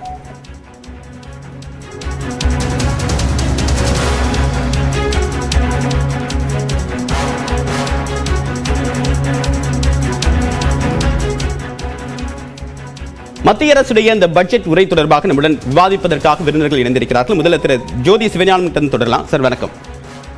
வருமான வரி உச்சவரம்பு 12 லட்சம் ரூபாயாக உயர்த்தப்பட்டிருக்கு. உங்களுடைய முதற்கட்ட பார்வை என்ன? வரவேற்கத்தக்கதாங்க. பல வருடமாக அது வந்து ரிவைஸ் பண்ணாமல் இருந்திருக்குது. இப்போ வந்து ரிவைஸ் பண்ணியிருக்கிறாங்க. அது வரவேற்கத்தக்கதான். பட் அதை விட இன்னும் எதிர்பார்த்தது வந்து இந்த சாதாரண மக்கள்கிட்ட வந்து நுகர்வு குறைஞ்சிருக்கு, அதனால் முதலீடு குறைஞ்சிருக்குது, வளர்ச்சி குன்றி இருக்குது. அப்படிங்கிறப்போ வந்து இன்னும் இதுக்கு கீழே 7 லட்சங்கிறது வந்து கொஞ்சம் ஒரு மிடில் இன்கம், அதுக்கு கீழே உள்ள மக்கள் இருக்காங்களே, அவங்க கடுமையாக பாதிக்கப்படுறது வந்து நேரடி வருவாயினால் இல்லை, மறைமுக வரி வருவாயினால்தான். ஸோ இந்த இது இப்போ இன்கம் டேக்ஸ் ஃபைல் பண்ணுறவங்களே ஒரு சில கோடி தான் ஆக்சுவலாக ஃபைல் பண்ணுறாங்க. 7 கோடி என்னமோ பண்ணுறாங்க. அதில் வரி செலுத்துகிறவங்க வந்து மிக சொற்பம் தான், 2-3 கோடி தான் வரி செலுத்துகிறவங்க. ஸோ அவங்கள மட்டும்தான் அது பெனிஃபிட் பண்ணும். மீதி 140 கோடி மக்கள் மறைமுக வரி செலுத்துகிறாங்களே, ஸோ அவங்களுக்கு வந்து ஜிஎஸ்டியில் வந்து ரிலீஃப் கொடுப்பாங்க, பெட்ரோல் விலை வந்து குறைப்பாங்க அப்படிங்கிற அறிவிப்புலாம் வந்து எதிர்பார்த்தோம். அது வந்து எதுவுமே இல்லை. அது வந்து ஒரு மேஜர் டிசப்பாயிண்டிங். இது அதே மாதிரி வந்து வளர்ச்சி விகிதம் வந்து மிக மிக குன்றி இருக்குது.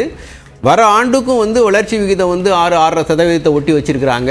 ஸோ முதலீட்டெல்லாம் ஊக்குவிக்கிற அளவுக்கு பெரிய அறிவிப்புகள் எதுவும் இல்லை. சார் திரு சுந்தரமன் சார், இப்போ இந்த அனௌன்ஸ்மெண்ட்ல ஓல்ட் டாக்ஸ் ரெஜிம்க்கு என்ன கொடுத்துருக்காங்க, நியூ டாக்ஸ் ரெஜிம் என்ன கொடுத்துருக்காங்க, இது எப்படி நம்ம புரிஞ்சுக்கிறது? டீட்டெயிலாக சொல்லுங்க. அதாவது இந்த 12 lakhs எக்ஸம்ஷன் அப்படின்றது இந்த ஓல்டு டாக்ஸ் ரெஜிம்க்கு தான் பிளைனாக கொடுத்துருக்காங்க. ஆக்சுவலாக பார்த்தீங்கன்னா இந்த புது டாக்ஸ் ரெஜிம்ஸ்க்கு தான் இந்த ஸ்லாப் ரேட் வந்து மாடிஃபை பண்ணியிருக்காங்க. பட் அது வந்து இந்த 87 ரிபேட்னு சொல்லுவாங்க. ரிபேட் செக்ஷனோட சேர்த்தோம் அப்படின்னா அவங்களுக்கும் வந்து அந்த 12 lakhs வந்து பெனிஃபிட் இருக்கிற மாதிரி தான் சொல்லியிருக்காங்க. பட் இந்த நியூ டாக்ஸ் ரெஜிம்ஸ்க்கு வந்து ஸ்லாப் ரேட் வந்து மாடிஃபை பண்ணியிருக்காங்க. Up to 0 to 4 lakhs, 4 to 8 lakhs, 8 to 12, 4 லட்சமா, 12 to 16, 16 to 20, 20 to 24, அதாவது 5, 10 அப்படின்னு கூட்டிகிட்டு போய் கிட்டத்தட்ட வந்து ஒரு ஃபஸ்ட்டு ஸ்லாபில் இருக்கிறவங்களுக்கு வந்து ஒரு 50,000 சேவிங்ஸ்லேருந்து கிட்டத்தட்ட 1.5 லட்சம் சேவிங்ஸ் வரைக்கும் இவங்க மேலே பிடிப்பிருக்காங்க. அதாவது முன்னாடி வந்து ஒரு 15 lakhs சம்பாரிச்சவங்களுக்கு வந்து 20%ன்றது இப்போ வந்து 10% ஸ்லாபில் வந்திருக்கு. 25 lakhs இருந்தவங்களுக்கு வந்து இப்போது 15% வந்திருக்கு. ஸோ வந்து அப் டு 1 லட்ச ரூபா வரைக்கும் சம்பாதிக்கிறவங்களுக்கு முன்னாடி ஸ்டாண்டர்ட் டிடக்ஷன்ஸ் 75,000 இருக்குது. ஆக்சுவலாக 12,75,000 வரைக்கும் ஏர்ன் பண்ணுறவங்களுக்கு நோ டேக்ஸ் அண்ட் பிளெயினாக. நியூ டேக்ஸ் ரெஜிமில் வந்து உங்களுக்கு அந்த சேம் 12 lakhs இதை வந்து ப்ரொவிஷன்ஸாக கொண்டு வந்திருக்காங்க. ஸ்லாப் ரேட்லேயும் சரி, பிளெயினாக 0 to 12 கொண்டு வரல, 0 to 4, 4 to 8 கொண்டு வந்திருக்காங்க. பட் ரிபேட் செக்ஷன்ஸ் இருக்குது. அது மூலமாக இருந்தது அப்படின்னா அவங்களுக்கு வந்து அதுவும் 12 lakhs வரைக்கும் ஒரு 0ன்றதை புதுசுக்கும் பழசுக்கும் ஈக்குவலைஸ் பண்ணிட்டாங்க. பட் புது டாக்ஸ் ரெஜிமில் புது ஸ்லாப் கொண்டு வந்திருக்காங்க. டேக்ஸ் லிமிட்டையும் வைடன் பண்ணியிருக்காங்க. 0 to 2.5 இருந்ததுன்றதை 0 to 4 பண்ணியிருக்காங்க. அண்ட் 7.5 வரைக்கும் இருந்ததை 8 பண்ணியிருக்காங்க. ஹையர் ஸ்லாப் வந்து உங்களுக்கு மோர் தென் 20 இருந்தது வந்து 24 இருக்கும். ஸோ மோர் தென் 24 lakhs சம்பாதிக்கிறவங்களுக்கு தான் 30% அப்படின்னு கொண்டு வந்திருக்காங்க. இது எக்ஸாக்டாக எவ்வளோ சேவிங்ஸ் அப்படின்றது இன்னும் நம்ம கொஞ்சம் நேரத்தில் எடுத்துடலாம் சார். சரி, இது உங்கள் முதல் சுற்று கருத்தாக எடுத்துக்கிறேன். அடுத்ததாக காங்கிரஸ் கட்சியை சேர்ந்த முக்கிய நிர்வாகி திரு ஆனந்த் ஸ்ரீனிவாசன் இணைகிறார். சார் வணக்கம். மத்திய நிதியமைச்சர் நிர்மலா சீதாராமன் அவர்கள் பட்ஜெட் தாக்கல் பண்ணியிருக்காங்க. உங்களுடைய முதற்கட்ட கருத்து சொல்லுங்க. ஃபஸ்ட்டு வந்து உங்கள் இன்கம் டேக்ஸ் அட்ரஸ் பண்ணிடுறேன். இன்கம் டேக்ஸில் வந்து இதில் என்னென்னா பணக்காரங்களுக்கு பெரிய ரிலீஃப் வந்திருக்கு. எனக்கு என்ன புரியலன்னா 12 லட்சம் மாதம் 1 லட்சம் சம்பாதிக்கிறவனை நீங்கள் எப்படி மிடில் கிளாஸ்ன்னு சொல்லுவீங்க? டோட்டலாகவே இந்தியாவில் உங்கள் இன்கம் டேக்ஸ் ரெசிப்ட் படியே 2 கோடி பேரோ 3 கோடி பேருக்கு தான் 1 லட்ச ரூபா சம்பளத்துக்கு மேலே இருக்குது. நீங்கள் 1 லட்ச ரூபாய் சம்பாதிக்கிறவங்க மிடில் கிளாஸ்ன்னு சொன்னீங்கன்னா இது வந்து எனக்கு வேடிக்கையாக இருக்குது. இந்தியாவோட மீடியம் இன்கம் 15,000 ரூபா. தட் இஸ் மீடியன்னா 50th percentile. 50th percentile சம்பாதிக்கிறவனோட இன்கம் 15,000 ரூபா. ரைட்டா? எவ்வளோ பேர் இப்போ உங்கள் நிறுவனத்துக்கே எடுத்துக்கோங்க, 300 பேருக்கு மேலே உங்கள் கம்பெனியில் வேலையாக இருப்பாங்க உங்களோட தமிழ் டிவி சேனலில். அதில் ஒரு 30-40 பேருக்கு வேணால் 1 லட்ச ரூபாய்க்கு மேலே சம்பளம் இருக்கலாம். அப்போனா நீங்கள் என்ன பண்ணுறீங்கன்னா உங்கள் நிறுவனத்திலேயே டாப் 15%க்கு தான் நீங்கள் ரிவார்ட் பண்ணியிருக்கீங்க இன்றைக்கி. இதுக்கு பதிலாக இந்த பணத்தை எங்கே யூஸ் பண்ணியிருக்கலாம் அப்படின்னு என்ன கேட்டிங்கன்னா என் அறிவு கெட்டினதை நான் சொல்கிறேன். இப்போ வந்து பிரதமரோட நண்பர் A1 A2ன்னு 2 பேர் இருக்காங்க. அதில் A2 என்ன பண்ணுறாருன்னா பெட்ரோல் டீசல் விற்கிறாரு. இப்போ என்ன சொல்லியிருக்கிறாருன்னா ஹாப்பி ஹவர்ஸ் அப்படின்னு பெட்ரோலில் ஒரு ஸ்கீம் அனௌன்ஸ் பண்ணியிருக்காரு. இந்த டைமில் நீங்கள் பெட்ரோல் பங்க்கில் போனால் என் பெட்ரோல் பங்க்கில் 5 ரூபா டிஸ்கவுண்ட்டு, அப்படியோ 3 ரூபா டிஸ்கவுண்ட்டு அப்படின்னு சொல்கிறாரு. பல்காக டீசல் வாங்கினீங்கன்னா 8 ரூபா டிஸ்கவுண்ட்டு, 10 ரூபா டிஸ்கவுண்ட்டு டேங்கர் கணக்கில் வாங்கினீங்கன்னா அப்படின்னா என்ன அர்த்தம் பொருள்னா, Indian Oil, Bharat Petroleum, Hindustan Petroleum இந்த மாதிரி கம்பெனிகள்லாம் ஏழையும் மிடில் கிளாஸ் யார் பெட்ரோல் வந்து 2 வீலர்லேயும் 3 ஆட்டோக்கு பெட்ரோல் போடுறானோ அவனை பகல் கொள்ள அடிக்கிறாங்கன்னு அர்த்தம். ஏன்னா A2 கம்பெனி வந்து பலாயிரம் கோடி லாபம் பண்ணுறாங்க. சாதாரண லாபம் இல்லை, பலாயிரம் கோடி லாபம். அதே மாதிரி சரி A2 மட்டும் பண்ணிட்டாருன்னா வேற விஷயம். நைரான் இன்னொரு ரஷ்யன் கம்பெனி, அந்த கம்பெனியும் 3 ரூபா 5 ரூபா petrol discount diesel discount announce பண்ணியிருக்காங்க ஹாப்பி ஹவர்ஸில். அப்போனா நீங்கள் என்ன பண்ணுறீங்கன்னா, என்னோட புரிஞ்ச வரைக்கும் பொருள் ஏழை ஆட்டோ ஓட்டுறவன், ஏஸ் வண்டி ஓட்டுறவன், டிவிஎஸ் 50 ஓட்டுறவன்ட்டேன்னு பணத்தை அடித்து 12 லட்சம் 7லேருந்து 12 லட்ச ரூபா வாங்குறவனுக்கும் 12 லட்ச ரூபாய்க்கு மேலே வாங்குறவனுக்கும் கொடுக்குறீங்க. அப்படி தான் இது அர்த்தம் பொருளாகுது. இதனால் இப்போ என்ன ஆக போகிறதுன்னு சொல்கிறேன். ஓல்ட் டேக்ஸ் ரெஜீமை கம்ப்ளீட்டாக ஒழிச்சிட்டீங்க. இப்போ வந்து இந்த ஏன்னா ஓல்ட் டேக்ஸ் ரெஜீம்னே மேடம் பேசலை. இப்போ இந்த old tax regime new forced எல்லாருமே ஃபோர்ஸ்டாக நியூ டேக்ஸ் ரெஜீமுக்கு தான் போகணும். நான் பின்னாடி கால்குலேட் பண்ணுவேன். நான் நீங்கள் வந்து ரிசல்ட்டு நான் ஒன்றும் ஏன்னா எல்லாமே அனெக்ஸ்டரை தான் பார்க்கணும். இங்கே இந்த பட்ஜெட்டில் இந்த அனெக்ஸ்டரை பார்க்காமே நான் என்ன சொல்கிறேன்னா ஓல்ட் டேக்ஸ் ரெஜீமுக்கு போகவே முடியாது. அது யாருக்கு போவாங்கன்னா 20-25 யாருக்குமே வந்து ஓல்ட் டேக்ஸ் ரெஜீம் வேல்யூபிள் கிடையாது. அப்போ இதை நம்பி வாங்கின வீட்டு கடன் 20 வருஷத்துக்கு வாங்கினவங்க கதி என்ன, எல்ஐசியோட கதி என்ன? ஏன்னா இப்போ எல்ஐசியில் வந்து 1 கோடி 2 கோடி பாலிசியில் யாரும் போட மாட்டாங்க, ப்ரைவேட் கம்பெனியில் தான் போடுவாங்க. எல்ஐசின்னு ஒரு நிறுவனம் இருந்தது, அதோட கதி என்னன்னா இன்கம் டேக்ஸை வச்சு தான் அது நடத்திட்டு இருந்தாங்க.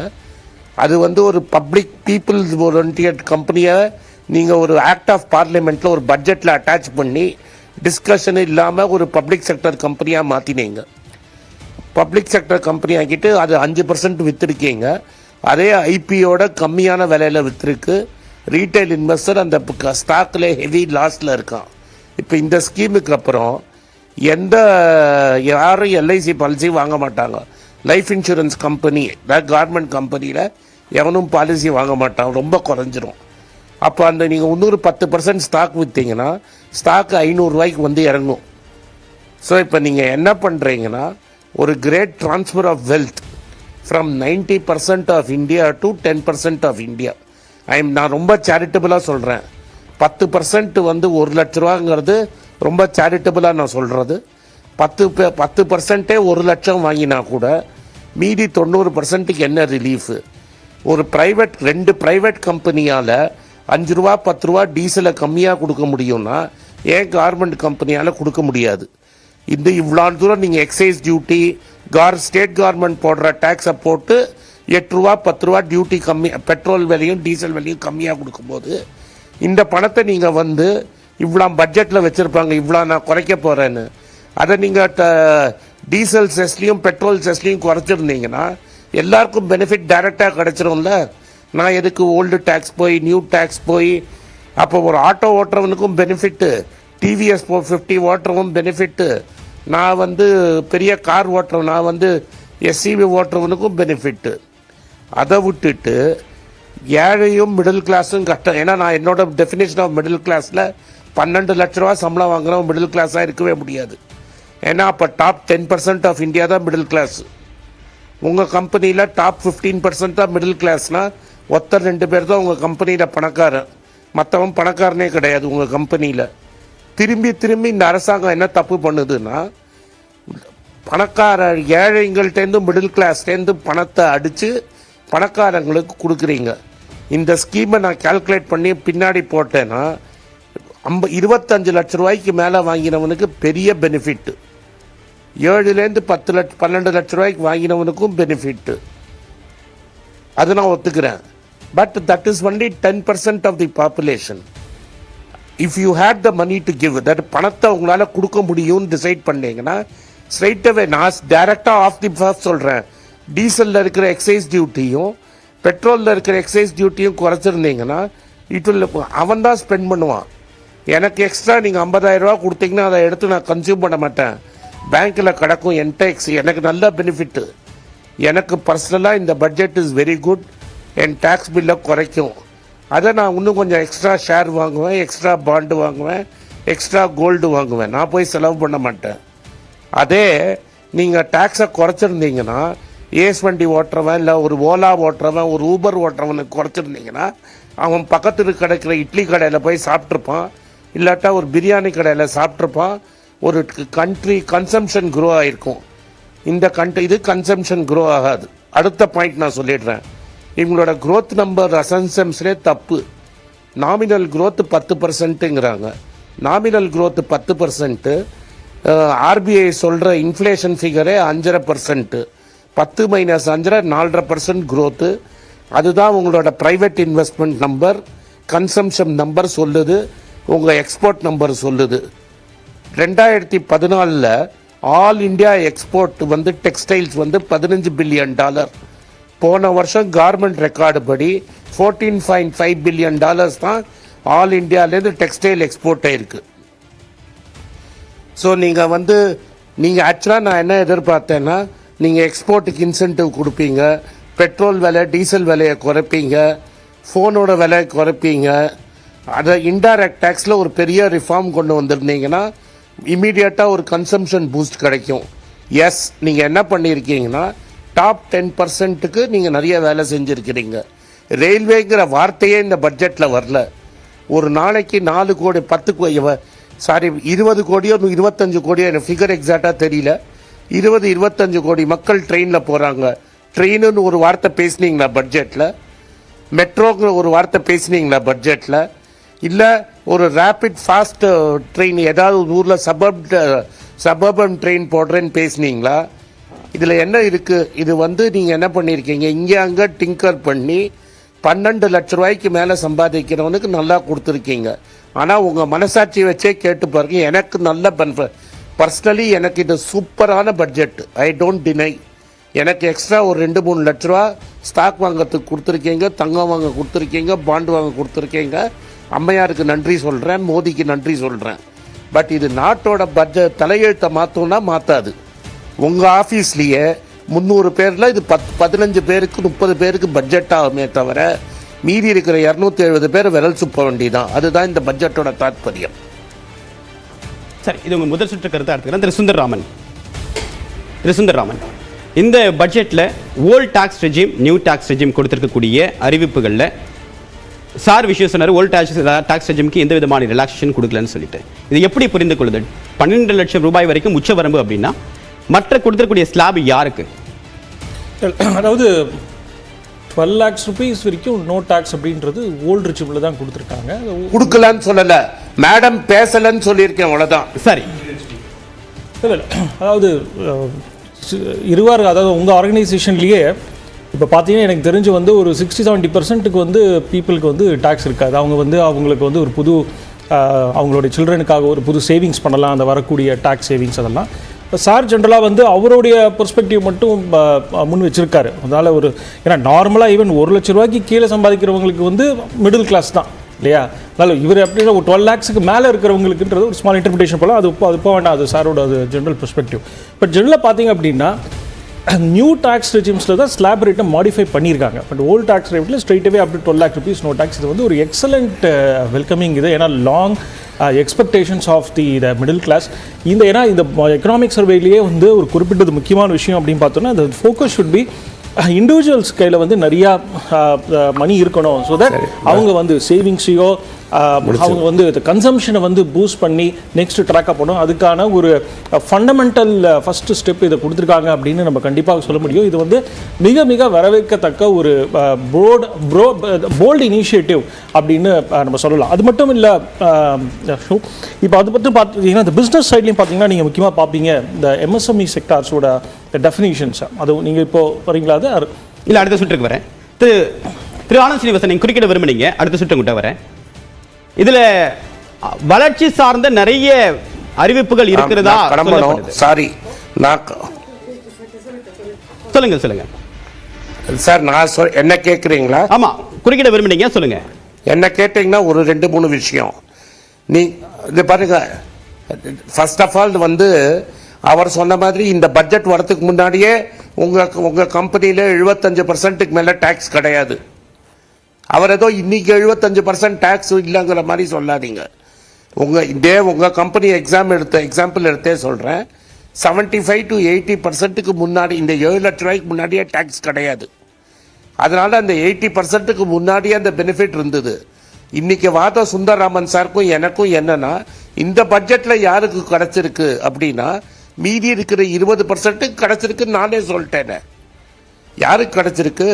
12 லட்சம் ரூபாய்க்கு மேல சம்பாதிப்ப 7லேருந்து 12 லட்சம் ரூபாய்க்கு கிடைச்சிருவங்களுக்கு தான் இருந்திருக்கு. அது உங்க கம்பெனில சம்பாதிக்கிறவங்களுக்கு வந்து நீங்க மிடில் கிளாஸ் இல்ல இன்சென்டிவ்னு அவங்களை அவமதிக்கிறீங்க. நீங்க 80% இல்ல ஆனந்த் சார், நீங்க 1 லட்சம் ரூபாய்க்கு வரைக்கும் கீழே சம்பாதிக்கிறவங்க மிடில் கிளாஸ் இல்ல. எனக்கு ஒரு சந்தேகம் இருக்கு. சொல்றீங்க நீங்க. இல்ல ஆனந்த் ஸ்ரீனிவாசன், எனக்கு ஒரு சந்தேகம் இருக்கு.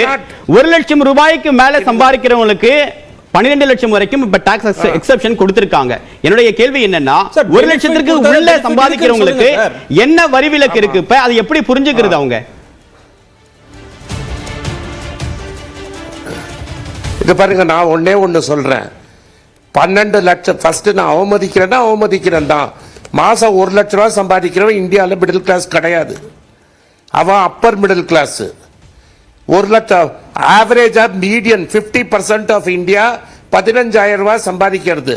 அதுதான் உண்மை.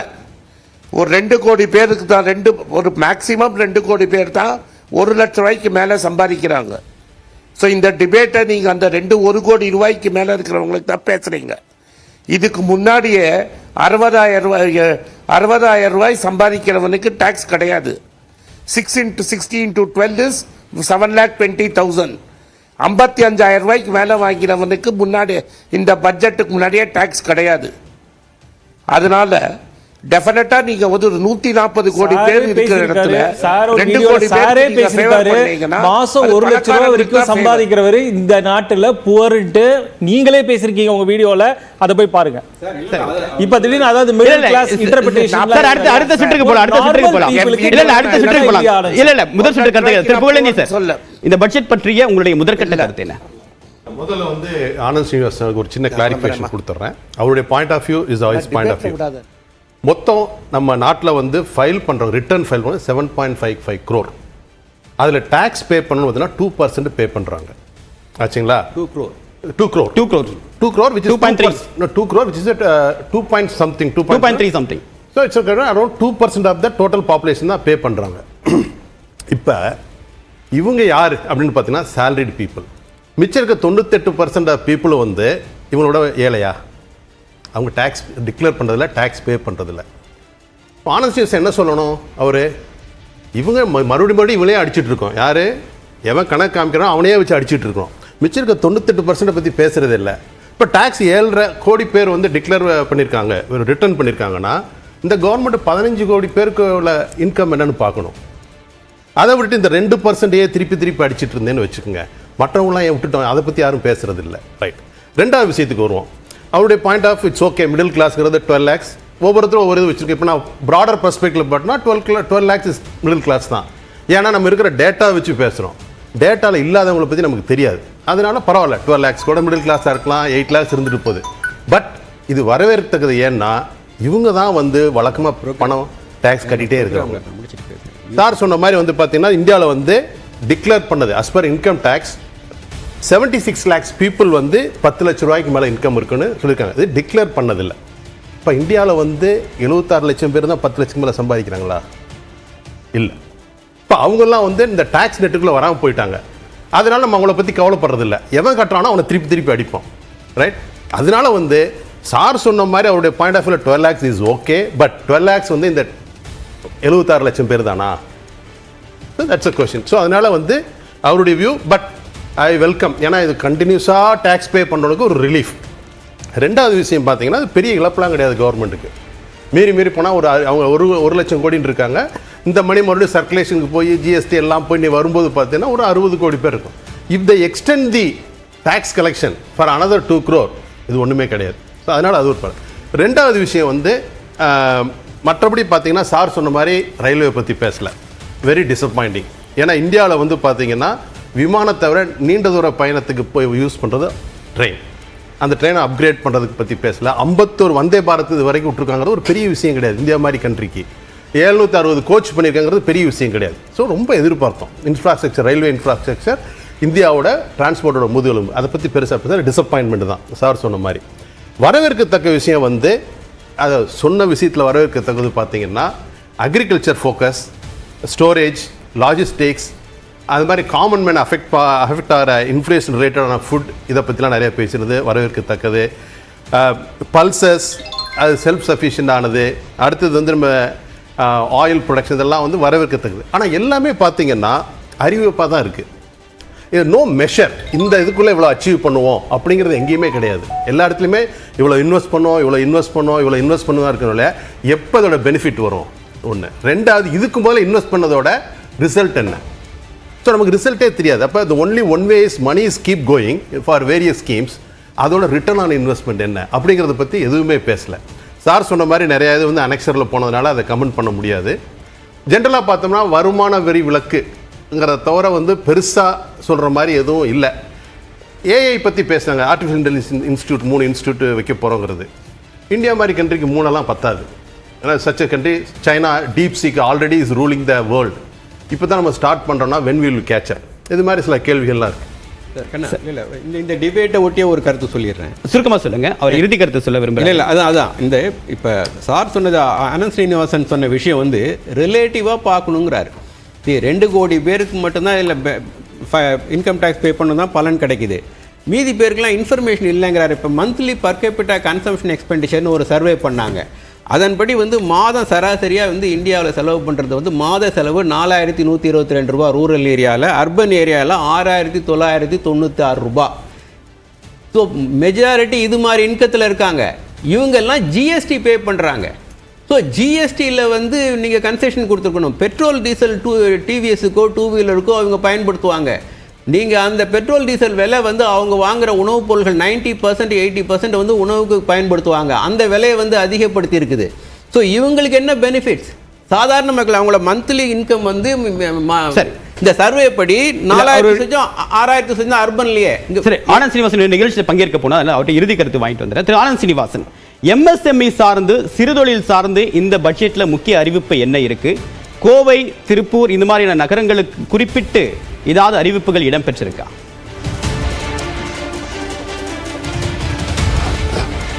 இதை பாருங்க, திரும்பி அவங்க அனெக்ஸ்டர்னு சொல்லிட்டாங்க. ஆனால் நம்ம அனெக்ஸ்டரை பார்க்கணும். ஆன் தி பர்ஃபேஸ் ஆஃப் இட், நான் கடன் உங்களுக்கு நிறைய தரேன்னு சொல்கிறாங்க. கடன் யார் கொடுக்க போகிறாங்க? பேங்க்கு கொடுக்க போகுது. இப்போ சென்ட்ரல் கவர்மெண்ட் கடன் கொடுக்காது, பேங்க்கு தான் கடன் கொடுக்க போகுது. அதை எதுக்கு இந்த பட்ஜெட்டில் பேசுகிறீங்க? நீங்கள் என்ன சொல்கிறீங்க? நான் வந்து கடன் கொடுக்குறேன், உங்களோட லிமிட்டை ஏற்றுறேன் அப்படின்னு சொல்லியிருக்கீங்க. நீங்கள் என்ன சொல்லியிருக்கணும்? இவ்வளோ டேக்ஸ் பிரேக் தரேன். கவர்மெண்ட்டு 2 தான் பண்ண முடியும். எய்தர் நீங்கள் டேக்ஸ் பிரேக் கொடுக்க முடியும், இல்லை இன்ட்ரெஸ்ட் ரேட் சப்வென்ஷன் கொடுக்க முடியும். அதாவது பேங்க் உங்களுக்கு 14% வட்டி போடும், அதில் 4% வட்டியை நான் எடுத்துக்கிறேன்னு சொல்ல முடியும். ரெண்டாவது, நீங்கள் வந்து பிஎஃப் கட்ட வேண்டாம், நீங்கள் வந்து இன்கம் டேக்ஸில் உங்களுக்கு ஸ்பெஷலாக நான் எதாவது பண்ணுறேன், எய்தர் டேக்ஸில் கொடுக்க முடியும், இல்லாட்டா இன்ட்ரெஸ்ட் சப்வென்ஷன் பண்ண முடியும். அது ரெண்டுமே இல்லை இங்கே. இல்லை நான் லேண்டு கொடுக்குறேன், இல்லை நான் ஏதாவது மிஷினுக்கு நான் கிராண்டாக தரேன், நீங்கள் டைரெக்டாக சப்சிடி தரேன், இது மாதிரி ஏதாவது சொல்லினா தான் MSMEக்கு. இந்த பட்ஜெட்டில் கிசானுக்கு கூட என்ன சொல்லியிருக்காங்க? கிசானுக்கு நான் கிரெடிட் கார்டு கொடுக்குறேன்னா ஸ்டேட் பேங்க் ஆஃப் இந்தியா கொடுக்கும். ஸ்டேட் பேங்க் ஆஃப் இந்தியாவில் நான் ஷேர் ஹோல்டரு. 50% தான் government share holder, 50% public share holding. நீங்கள் ஒரு லிஸ்டட் கம்பெனி கொடுக்குற கடன் கொடுக்கறத நீங்கள் எப்படி உங்கள் கணக்கில் சேர்த்துப்பீங்க? நீங்கள் உங்கள் பட்ஜெட்லேருந்து என்ன கொடுக்க போகிறீங்க? 5-10 வருஷத்துக்கு முன்னாடி என்ன சொன்னீங்க? பட்ஜெட்டில் பல்சஸில் செல்ஃப் சஃபிஷியன்ட் ஆகுங்கிறீங்க. இப்போ என்ன சொல்கிறீங்க? டிமாண்ட் ஏறிடுச்சு, இன்னும் ஒரு 10 வருஷம் கழிச்சு பருப்பு வைக்கிறதால நம்ம செல்ஃப் சஃபிஷியன்ட் ஆகுங்கிறீங்க. நீங்கள் என்ன சொல்லியிருக்கணும்? அரிசிக்கு இவ்வளோ கிலோ எக்ஸ்ட்ரா நான் வாங்கிப்பேன், கோதுமைக்கு இவ்வளோ எக்ஸ்ட்ரா கிலோ வாங்குவேன், உளுந்துக்கு இவ்வளோ எக்ஸ்ட்ரா வாங்குவேன், காட்டனுக்கு இவ்வளோ எக்ஸ்ட்ரா நான் விலை கொடுத்து வாங்குவேன். தக்காளி ஒரு ஃபார்மர் இப்போ ரொம்ப பில்லு போயிட்டுருக்கு.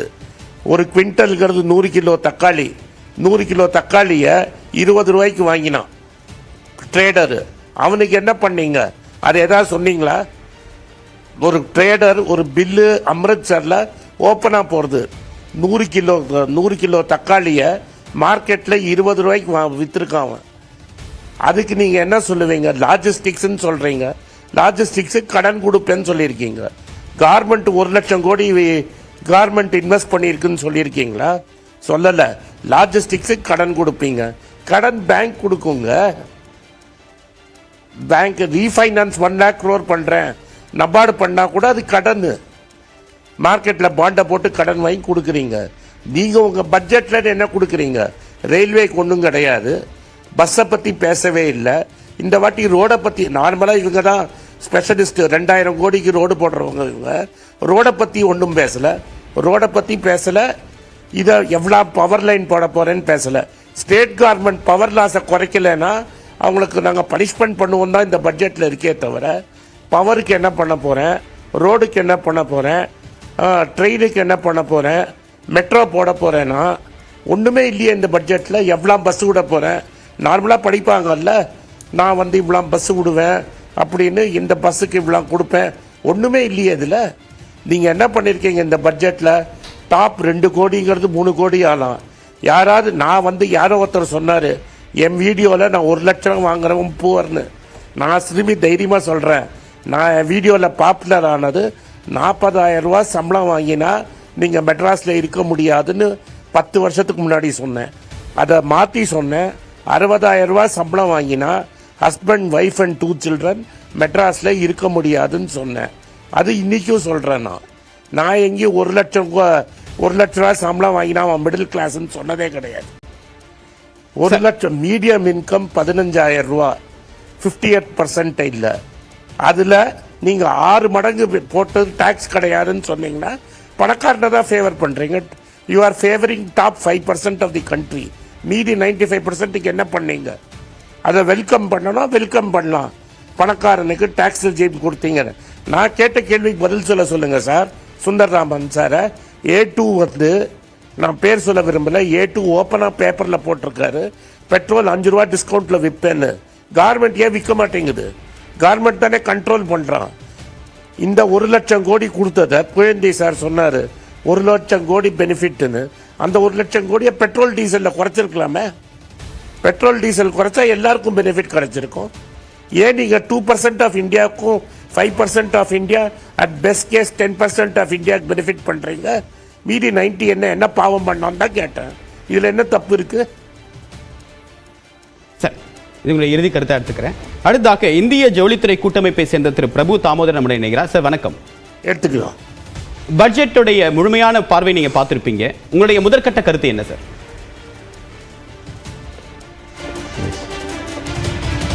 பொதுவாக பட்ஜெட் மிகப்பெரிய எதிர்பார்ப்பு இருந்தது. நேற்று எக்கனாமிக் சர்வேல ஒரு முக்கியமான ஒரு பேஜ், எல்லாரும் கவனிக்க வேண்டிய பேஜ், என்ன மென்ஷன் பண்ணியிருந்தாங்கன்னா, குளோபல் ஷேர் ஆஃப் மேனுஃபேக்சரிங்கில் இந்தியாவுடைய பங்கு 2.8 அண்ட் சைனாவுடைய பங்கு 28.8. ஸோ நாம் போக வேண்டிய தூரம் மிக தொலைவில் இருக்கிறது. அதற்கான ஸ்டெப்ஸ் இந்த பட்ஜெட்டில் சில விஷயங்களை எடுத்திருக்கிறார்கள் என்று தான் நான் நம்புகிறேன். ஃபஸ்ட்டு எக்கனாமிக் சர்வேல 2-3 விஷயங்களை சொல்லியிருந்தாங்க. ஒன்று இந்த ரெகுலேட்டரி கம்ப்ளையன்சஸ் நிறையா தொழில் செய்பவர்களை பாதிக்கிறது. பொதுவாக ரெகுலேட்டரி கொலஸ்ட்ரால்னு சொல்லுவாங்க. அந்த விஷயத்தை பொறுத்தளவு நிறைய மைக்ரோ மேனேஜ்மெண்ட் அரசாங்கங்கள் பண்ணுகிறது. அதனால் அதையெல்லாம் குறைக்கணும்னு சொல்லியிருந்தாங்க. அதை பற்றின சில அறிவிப்புகள் வந்திருக்கிறது. குறிப்பாக பட்ஜெட் டாக்குமெண்ட் முழுமையாக படித்து விட்டு கருத்து சொல்கிறோம். பட் அந்த ரிஃபார்ம் அஜெண்டாவில் ஒரு ஈஸ் ஆஃப் டூயிங் பிஸ்னஸ் பற்றின ஒரு டைரக்ஷனலி பாசிட்டிவ் டோன் இந்த பட்ஜெட்டில் இருக்குன்னு நாங்கள் நினைக்கிறோம். நம்பர் 1, இண்டஸ்ட்ரி பவர் ரேட் அதிகமாக இருக்குது. இந்த மாதிரி நிறைய சேலஞ்சஸ் எக்கனாமிக் சர்வேல சொல்லியிருந்தாங்க. இப்போது எங்களுடைய துறையை பொறுத்தவரை இந்தியாவில் ஒரு மிகப்பெரிய, அதாவது ஒரு $37 பில்லியன் நம்ம ஏற்றுமதி பண்ணுறோம் டெக்ஸ்டைல் செக்டரில். டொமஸ்டிக் கன்சம்ஷன் $100 பில்லியன் இருக்குது. எங்களுக்கு நீண்ட நாட்களாக ஒரு சவால் இருந்தது. ரா மெட்டீரியல் செக்யூரிட்டி என்பது ஒரு மிக முக்கியமான விஷயம் எந்த துறையாக இருந்தாலும்.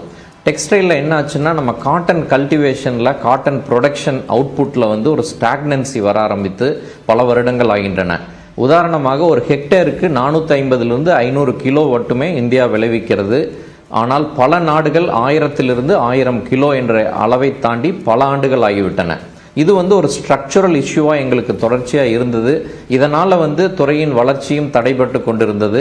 இன்றைய பட்ஜெட்டில் ஒரு காட்டன் ப்ரொடக்டிவிட்டி மிஷன் அப்படின்னு சொல்லி ஒன்று அனௌன்ஸ் பண்ணியிருக்காங்க.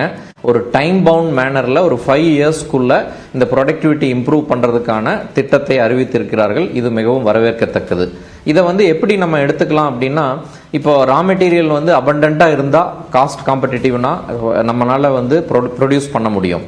இப்போ இந்தியாவில் லாஸ்ட் மெனி இயர்ஸாக என்ன நடந்ததுன்னா, ப்ரொடக்டிவிட்டி இல்லாததுனால ஆர்டிஃபிஷியலாக minimum support price every year increase பண்ணிகிட்டே வந்ததுனால இன்டர்நேஷ்னல் ப்ரைஸஸ் விட இந்தியன் காட்டன் ப்ரைஸஸ் அதிகமாக ஆரம்பித்தது. மறுபடியும் ஒரு ப்ரொடெக்ஷனுக்காக இம்போர்ட் டியூட்டியும் கொண்டு வந்துட்டாங்க. அதனால் ரா மெட்டீரியல் காம்படிட்டிவ்னஸ் வந்து எங்கள் துறைக்கு குறைந்தது. அதை மாற்றுவதற்கான முயற்சி வந்து இந்த பட்ஜெட்டில் எடுக்கப்பட்டிருக்கிறது. இது மிகவும் வரவேற்கத்தக்கது.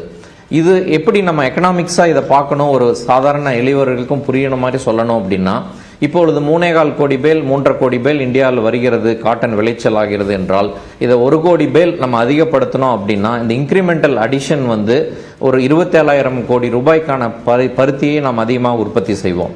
இது 5 முறை மதிப்பு கூட்டப்பட்டு ஆயத்த ஆடைகளாக நாம் ஏற்றுமதி செய்யும் பொழுது 1.5 லட்சம் கோடி புது வியாபாரத்தை நம்மால் இன்க்ரீஸ் பண்ண முடியும். மேபி டொமஸ்டிக் மார்க்கெட்டாக இருக்கலாம், எக்ஸ்போர்ட்டாக இருக்கலாம். அடிஷ்னல் மேனுஃபேக்சரிங் ரெவென்யூ வந்து 1.5 lakh crore நம்மால் பண்ண முடியும். அப்போ வந்து ஒரு 7,000-8,000 கோடி ரூபாய் ஆயத்த ஆடை ஏற்றுமதியோ உள்நாட்டு உற்பத்தியோ அதிகரித்தால் 1.5 லட்சம் பேருக்கு வேலை கொடுக்கக்கூடிய தொழில் இது. ஆகவே நீங்கள் அந்த மாதிரி ஒரு மேசிவ் ஷிஃப்ட் பண்ணும்போது ஜாப் கிரியேஷனுக்கும் இந்த அறிவிப்பு உதவி செய்யும். ஆனால் மிக முக்கியமாக கவனிக்க வேண்டிய விஷயம் என்னவென்றால், இது ஒன்று மட்டுமே போதாது. இதை ஒட்டி பல திட்டங்களை நாம் தொடர்ச்சியாக செய்ய வேண்டும். China +1 என்ற ஆப்பர்ச்சுனிட்டி வந்து இப்போ ரியலாக நம்ம டோர் ஸ்டெப்பில் இருக்குது. நாங்கள் விசிபிளாக அதை உணர்கிறோம். நம்ம வந்து ஸ்கேல் காம்படேட்டிவ்னஸ் இந்த ஆஸ்பெக்டில் நிறைய ஒர்க் பண்ண வேண்டியது இருக்குது. நாங்கள் மிகவும் எதிர்பார்த்த ஒரு ஸ்கீம் வந்து PLI 2.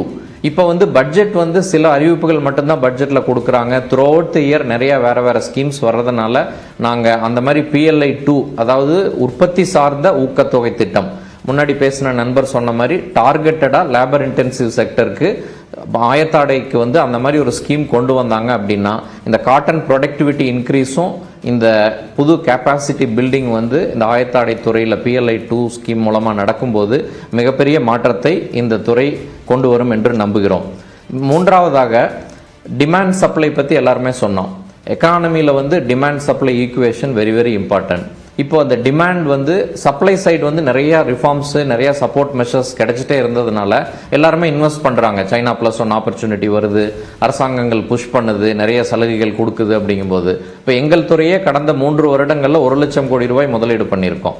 இப்போ என்ன ஆகுதுன்னா, டொமஸ்டிக் டிமாண்ட் வந்து எதிர்பார்த்த அளவு இல்லை அப்படின்னா எல்லாருக்கும் ஒரு ப்ரெஷர் வருது, மார்ஜின் ப்ரெஷர் வருது, சேல்ஸ் ப்ரெஷர் வருது.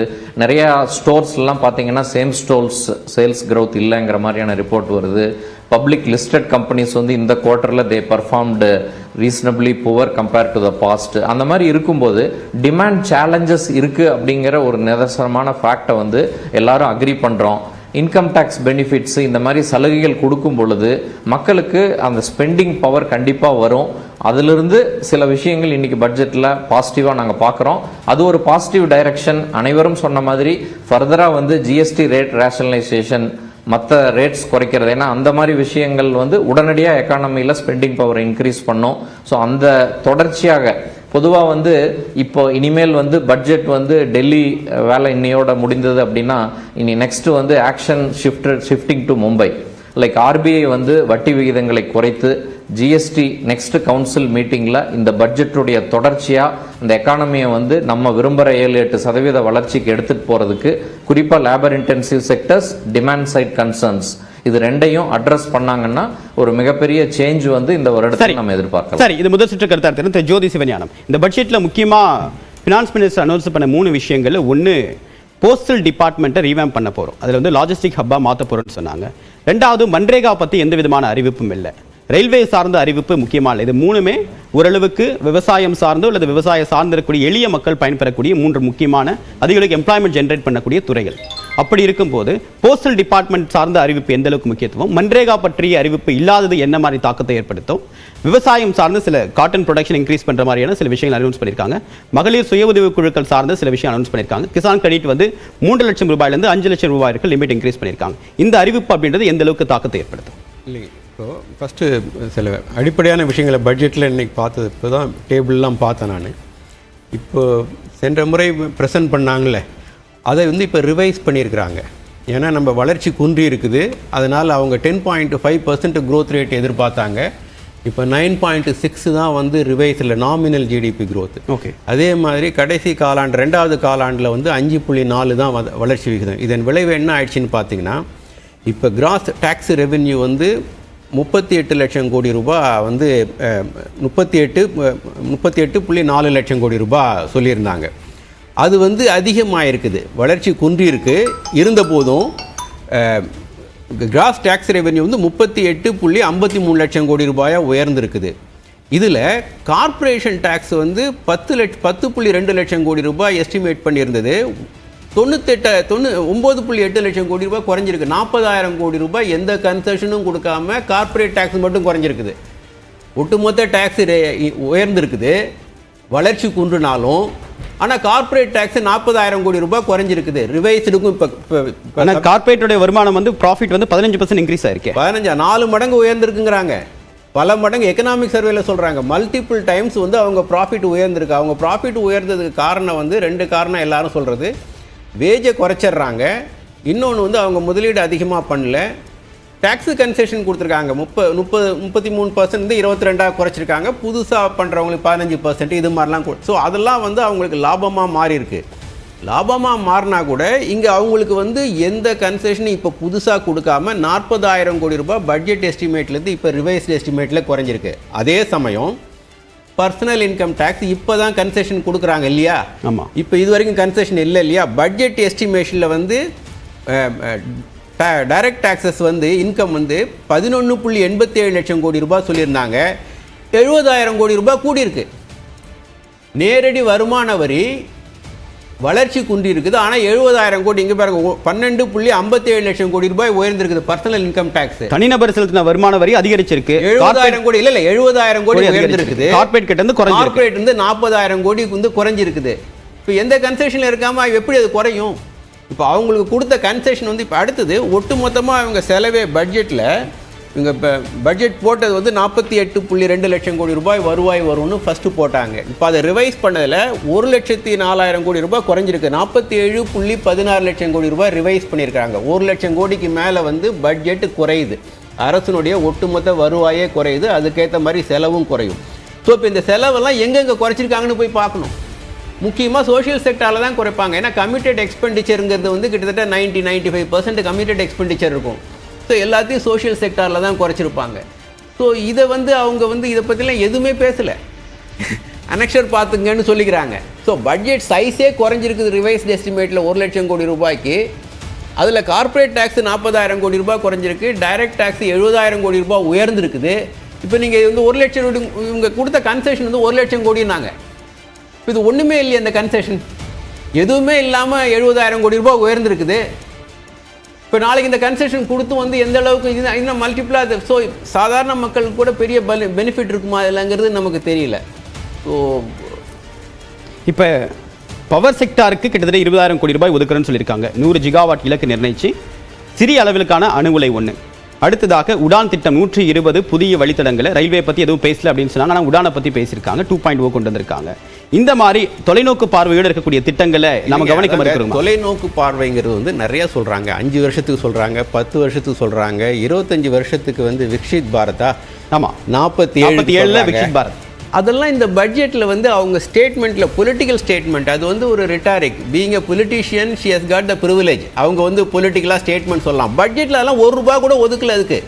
இப்போ ஆனந்த் ஸ்ரீனிவாசன் சொன்னார்ல, கிரெடிட் நிறைய கிரெடிட் அனௌன்ஸ் பண்ணாங்க, கிரெடிட் கேரண்டி அனௌன்ஸ் பண்ணாங்க. அதுக்கெல்லாம் வந்து வங்கிகள் கொடுக்கணும். அந்த கடன் வந்து வங்கிகள் விருப்பப்பட்டால் கொடுக்கும், அவங்ககிட்ட விருப்பப்படலைன்னா கொடுக்க மாட்டாங்க. சிறு தொழிலுக்கு, விவசாயத்துக்கு, இதெல்லாம் இந்த பட்ஜெட்டில் ₹1 கூட அதுக்கு ஒதுக்கலை. ஸோ அதை ஏன் பட்ஜெட்டில் சொல்கிறாங்க? ஸோ ஆக்சுவல் பட்ஜெட் ஸ்டேட்மெண்ட்டில் உள்ளே போய் பார்த்தீங்கன்னா இதற்கு எந்த அலோகேஷனும் கிடையாது. 5 வருஷத்துக்கு 10 வருஷத்துக்கு 25 வருஷத்துக்குலாம் சொல்கிறாங்களே தவிர இந்த வருடம் வந்து பொருளாதார வளர்ச்சி வீழ்ச்சி அடைஞ்சிருக்குது. சாதாரண மக்கள் வந்து கடுமையாக பாதிக்கப்பட்டிருக்காங்க. பல்வேறு வகையில் விலைவாசி உயர்ந்திருக்குது. அதற்கு அடிப்படை காரணம் வந்து இந்த மறைமுக வரி. இப்போ இந்த ஒட்டுமொத்த வரியில் இந்த கார்ப்பரேட் டேக்ஸ் 9.8 லட்சம் கோடி ரூபாய் சொன்னேன். மொத்த வரி 38.53 லட்சம் கோடி ரூபாய். இந்த 9.8 லட்சம் கோடி போக கார்ப்பரேட் பே பண்ணுறதை போக மீதி 75%, இது வந்து கால் பங்கு தான். இந்த 38.53 லட்சம் கோடி ரூபாயில் இந்த 9.8 லட்சம் கோடி ரூபாய் கால் பங்கு 25%. மீதி 75% சாதாரண மக்கள் மறைமுக வரியாகவும் நேரடி வரியாகவும் செலுத்துகிறாங்க. ஸோ அவங்க எவ்வளோ கடுமையாக பாதிக்கப்பட்டிருப்பாங்க. அதில் தானே நம்ம ரிலீஃப் கேட்டோம். அதில் வந்து ரிலீஃப் கொடுத்தா அதை வந்து நுகர்வுக்கு பயன்படுத்துவாங்க. இப்போ மிடில் இன்கம் வந்து எனக்கு நீங்கள் டேக்ஸ் கன்செஷன் கொடுத்தீங்கன்னா நான் வந்து சேவிங்ஸை கொஞ்சம் அதிகப்படுத்திக்குவேன். சாதாரண மக்கள் இம்மீடியட்டாக நுகர்வாங்க. இப்போ இண்டஸ்ட்ரி என்ன சொல்லுது? எக்கனாமிக் சர்வேல நேற்று வந்து சீஃப் எக்கனாமிக் அட்வைசர் வந்து தனியார் துறையை முதலீடு செய்ய முன் வரணும், அரசு வந்து நிறைய டீரெகுலேஷன் பண்ணணும், இதெல்லாம் சொல்கிறாங்க. இப்போ இன்சூரன்ஸ் FDI 100% கொண்டு வந்திருக்காங்கல்ல? இல்லை, அதெல்லாம் சொல்லியிருக்காங்க. முதலீடு வெளியே போயிட்டுருக்க. இங்கிருந்த முதலீடு வேகமாக வெளியே போயிட்டு இருக்கு. ரூபாயின் மதிப்பு சரிகிறதுனால ஃபாரின் இன்வெஸ்ட்மெண்ட், ஃபாரின் FDI வந்து தொடர்ந்து குறைஞ்சிருக்குது. கடந்த 10 ஆண்டுகளில் FDI தொடர்ந்து குறைஞ்சிட்டு வருது. FIIன்னு சொல்லுவான், பங்குச்சந்தையில். அது வந்து ரூபாயின் மதிப்பு சரிகிறதுனால வேகமாக வெளியே போயிட்டு இருக்குது. ஸோ இப்போ இந்த ஜனவரியில் வந்து 80,000 கோடிக்கு மேலே வந்து விற்றுருக்குறாங்க. ஸோ அது வந்து நீங்கள் தடுக்க முடியாதுங்க. ஸோ இவங்க வந்து ஃபாரின் ப்ரைவேட் இன்வெஸ்ட்மெண்ட்டை ஊக்குவிக்கிறதுக்கு, ஃபாரின் இன்வெஸ்ட்மெண்ட்டை என்கரேஜ் பண்ணுறதுக்கு இதில் எதுவுமே பண்ணல. அவங்க என்ன சொல்கிறாங்க, ப்ரைவேட் என்ன சொல்கிறாங்க, நீங்கள் அரசு முதலீடு செய்யுங்க. இப்போ வந்து கன்ஃபெடரேஷன் ஆஃப் இந்தியா சீஃப் சொல்கிறாரு, CIAயோட சீஃப் சொல்கிறாரு, அரசு வந்து இன்ஃப்ராஸ்ட்ரக்சரில் முதலீடு செய்யணும், கன்சம்ஷனை என்கரேஜ் பண்ணணும். கன்சம்ஷனை என்கரேஜ் பண்ணணும்னா அவர் சொல்கிறது சாதாரண மக்களுடைய கன்சம்ஷன். அது வந்து GST பெட்ரோல் ப்ரைஸை குறைச்சாதான் வந்து அவங்க நுகர்வு. ஏன்னா அவங்களுடைய இந்த நான் மாத வருமானம் சொன்னேன் 5,000, 4,000, 7,000, இவங்க அத்தனை பேரும் வந்து பெரும்பான்மையான வருமானத்தை நுகர்வுக்கு பயன்படுத்துவாங்க. உணவுக்காக மட்டுமே செலவு பண்ணுறாங்க. ஆமாம், இல்லை, நுகர்வுக்கு அவங்க அத்தனையும் ஸ்பெண்ட் பண்ணுவாங்க. மேலே கடன் வாங்கி செலவு பண்ணுவாங்க. இப்போ அவங்க நிறைய கடன்லாம் வாங்கியிருக்காங்க. இந்த கோல்டு லோன்லாம் வந்து அதிகமாக இருக்குது. அதெல்லாம் என்ன காட்டுது? சாதாரண மக்கள் தான் போய் கடன் ஜுவல்லர் வச்சுட்டு கடன் வாங்குவாங்க. அதெல்லாம் வந்து அதிகரிச்சிருக்குங்கிறாங்க. ஸோ அவங்கள்ட்ட நிறைய டிஸ்ட்ரெஸ் இருக்குது. நகர்ப்புறத்தில் நுகர்வு குறைஞ்சிருக்குங்கிறாங்க. ஸோ இப்போ அதுக்கெல்லாம் இதில் எந்த ரிலீஃபும் இதில் இல்லையே. சரி திரு சுந்தரராமன், இப்போ டாக்ஸில் இன்னொரு கிளாரிட்டி வேணும்.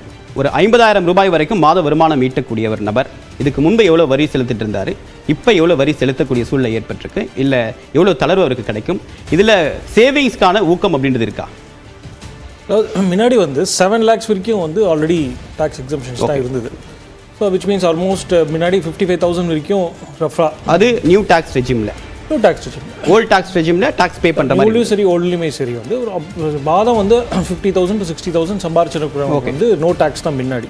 இப்போ அதை வந்து ரஃப்லி ஒரு 1 lakh 5,000 வரைக்கும் சம்பாதிக்கிறவங்களுக்கு 12,75,000 வரைக்கும் நோ டாக்ஸ். Not exactly 12,75,000. அப்போ ரிட்டர்ன் ஃபைல் பண்ணிவிட்டு அந்த ரிபேட் வாங்குற மாதிரி இருக்குமா, இல்லை ஜீரோ டாக்ஸே வராது? இப்போ நீங்கள் வந்து முன்னாடி வந்து உங்களுக்கு 1 லட்ச ரூபா சம்பளம் அப்படின்னா மாதம் அவங்க ஒரு 5,000 ரூபா டேக்ஸ் பிடிச்சிட்டு கொடுப்பாங்க. இப்போ வந்து உங்களுக்கு 1 லட்ச ரூபா வந்துடும். ஸோ ஆனுவல்னு பார்த்தீங்கன்னா உங்களுக்கு 60-70,000 பெனிஃபிட் கண்டிப்பாக இருக்கும்.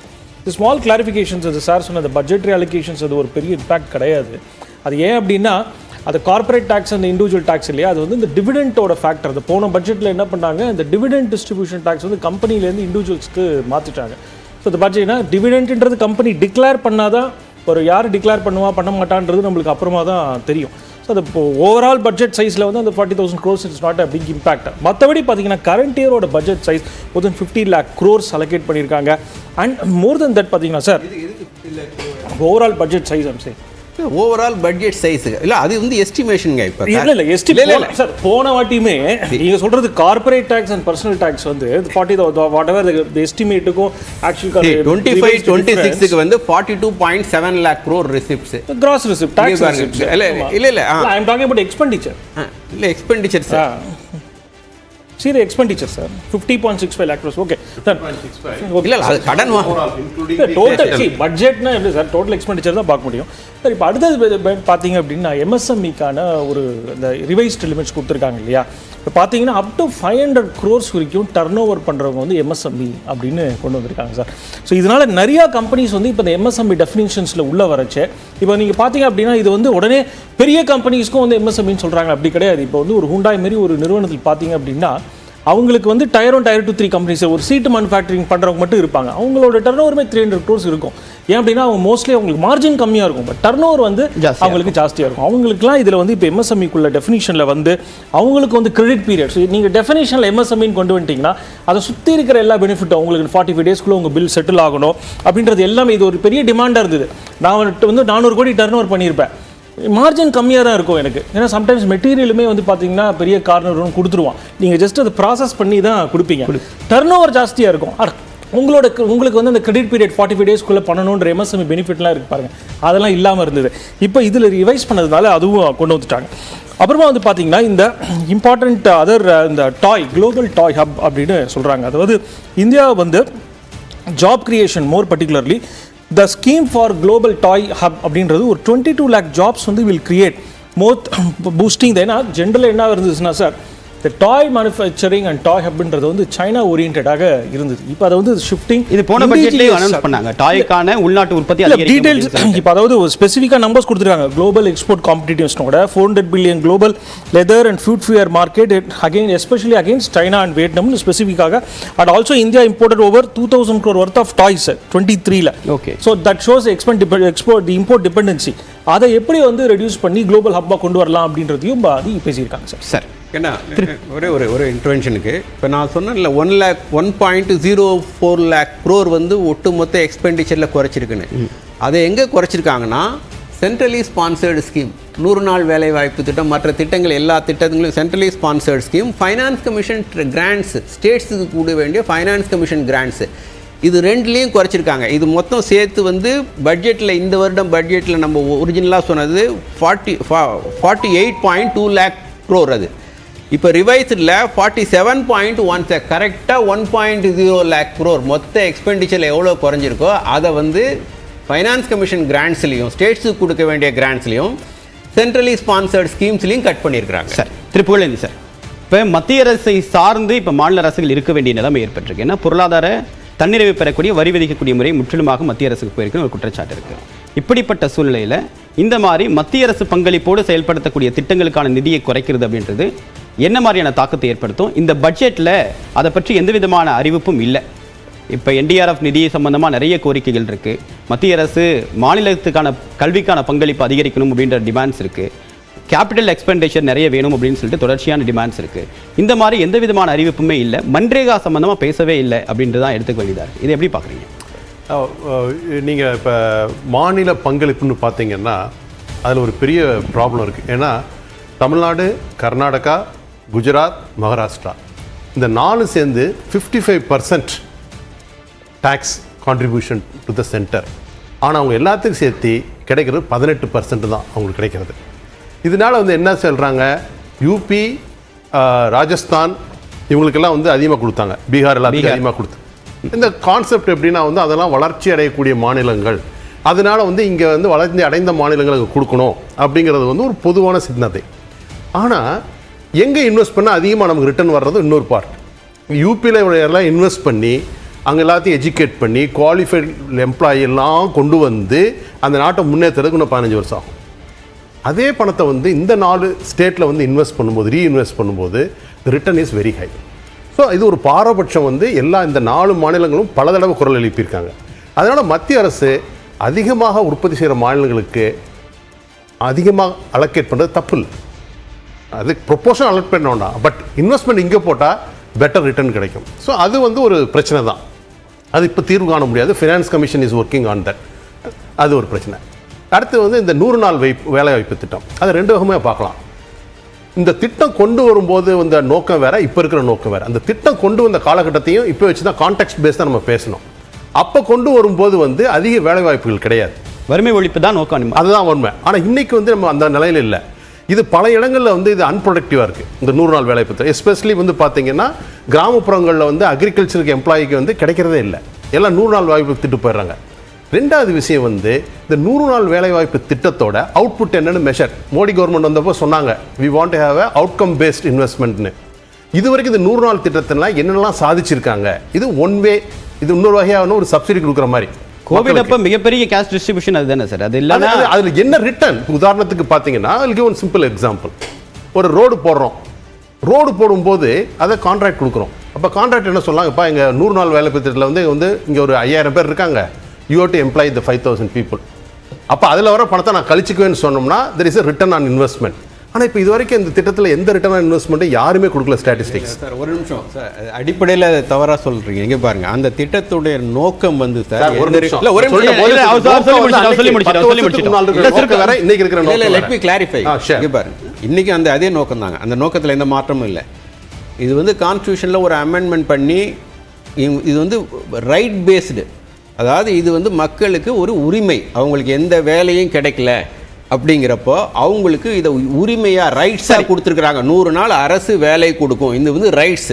அந்த ரைட்ஸை நம்ம வந்து இன்னும் மாற்றல, அந்த ரைட்ஸ் இருக்கிற வரைக்கும் அவங்களுக்கு 100 நாள் வேலை கொடுக்கும். சரி ஓகே சரி ஓகே, இல்ல நான் அடுத்த சுற்றுக்கு வரேன். I want to put a point to சுருக்கமா சொல்லுங்க. இல்ல தமிழ் சவுந்தரராஜன் அவர்கள் இல்ல நம்ம பேசலாம். அடுத்ததாக பாஜகவுடைய முன்னாள் மாநில தலைவர் தமிழ் சவுந்தரராஜன் அவர்கள் நம்முடன் நினைக்கிறார். மேடம் வணக்கம். பட்ஜெட் தொடர்பான அறிவிப்புகள் வெளியிடப்பட்டிருக்கு, உங்களுடைய முதற்கட்ட கருத்தை கேட்க வணக்கம். இல்ல முதல் கட்ட கருத்து, முதலில் தமிழகத்தை சார்ந்த நாம் எல்லாம் பெருமைப்படணும். ஏன்னா மரியாதைக்குரிய நிர்மலா சீதாராமன் அவர்கள் 8வது முறை தொடர்ந்து பட்ஜெட்டை தாக்கல் செய்திருக்கிறார்கள். அதற்கு நமது பாராட்டுகள். வரி வரியாக மக்கள் கொண்டாடக்கூடிய பட்ஜெட், ஏனென்றால் 12 லட்சம் வரைக்கும் வருமான வச்சு ரொம்ப கிடைத்திருக்கிறது. இது மிக மிக ஆரோக்கியமான ஒரு பட்ஜெட். ஏன்னா சேமிப்பு உயரும், ஒரு வருஷத்துக்குள்ளே ஒருத்தர் லட்சாதிபதி ஆகிறதுக்கான வாய்ப்புகள் கிடைத்திருக்கிறது. அதனால மிக நல்ல பட்ஜெட். எல்லா துறையும், அதுவும் மருத்துவர் என்ற முறையில் இந்த மருத்துவத்துறைக்கு கிடைத்திருக்கின்ற பட்ஜெட் வந்து நான் உண்மையிலேயே பாராட்டுகிறேன். ஏன்னா இன்னைக்கு புற்றுநோயின் சதவீதம் அதிகரித்திருக்கிறது. இப்போ மாவட்டம் தோறும் புற்றுநோய் மருத்துவமனைகள், ஒரு 36 மருந்துகளுக்கு சுத்தமாக சுங்கவரி விலக்கு, 6 உயிர்காக்கும் மருந்துகளுக்கு முற்றிலுமான வரி விலக்கு, இந்தியாவிலேயே மருந்துகள் உற்பத்தி செய்வதற்கான ஊக்கம், அதே மாதிரி இறக்குமதி வரி குறைப்பு, மருந்துகளுக்கான இறக்குமதி வரி குறைப்பு. ஆக இதையெல்லாம் பார்க்கும் பொழுது முத்ரா கடன் திட்டம் மருத்துவத்துறைக்கும் எக்ஸ்டெண்ட் ஆயிருக்கிறது. இவையெல்லாம் பார்க்கும் பொழுது மக்களின் ஆரோக்கியத்திலையும் பொருளாதாரத்திலையும் வாழ்வாதாரத்திலையும் மரியாதைக்குரிய மோடி அவர்கள் மிகுந்த கவனம் செலுத்தி இருக்கிறார்கள் என்பது எனக்கு தெளிவாக தெரிகிறது. இப்போ பீகாருக்குன்னு சொல்லிட்டு கிரீன்ஃபீல்டு ஏர்போர்ட் அனௌன்ஸ் பண்ணியிருக்காங்க. அந்த மாதிரி தமிழ்நாட்டுக்கென்று பிரத்யேகமாக எந்த விதமான அறிவிப்பும் இருந்ததா?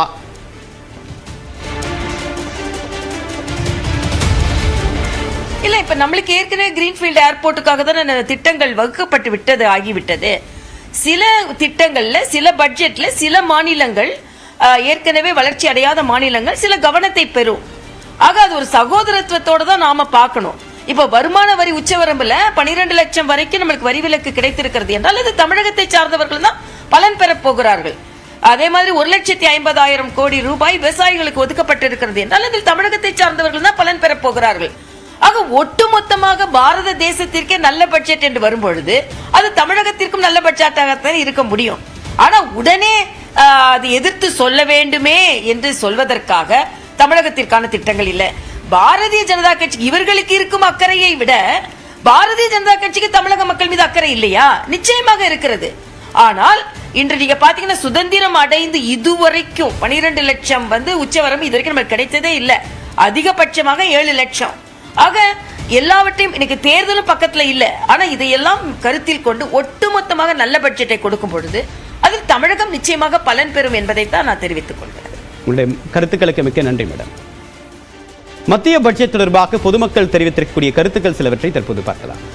ஏன் ஐடி ஃபீல்டில் வேலை பார்க்குறான், சம்பளம் கம்மியாக தான் வாங்குறான், 1 லட்சம் வரைக்கும் வாங்கலை. இருந்தாலும் அவங்கள மாதிரி ஆளுகளுக்கு கொஞ்சம் பிரயோஜனமாக இருக்கும். மற்ற நடுத்தர மக்களுக்கு அது எப்படி செய்யுதுன்னு தெரியல. வருமானம் பொறுத்து தானே சொல்ல முடியும். நம்ம 1 லட்சங்கிறது சின்ன காசாக தான் போச்சு, எல்லாரும் சம்பாதிக்கிறாங்க. அப்படிங்கிற போது அது வரவேற்கத்தக்க விஷயம் தான். 1 லட்சம் வரதே பெரிய விஷயம், அது செலவே போயிடும். அதுக்கு கட்டணம் சொல்கிறது நல்லது தானே. இந்த அறிவிப்பு எங்களுக்கு மிகப்பெரிய சந்தோஷத்தை கொடுத்துள்ளது. மாத சம்பளக்காரர்களுக்கும் நடுத்தர வர்க்கத்தினருக்கும் இந்த அறிவிப்பு மிக மிக உத்வேகத்தை வழங்கியுள்ளது.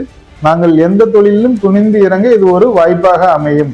நாங்கள் கடனை வாங்கிட்டு வட்டியும் கட்டிட்டு வருமான வரியும் கட்டிட்டு ரெண்டையும் சமாளிக்க முடியாமல் தத்தளிச்சிட்டு இருந்த சூழ்நிலையில் இன்னைக்கு இந்த வருமான வரி விலக்குங்கிறது எங்களுக்கு மிகப்பெரிய ஒரு வரப்பிரசாதமாக நாங்கள் பார்க்குறோம்.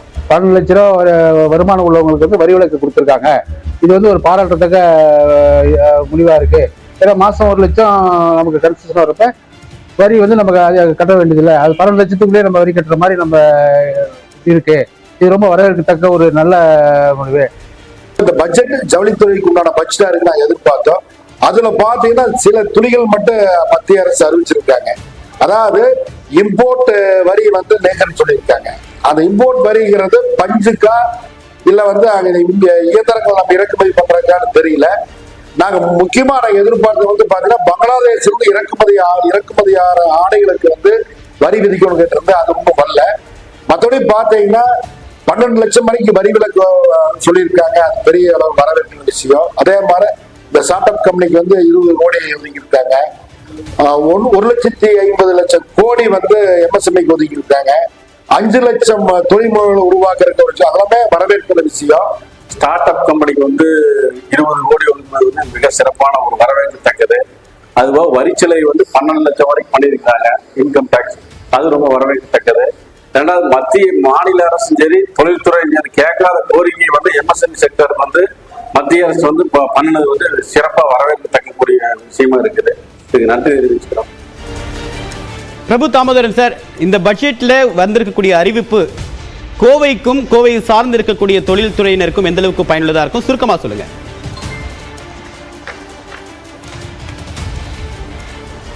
இரண்டு விஷயங்கள். ஒன்று வந்து லாங் டேர்முக்கு வந்து காட்டன் ப்ரொடக்டிவிட்டி மிஷன் அனௌன்ஸ் பண்ணியிருக்காங்க நான் முன்னாடியே சொன்ன மாதிரி. இரண்டாவது வந்து இறக்குமதி அதிகமாக வந்து லோக்கல் மேனுஃபேக்சரிங்கை டிஸ்டர்ப் பண்ணிட்டு இருந்ததுங்க. ஃபார் எக்ஸாம்பிள் நிட்டட் ஃபேப்ரிக்ஸ் அப்படின்னு சொல்லக்கூடிய பின்னலாடை துணிகள் வந்து 5,000 to 7,000 கோடி ரூபாய் அளவிற்கு இறக்குமதி வந்துட்டு இருந்தது. அதற்கு சில டியூட்டிஸ் வந்து ஆல்ரெடி மென்ஷன் பண்ணியிருந்தாங்க கடந்த 6 மாத காலமாக அதை ரெஸ்ட்ரிக்ட் பண்ணுறதுக்கு. இன்றைக்கி வந்து இது பேசிக் கஸ்டம்ஸ் டியூட்டி வந்து இன்க்ரீஸ் பண்ணி அந்த பர்டிகுலர் இம்போர்ட்ஸை குறைப்பதனால் இங்கே இருக்கிற நூற்பாலைகளுக்கும் மற்ற பின்னலாடை நிறுவனங்களுக்கும் அது வந்து ஒரு ஹெல்ப்ஃபுல்லாக இருக்கும்னு நாங்கள் நினைக்கிறோம். மிக முக்கியமாக inter ministerial like finance, commerce and other மினிஸ்ட்ரியோடைய ஒரு பேனல் ஃபார்ம் பண்ணி ஒவ்வொரு செக்டருக்கும் ஒரு டார்கெட் ஓரியன்டாக எக்ஸ்போர்ட்ஸ் மானிட்டர் பண்ணுவோன்னு சொல்லியிருக்காங்க. இது ரொம்ப ரொம்ப முக்கியம். ட்ரம்ப் 2 அப்படிங்கிற ஒரு கான்செப்டில் சைனா மேலே அவர் அதிகமாக வரி விதிக்கும் பொழுது அந்த பிஸ்னஸை கேப்சர் பண்ணுறதில்ல. லாஸ்ட் டைம் எல்லாம் நம்ம பின்தங்கி வியட்நாம் போன்ற நாடுகள் அதை கேப்சர் பண்ணாங்க. நம்ம இந்த முறை வந்து அதை தவற விடாமல் பண்ணுறதுக்கு இந்த எக்ஸ்போர்ட் ஒரு growth என்ஜினாக எடுத்து அரசாங்கம் கவனம் செலுத்தும் என்ற டைரக்ஷன் பட்ஜெட்டில் இருக்குது. அதை இறுதி கருத்தாக எடுத்துக்கிறேன். திரு Sundararaman sir, income tax bill புதுசாக கொண்டு வரணும்னு சொல்லியிருக்காங்க. அதுக்கு அவசியமா என்ன எதிர்பார்ப்பு இருக்குது? கண்டிப்பாக சார். ஒரே ஒரு அந்த MN ரேகா அப்படின்றது கம்ப்ளீட்டாக அபாலிஷ் பண்ணலை. பட்ஜெட்டில் அலோகேஷன்ஸ் கொடுத்துருக்காங்க. ஏன்னா அது இல்லைன்னு சொல்லி எடுத்துக்க போகிறாங்க. ஏன்னா எல்லாத்தையுமே பட்ஜெட்டில் ஸ்பீச்லையோ பேசணும்னு அவசியம் கிடையாது. டாக்குமெண்ட்டில் ப்ரொவிஷன் இருக்குது. ஸோ ரெண்டாவது வந்து நீங்கள் இன்கம் டேக்ஸ் வந்து இப்போ ஏஜ் ஓல்டு ஆக்ட் சார் 1961 இருக்குது. அதில் நிறைய ப்ரொவிஷன்ஸ் வந்து இப்போ ரிப்பீட்டடாக இருக்குது, காம்ப்ளெக்ஸாக இருக்குது. ஸோ இதெல்லாம் சிம்பிளிஃபை பண்ணக்கூடிய நீடி வந்து இப்போ தேவைப்படுது. லாங்குவேஜ் கொஞ்சம் காம்ப்ளெக்சிட்டியாக இருக்குது. ஸோ அதனால் கண்டிப்பாக இந்த நியூ டைரக்ட் டேக்ஸ் ஆக்ட் தேவைப்படுது. நெக்ஸ்ட் வீக் இன்ட்ரடியூஸ் பண்ணுறேன்னு சொல்லியிருக்காங்க. கண்டிப்பாக அதை எதிர்நோக்கி. ஜோதி சார், SC/ST பெண்கள் 5 லட்சம் பேருக்கு கடனுதவி வழங்கப்படும் சொல்லியிருக்காங்க. ஆந்திரப்பினருக்கு அவங்கள ஊக்குவிக்க இந்த அறிவிப்பு இல்லை, ஏதாவது கடன் உதவிங்க, அது வங்கி வழங்குறது. இங்கே வந்து ஒட்டுமொத்தமாகவே இப்போ போட்ட ஜூனில் சொன்ன பட்ஜெட்டுக்கும் இன்றைக்கும் வந்து உங்களுக்கு வந்து 1 லட்சம் கோடி ரூபாய்க்கு மேலே ஷார்ட்டேஜ் வந்திருக்கு. சரி, அந்த 1 லட்சம் கோடி ரூபாய் எக்ஸ்பெண்டிச்சரில் நம்ம குறையும்னு எதிர்பார்க்கலாம். இவங்க ஆக்சுவலாக இங்கே என்ன பண்ணியிருக்கிறாங்க, 2.87 லட்சம் கோடி ரூபாய் குறைச்சிருக்கிறாங்க.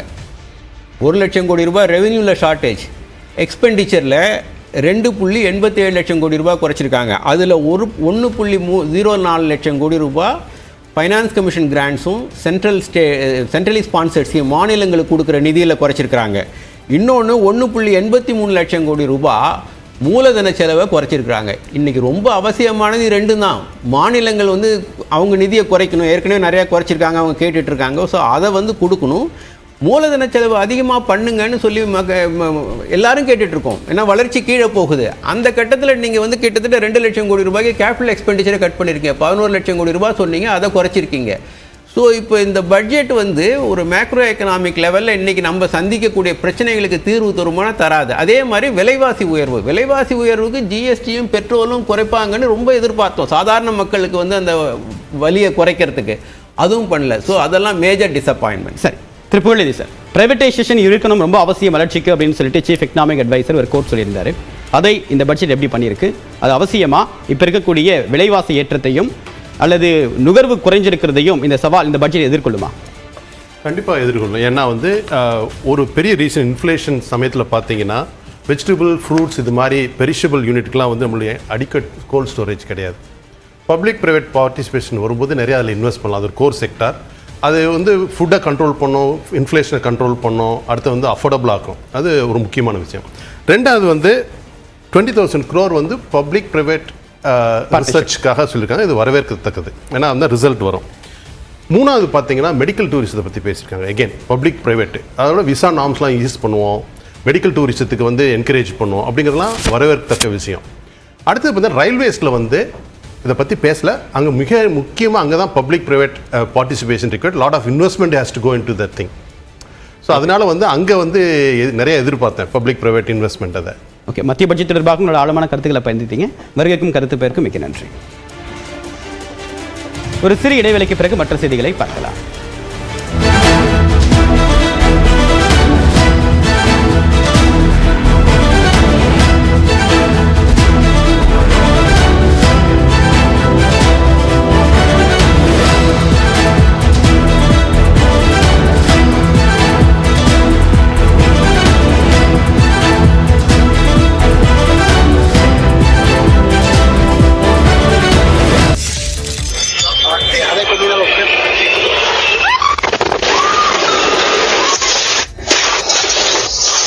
அமெரிக்காவில் வெடித்து சிதறிய இந்த விமானத்தில் இருந்த 2 பேர் உயிரிழந்தனர். கடந்த வியாழக்கிழமை அமெரிக்காவின் வாஷிங்டனில் பயணிகள் விமானம் ஹெலிகாப்டருடன் நேருக்கு நேர் மோதியதில் 67 பேர் உயிரிழந்தனர். இவர்களின் உடல்களை மீட்கும் முன்பே அமெரிக்காவில் மற்றொரு விமானம் விபத்திற்குள்ளானது.